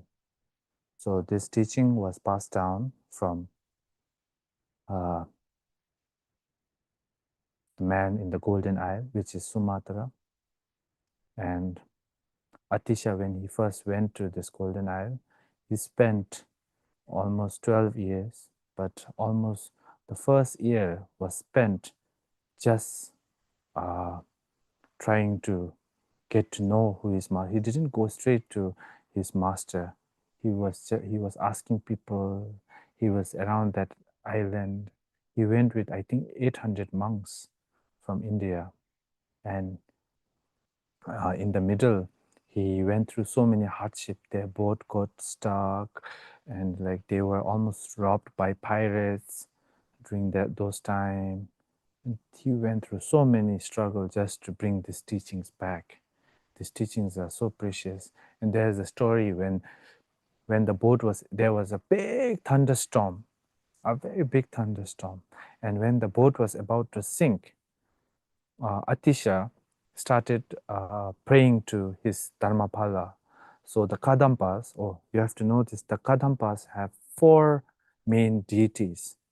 The Lama being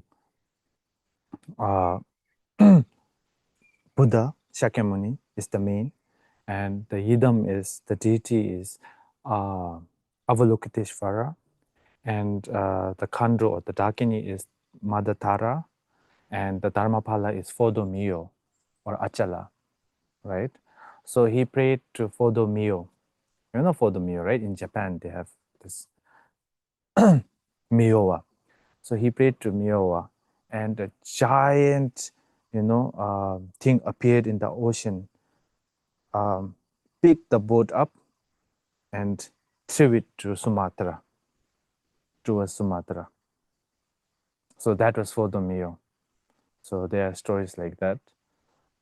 So yeah, he spent like almost 8-9 months just testing his guru, how he was, what he was doing, how he teaches. And later on, when he asked for teachings, the guru started to test him. And later, when all the conditions were met, he got the teachings. And every time Atisha spoke about this man from Golden Isle, he would have tears in his eyes, because of the greatness. He was the most kindest of all the gurus. And you can see it through his lineage and through his teachings, still to this day. You can see, just look at Chekhov's teachings. It's so different from what we usually talk in a mundane sense, right? It's very different. It's very precious. It's like the whole bodhisattva path. put together into 7 points.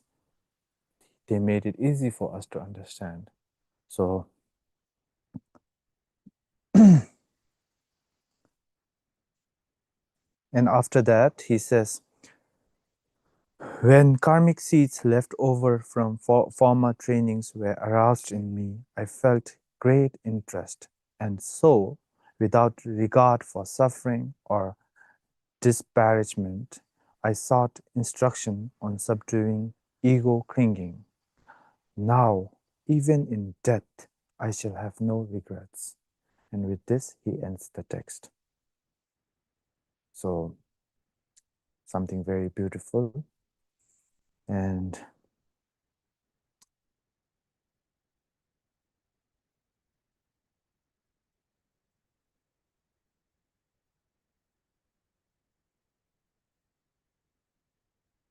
with this, I hope that we can also generate the bodhicitta and benefit countless sentient beings, even if not that,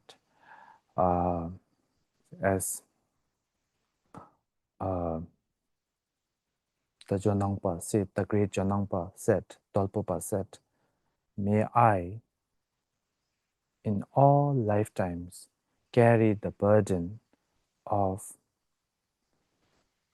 expounding the teachings of the Dharma and its flourishment. Even if not that, may I at least have some worry whenever I hear that the Dharma is declining. So that's it. And now I think we'll move on to the question and answer. All right. So for Q&A, the chat is open now, and you can put your questions in the chat. However, it will be very nice if you're in the Zoom room that you raise your virtual hand. It's right there on the React page. You can click on React, raise your virtual hand, and I'll spotlight you and you can ask Rinpoche directly. Yeah. So whatever works. So Rinpoche, there's a question on YouTube. It says, sometimes I feel very sad for having to kill insects and other things. How should I think or aspire for me or them? How would realized masters act through compassion in this case? Yes, I think most of us do that, right? And just recognizing that, just feeling sad for that is so precious, isn't it?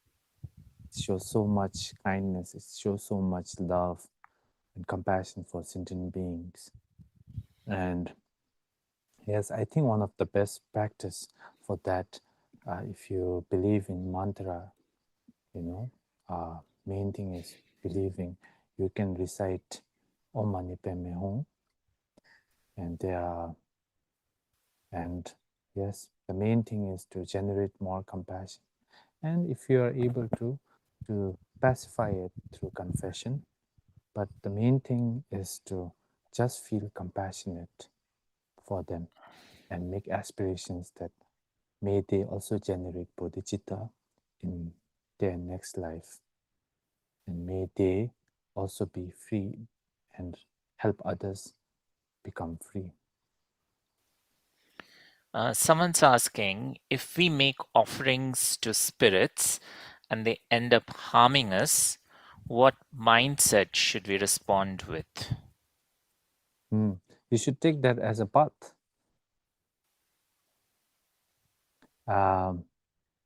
Because as I told you,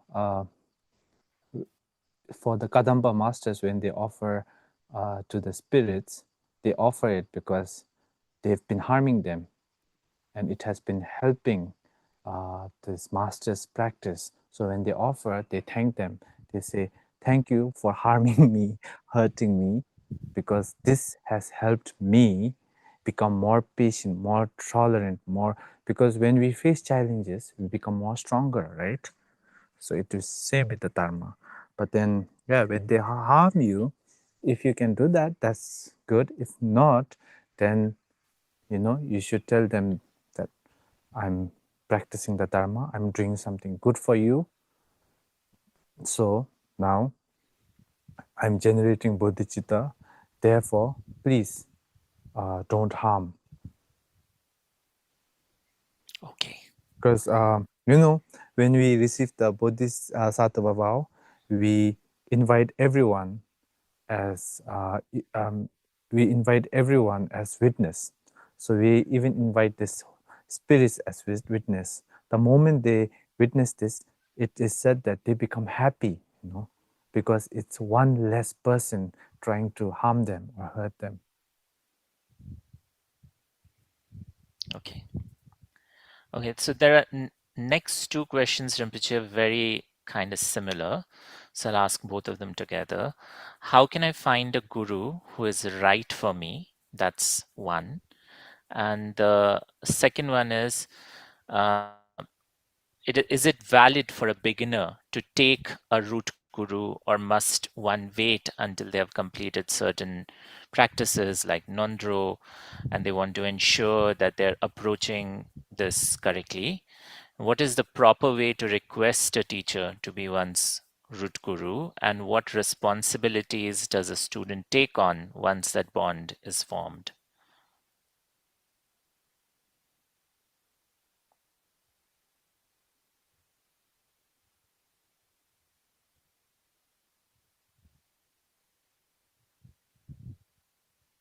From a Vajrayana point of view,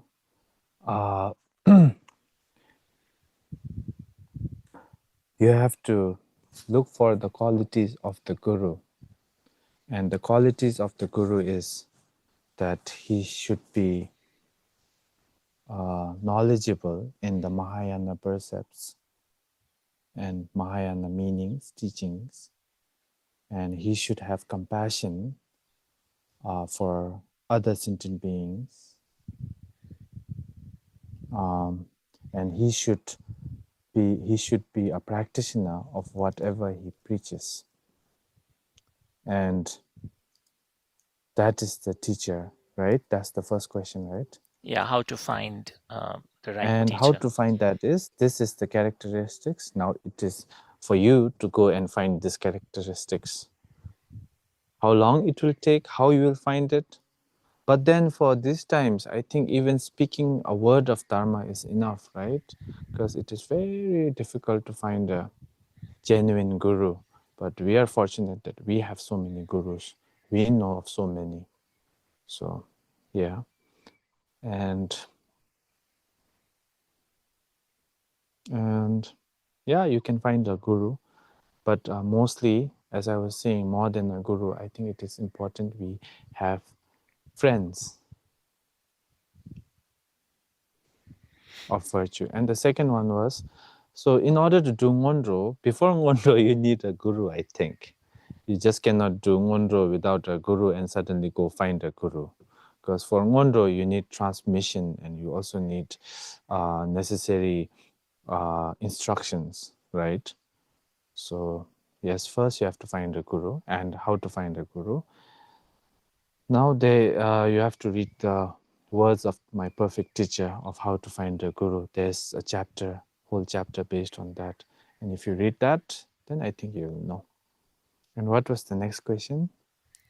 Yeah, so is it valid for a beginner to take a root guru? Must one wait till they've finished Nondro? So you answered that. What is the proper way to request a teacher to be one's root guru? And what responsibilities does a student take on once that bond is formed? Now, when we say guru, now there's a Vajrayana way of guru parampara, guru shiksha parampara, the guru-student connection. And that is to mainly the samaya, you know, having devotion to the guru and not seeing guru as an ordinary person. That can be difficult because you really need to, just like how Atisha did, you really need to test your guru if he's the right one for you or not. You just cannot hop in. In the past, there are stories of students testing their guru for years and years, 3 to 4 years, you know. But nowadays, I think you can find good gurus because now we have the internet and we can ask ChatGPT maybe. And to ask, from a Mahayana point of view, a guru, you don't need that samaya bond of a guru as long as you don't receive vajrayana empowerments. You can have a guru is more like a teacher or a virtuous friend. So that I've already explained. Yeah. And Okay. How to understand that all sentient beings possess Buddha nature? How to perceive the Buddha nature in individuals that I don't like Israel Prime Minister and so forth.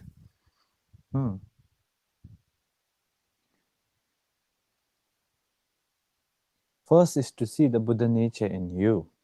The moment you see the Buddha nature in you, you don't have to perceive. You'll automatically know that all sentient beings have bodhicitta, Buddha nature. But then, it doesn't mean that they cannot be ignorant. They have temporary defilements, right? Like the afflictions. Okay. When the teacher or the guru doesn't have enough trust in the student or sangha, then how should they behave? I'm not sure I'm translating this properly.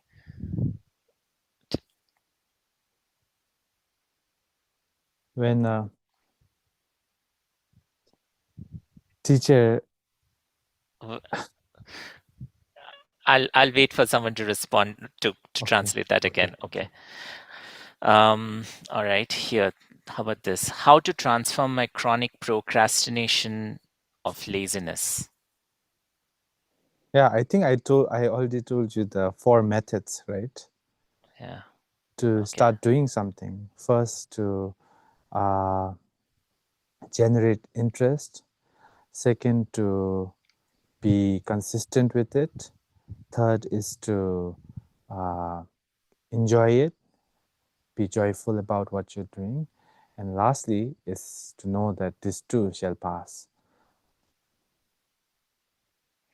Okay. There is also now, why do you always feel like a terrible person and then become extremely depressed? I dare not look back at my past mistakes, and it's hard for me to move on.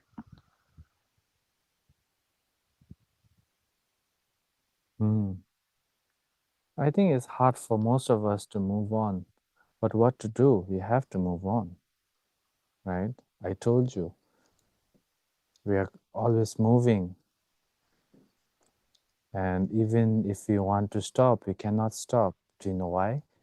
Because we have a mind. And the moment we have a mind, we have to move. It's always moving. And there's nothing to be ashamed of or feel bad about your past. Because past is in the past. And this is the same answer I gave yesterday. If there's something you can do about it, why be depressed? Why be sad? Why worry? If there's nothing you can do about it, why worry? Why be sad? Why be depressed? Because it won't help. It will just make the situation worse. You are just creating more suffering, right? So what you do is, if you have a guilt of what you did in the past, with that guilt, use that guilt to learn, right? So with that guilt, try to confess it.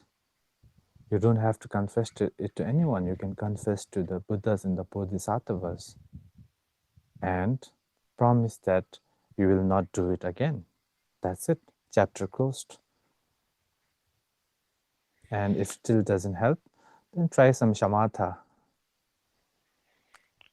Okay. So over these last 3 days, listening to Rinpoche's teachings on the mind, I've shed tears many times. Does this mean my mind resonates with the dharma that has been transmitted by you? Yeah. Yeah. Maybe we have some karmic connection, good connection. I hear and you understand. That's a good connection, right? Sometimes, you know, even though you, like, for me, instance, I was in Shedra for almost 8 or 9 years. Of course, my teachers are very precious, my Shedra teachers, but I've never shed tears, to be honest. So I don't know, but whenever my gurus, whenever they teach, whenever they talk about their gurus, there's always something that moves inside me, you know, like I get very moved. It makes me shed tears. It gives me goosebumps. Sometimes I even have to think about the things they say for days, you know. So there is this, I think, connection. And of course, it is also because of the connection to the Dharma. Of course, it's the Dharma. It's the blessings of the Dharma. It's the blessings of Chekawa. It's the blessings of the Kadam masters. It's the blessings of Atisha. And it's still present to this day. See? Now you feel it, right? So this is the blessings of the great masters of the past. Nothing to do with me, but the masters and the teachings. So over the past few days, you have shared very interesting stories and teachings from Shantideva. Could you recommend some books about him? Now there are so many versions and stories on him, but most of them you will find it in like Tibetan. And I think there are stories of him in the Blue Annals. It's it's a Tibetan history book or something. But then there's only one book I can really recommend you, which is The Way of the Bodhisattva. And if you want to read the commentary, there's a really good commentary, the Manjushri something by Khenpo Kunpal. I don't remember Nectar of the Manjushri. the Nectar of Manjushri. You should read that. It's so beautiful. And about Shantideva nowadays, it's all over the internet. And Shantideva, I think it was the 8th century, right? He was born to a Bengali household, kingdom. He was one of the sons of the Pala dynasty. And he left his palace when he was about to be enthroned as the king. Next day, he ran away from his palace and studied in Nalanda. And when he studied in Nalanda, he never attended any classes. He would sleep the whole day, and people even nicknamed him as Basuku. Basuku means pig, right? The pig of Nalanda. And then suddenly, I think they were graduating. And again, you know, some classmates, I told you, right, weren't so happy with him. So wanted to, you know, kind of embarrass him. So they put a big throne and told the Nalanda abbot at that time that Basuku doesn't know anything. He's been sleeping. He's been like slagging all these years, and suddenly now he's getting a Kempo degree. How is that possible, you know? Now, if he wants this to graduate and wants this name, I think he should give a teaching to the public. So they put Shantideva on the throne and let him talk to the public, to thousands of public. And Shantideva said he had 3 writings. Now I don't know how to translate it in English. It was Dotu. The Dotu and Lapti. One was on conduct and one was on the sutra. And the middle one was on the way of the Bodhisattva. He said one is too much. and one is too less. So I will start talking about the way of the Bodhisattva. And then he started talking. And when he reaches the chapter of where in the 9th chapter, when there is nothing in front of the mind, such as existence and non-existence. In that moment, everything is perfect, everything is empty. When he said that, he disappeared. First, he started floating and he disappeared in thin air. And then only his voice remained for the rest of the chapter, which was the 10th chapter. So after that, Shantideva disappeared. People got shocked. Like, how is this Basuku able to do that? Able to teach the whole way of the Bodhisattva in such beautiful words, such beautiful way, and suddenly disappear in thin air. And they even had a debate of whether it had 11 chapters, 9 chapters, or 10 chapters, right? And then when they went to look for Basuku, they saw Basuku sleeping under a tree somewhere. Like chill, he didn't care.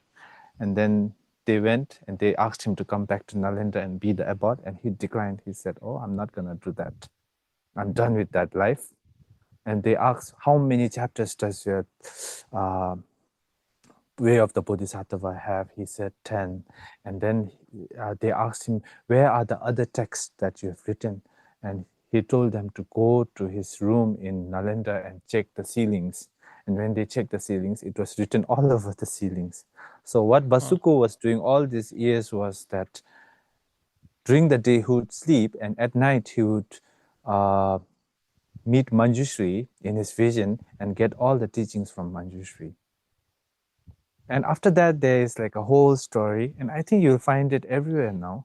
So it's a beautiful story, and he also became one of the Mahasiddhas, Mahasiddha Basuko from the 82 Mahasiddhas. And yeah, he was something special. He was a prince about to be a king. He left his palace, so on and so forth. But then the most inspiring book by him is The Way of the Bodhisattva, and this is one of the main books of the Kadampas, especially for Samadhi. Rinpoche, how to do selflessness meditation, how to recognize selflessness as a practice. Selflessness, just knowing. Just knowing. And if you mean like not having like selfishness, right? Selflessness is being more. So if you want to do that, equality and exchanging of self and others. If exchanging of self and others is too much, then equality. But if you can do exchanging of self and others, as Chikawa said, mount it on the breath. When my heart mind cannot perceive emptiness, what can I do to perceive emptiness? Make aspirations. Try to generate bodhicitta, and try to generate empathy, and try to look at things from a way of dream, like how everything is a dream, or like a rainbow. So 3 of this. Rinpoche, in order to process these profound teachings, would you recommend a beginner, like the questioner, to practice 4 immeasurable qualities to have a taste of compassionate mind? So what should a beginner do? Can you repeat it again? Sorry. So, in order to process these profound teachings, what would you recommend for a beginner to do? Like practice 4 immeasurable qualities just to get a taste of compassionate mind? I think to get inspired, there are 2 texts that the Kadampas usually read, and one is the Jataka tales, right? So they can read the Jataka tales, and as a practice, they can do the Buddha sadhana. It's a very beautiful practice, and it has everything. And yes, The four immeasurables are very beautiful and it's very vast. But as a whole set, maybe the Buddha sadhana, if that is too much, they can do the refuge, you know. Okay. I feel like there are so many things to do every day, but I also need to make choices. I feel like I don't have time for long-term preparations and accumulations. So how would Rinpoche face these problems? See, as Chekawa already said, set your priorities, right? So what is most important right now? What do you care more about right now? If it is worldly things that you care about more right now, then what you do is you try to turn your mind towards the Dharma as much as possible, right? That should be the priority. Now, if your mind is already turned towards the Dharma, and if you have become that individual capable of going beyond this life and the life beyond that, and reaching liberation, then your mind should again have another priority, which is to rather prioritize practicing or studying. And if you have done enough studying, practicing is very important. So even in the, so it depends, right, on your mentality or on your capabilities and on your longing, what you long for. How to give rise to more motivation when practicing the four preliminaries? When negative emotions arise during contemplation, during this kind of meditation, what can I do to improve the situation? Just keep on doing the four Preliminaries. preliminaries, because that is the antidote towards generating longing and motivation, and always to do it step by step, you know, not all at once. Sometimes think about impermanence more, sometimes think about the freedoms and the advantages of a human life more, sometimes think about the sufferings of the sentient beings more. And if you are, and then if that still doesn't work much, then I think you should try the Four Noble Truths, meditating upon the Four Noble Truths. Okay. Rinpoche, you mentioned that we should regard every sentient being as Guru Rinpoche and that we should be non-biased. How could we train in this non-bias attitude? Take your example of Trump, and I feel like he's contaminating the Buddha nature and the spirit of Guru Rinpoche. Also, I could give him my happiness, but I doubt I want to take his ignorance, which has caused so much destruction to the world and sentient beings. Yeah, that's a nice question. What was the first part? So how could we train in this non-biased attitude regarding every sentient being as Guru Rinpoche? So, you know, our Buddha nature is never contaminated, right? It's pure. It has always been pure. This basic goodness, this Buddha nature we talk about, this truth, it's always there. As I said earlier, it's like a cup that has been stained, and even Trump's ignorance, Trump's emotional afflictions, his aggression, everything is temporary. It's not permanent, right? And if you really look into that, so when you're taking someone very stupid, a very stupid person, or someone's suffering or ignorance onto you, after taking it, what you do is you look into that ignorance and turn that into wisdom. How? By not finding its true nature, right? That's the beauty of it. If it was permanent, we would not take it, but it's impermanent and it doesn't have a coherent existence. Therefore, we are able to take it and we are able to turn it into wisdom. And that's the third point of what was the name? Oh, Gampopa's third point, which is he prays that may all my adversity go away. It's the fourth point, that may all my adversities and all my misconceptions arise as wisdom. So how does it arise as wisdom? By not finding the true nature of itself.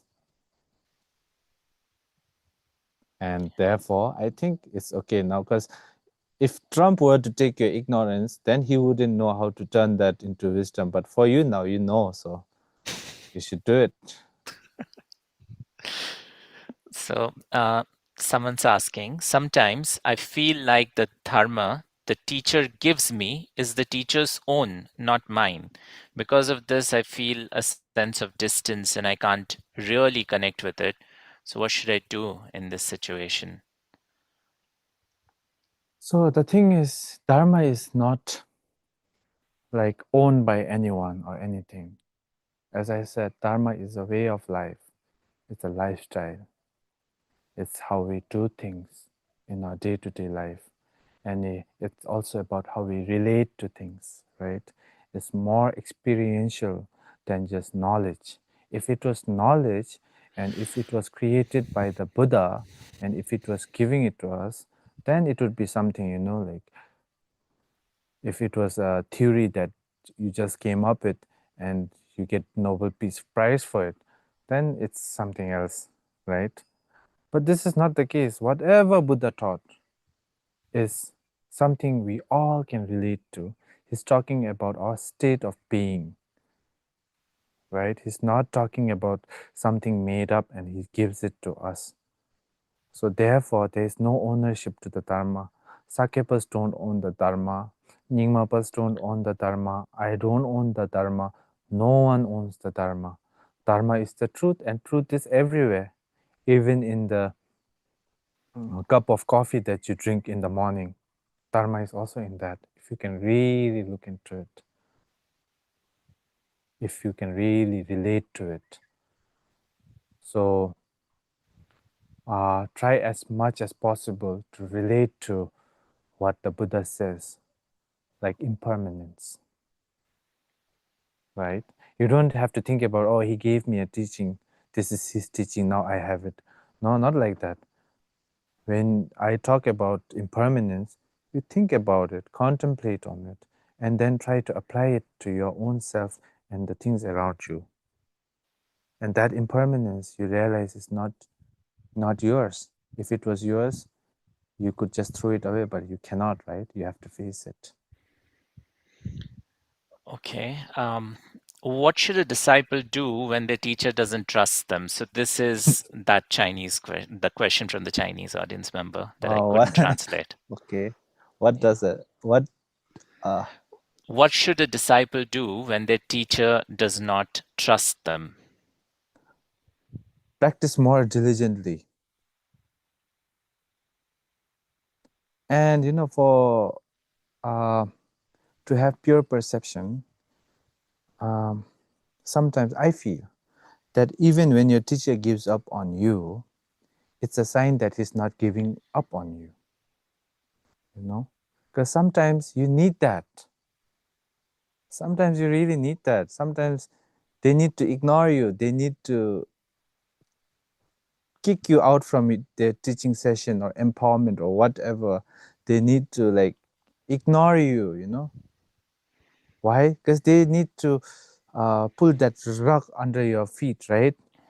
And that's a guru's job. They cannot pamper you. The moment the moment we get pampered, we become more ignorant, we become more arrogant. So I think even when they give up on you, you should take it as their blessing, that then it's a way of how they are teaching you, right? So become more encouraged, have more devotion. So there's this word, right? No matter what activity your guru does, you should always, by seeing it, you should always have more devotion. Your devotion should always arise. So it's how you look at it. Okay, Yeah, so I think yes. So we are at 5:30. I'll ask the last question. So Rinpoche, if one cannot find their guru or cannot meet their guru and their practice is interrupted and they have not received empowerment, does this count as breaking Samaya vows? Should they start anew or keep practicing? What should they do? What, they already have a guru though? Cannot find their guru or cannot meet their guru and their practice is interrupted and they have not received empowerment. You know, guru student relationship shouldn't be like a wife and a husband's relationship where you constantly need each other, you know, like the moment the guru goes with someone else, you're mad, like, oh, now, you know. I think we tend to do that a lot, no? Because that's when we see our guru as someone ordinary, especially in the Vajrayana. So a guru is a guru, you know. You cannot grasp onto a guru as something ordinary. And it will never interrupt your practice. The guru is always above your heart, above you and in your heart. If you are a true Vajrayana practitioner, you have to know that the guru is always with you. You know, he doesn't have to be there physically. So if that was the case, you know, for instance, my guru, one of my gurus, Sakya Dakshin Rinpoche, please agree, he passed away so long ago, but I still feel connected to him. It didn't interrupt my practice. It didn't interrupt my faith towards him. Why? Because I feel that he's always with me, you know, always. So, and regarding going to other gurus, I think it is totally fine as long as the gurus are, you know, Atisha, he went to almost 152 masters in his life to receive empowerment. And Jamyang Khyentse Wangpo, I think almost went, I think, over 200 masters in his life he received teachings from, right? So that shows that as long as you are as long as you can keep the samaya, you're able to, your practice won't get interrupted. Just know that your guru is always with you, no matter where, how, because every time you sleep, especially in the Ngondro, what you do is you visualize your guru, one with Guru Rinpoche, and it goes into you from your, now this is such a Vajrayana thing.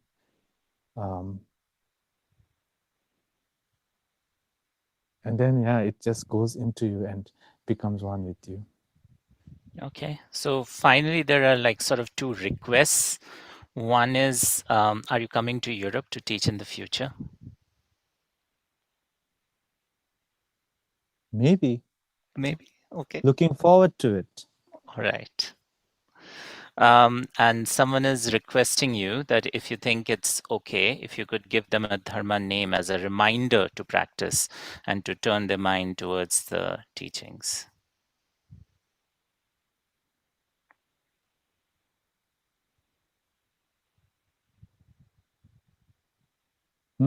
Dharma name? Yeah.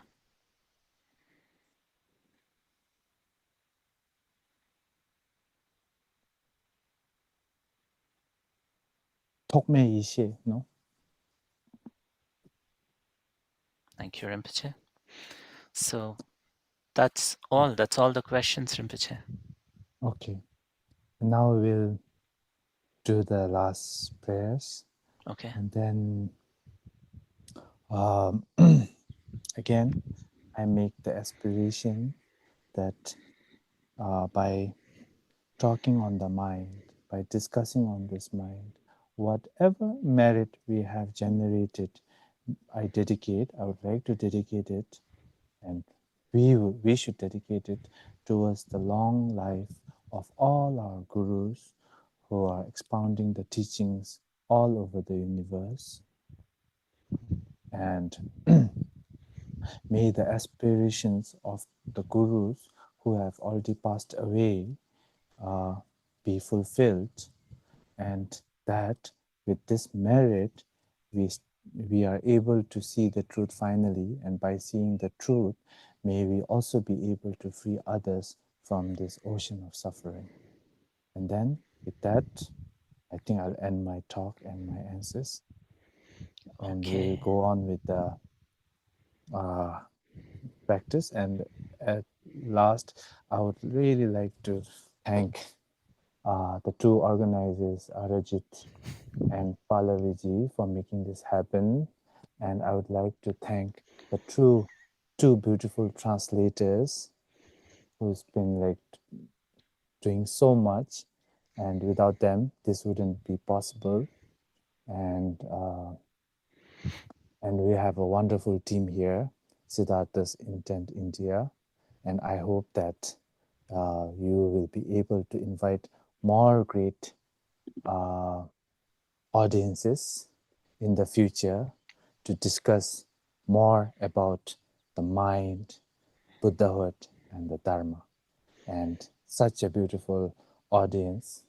And sorry if I had made any mistakes, forgive me. And I send all my love. Thank you. Thank you, Rinpoche. So I also have to say something on behalf of Siddhartha's Intent India before we do the prayers. So I thought what to say. Rinpoche, I met you, 5-6 years ago. I met you as a friend of a friend. And then over the years, I think I've become your friend. And every time I've met you, I've said that you prefer relationships with people you meet to be that of a friend rather than that of a student and a teacher. That's something I've always said.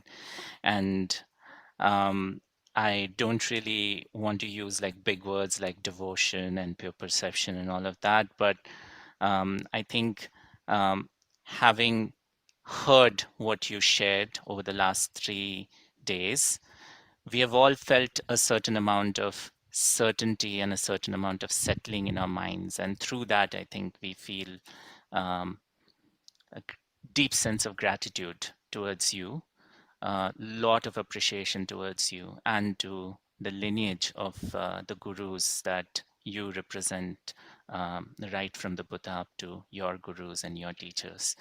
And I really hope that now over these 3 years sharing all of this, all 150, 200 people who attended have become your friends, and we will be your friends for years and years to come. So thank you, Rinpoche, very much. Please live long. Please teach more. Please teach more for Siddhartha's Intent in different venues in different parts of the world and different continents. I also want to thank the Siddhartha's Intent team who hosted these events. So Prashant, Divanji, Praveenji, Rajinderji, who worked behind the scenes for this to work. Of course, Malan and Ha, who I don't know how you guys do what you guys do. Like you have to be like constantly, it's really mindfulness practice in action because constantly translating on the go. Want to thank Pallavi, who prime mover for these teachings actually happening is Pallavi. And there's 2 gentlemen with Rinpoche behind who I'd like to come and say hello if they can.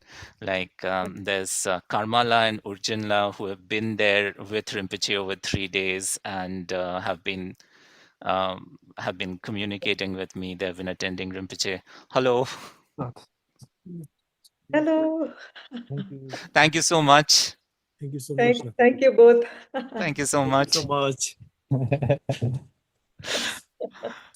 So, and of course, like the Siddhartha's intent communications team. So that's Tony Whitaker, the designer Norbu, who worked on the posters and everything. So thank you so much, the social media team, and someone without whom I wouldn't know how to handle the Zoom and YouTube. That's Jack Ho. Thank you so much, Jack. He's not here today.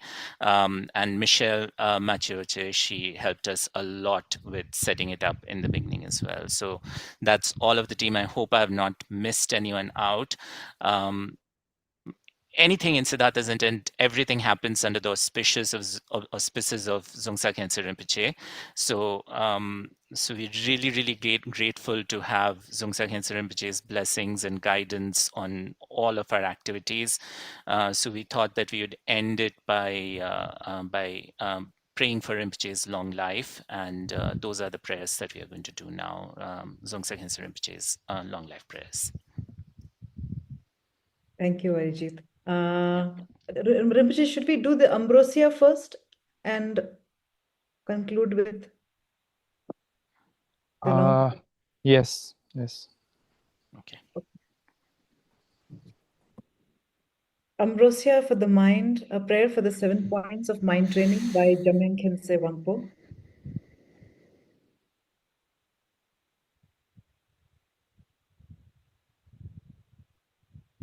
I bow down before the spiritual guides of the Supreme Vehicle, the source of all that is positive in Samsara and Nirvana. May the precious masters grant their blessings so that my mind is purified through the 3 kinds of faith. May the precious masters grant their blessings so that I may train thoroughly in the preliminaries, recognizing how hard it is to gain the freedoms and advantages and how easily they are lost, so that I strive always to act in accordance with the laws of karma, adopting wholesome deeds and avoiding what is harmful, and develop genuine renunciation for samsara. May the precious masters grant their blessings so that I may always cultivate the 2 aspects of bodhicitta, purifying my dualistic perceptions which have no basis in reality into all-pervading space, and practicing the profound exchange of my own happiness for others' suffering. May the precious masters grant their blessings so that whatever adversity and sufferings may arise, I see them as the wiles of this demon, ego clinging, and transform them into the path towards awakening. May the precious masters grant their blessings so that I may focus upon the essence of the practice throughout my life and always apply the 5 strengths of pure thought and pure deed, gathering merit, purifying obscurations, and making prayers of aspiration. May the precious masters grant their blessings so that with joyful self-assurance and freedom of mind, I may bring all adverse circumstances onto the path and everything may become a remedy to ego clinging. May the precious masters grant their blessings so that I may keep my promises without hypocrisy and always remain impartial and free of ostentation, guarding the Lojong commitments as I do my very life. In short, may the precious masters grant their blessings so that I may genuinely follow all the precepts for increasing the 2 aspects of bodhicitta and within this lifetime gain the realization of the Supreme Vehicle. And now the dedication. Through the merit of this heartfelt aspiration to practice the 7 points of mind training, the heart essence of the incomparable Joa Atisha and his heirs, may all beings attain the level of perfect awakening. I'll just read the colophon just for auspiciousness' sake. This 1-pointed prayer was made before the precious statue of the glorious Atisha at Kisho Nethang by Jamyang Khyentse Wangpo, a carefree yogin who wanders throughout the land and is extremely devoted to the precious Kadampa tradition. May it be accomplished. And now we recite the long life. I will read it really slowly. I'm not sure about the tune, but I'll read it slowly. Om Swasti, Skull Garland Lotus Heruka, conqueror of Maras, whose deathless natural wisdom mind has transformed the root of existence into great Vajra bliss. Subjugator of apparent phenomena, please shower the blessings of immortality. Fearless Lord of speech, you are the Vajra holder of the profound sacred treasures of wisdom and compassion. Victorious one of all pervading activity, may your three secrets remain indestructible and everlasting. As vowed by Vimala Mitra and King Trisong Ditsen, to constantly manifest out of compassion, you came as a warrior to protect the doctrine and all beings in this dark age. May you remain forever as the unchanging Vajra essence. May the virtuous seed of this supplication, warmed and moistened by the undeceiving two truths, ripen into splendid fruit that beautifies the three worlds with utmost auspiciousness. And now we have another long life prayer. This is composed by Dilgo Khyentse Rinpoche, Sweet Song of Vajra Immortality, a prayer for long life of Dzongkso Khyentse Rinpoche. Through the power and blessings of the deathless life and wisdom of an ocean of deathless sources of refuge throughout space and time, illusory dance-like manifestations of deathless Vajra wisdom, may these deathless Vajra words of truth be accomplished. The wise knowledge and love of all the victorious ones and their heirs, including Manju Gosha, vital force of the sages' non-sectarian teachings, magnificent champion of the Dharma, which is so profound and vast, with your activity as far-reaching as the ocean. May your life be long. May all your qualities of study, contemplation, and meditation be perfected. May you uphold, preserve, and propagate Buddha's teachings in their entirety. May you fulfill the wishes of infinite disciples in accordance with the Dharma. And may you remain forever an ornament enhancing the beauty of the world.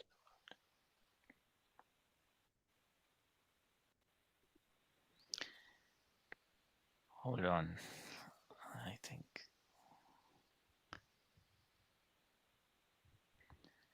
You can unmute now. Rinpoche, I just want to add like one line. I don't want to take much 加一 time. 句话，我不想占用你太多时间。 Sorry, hold on. Language interpretation is on again. Thank you so much, Rinpoche, for spontaneously agreeing to this online teaching. And I really wish and hope to see you again and again. We would like to invite you again for more teachings. So please come and be healthy, and hope to meet you soon again. Thank you. Thank you, everyone. Thank you, Rinpoche. Cảm ơn Rinpoche. Thank you, Rinpoche. Thank you. Thank you, Rinpoche. Xiang Lui.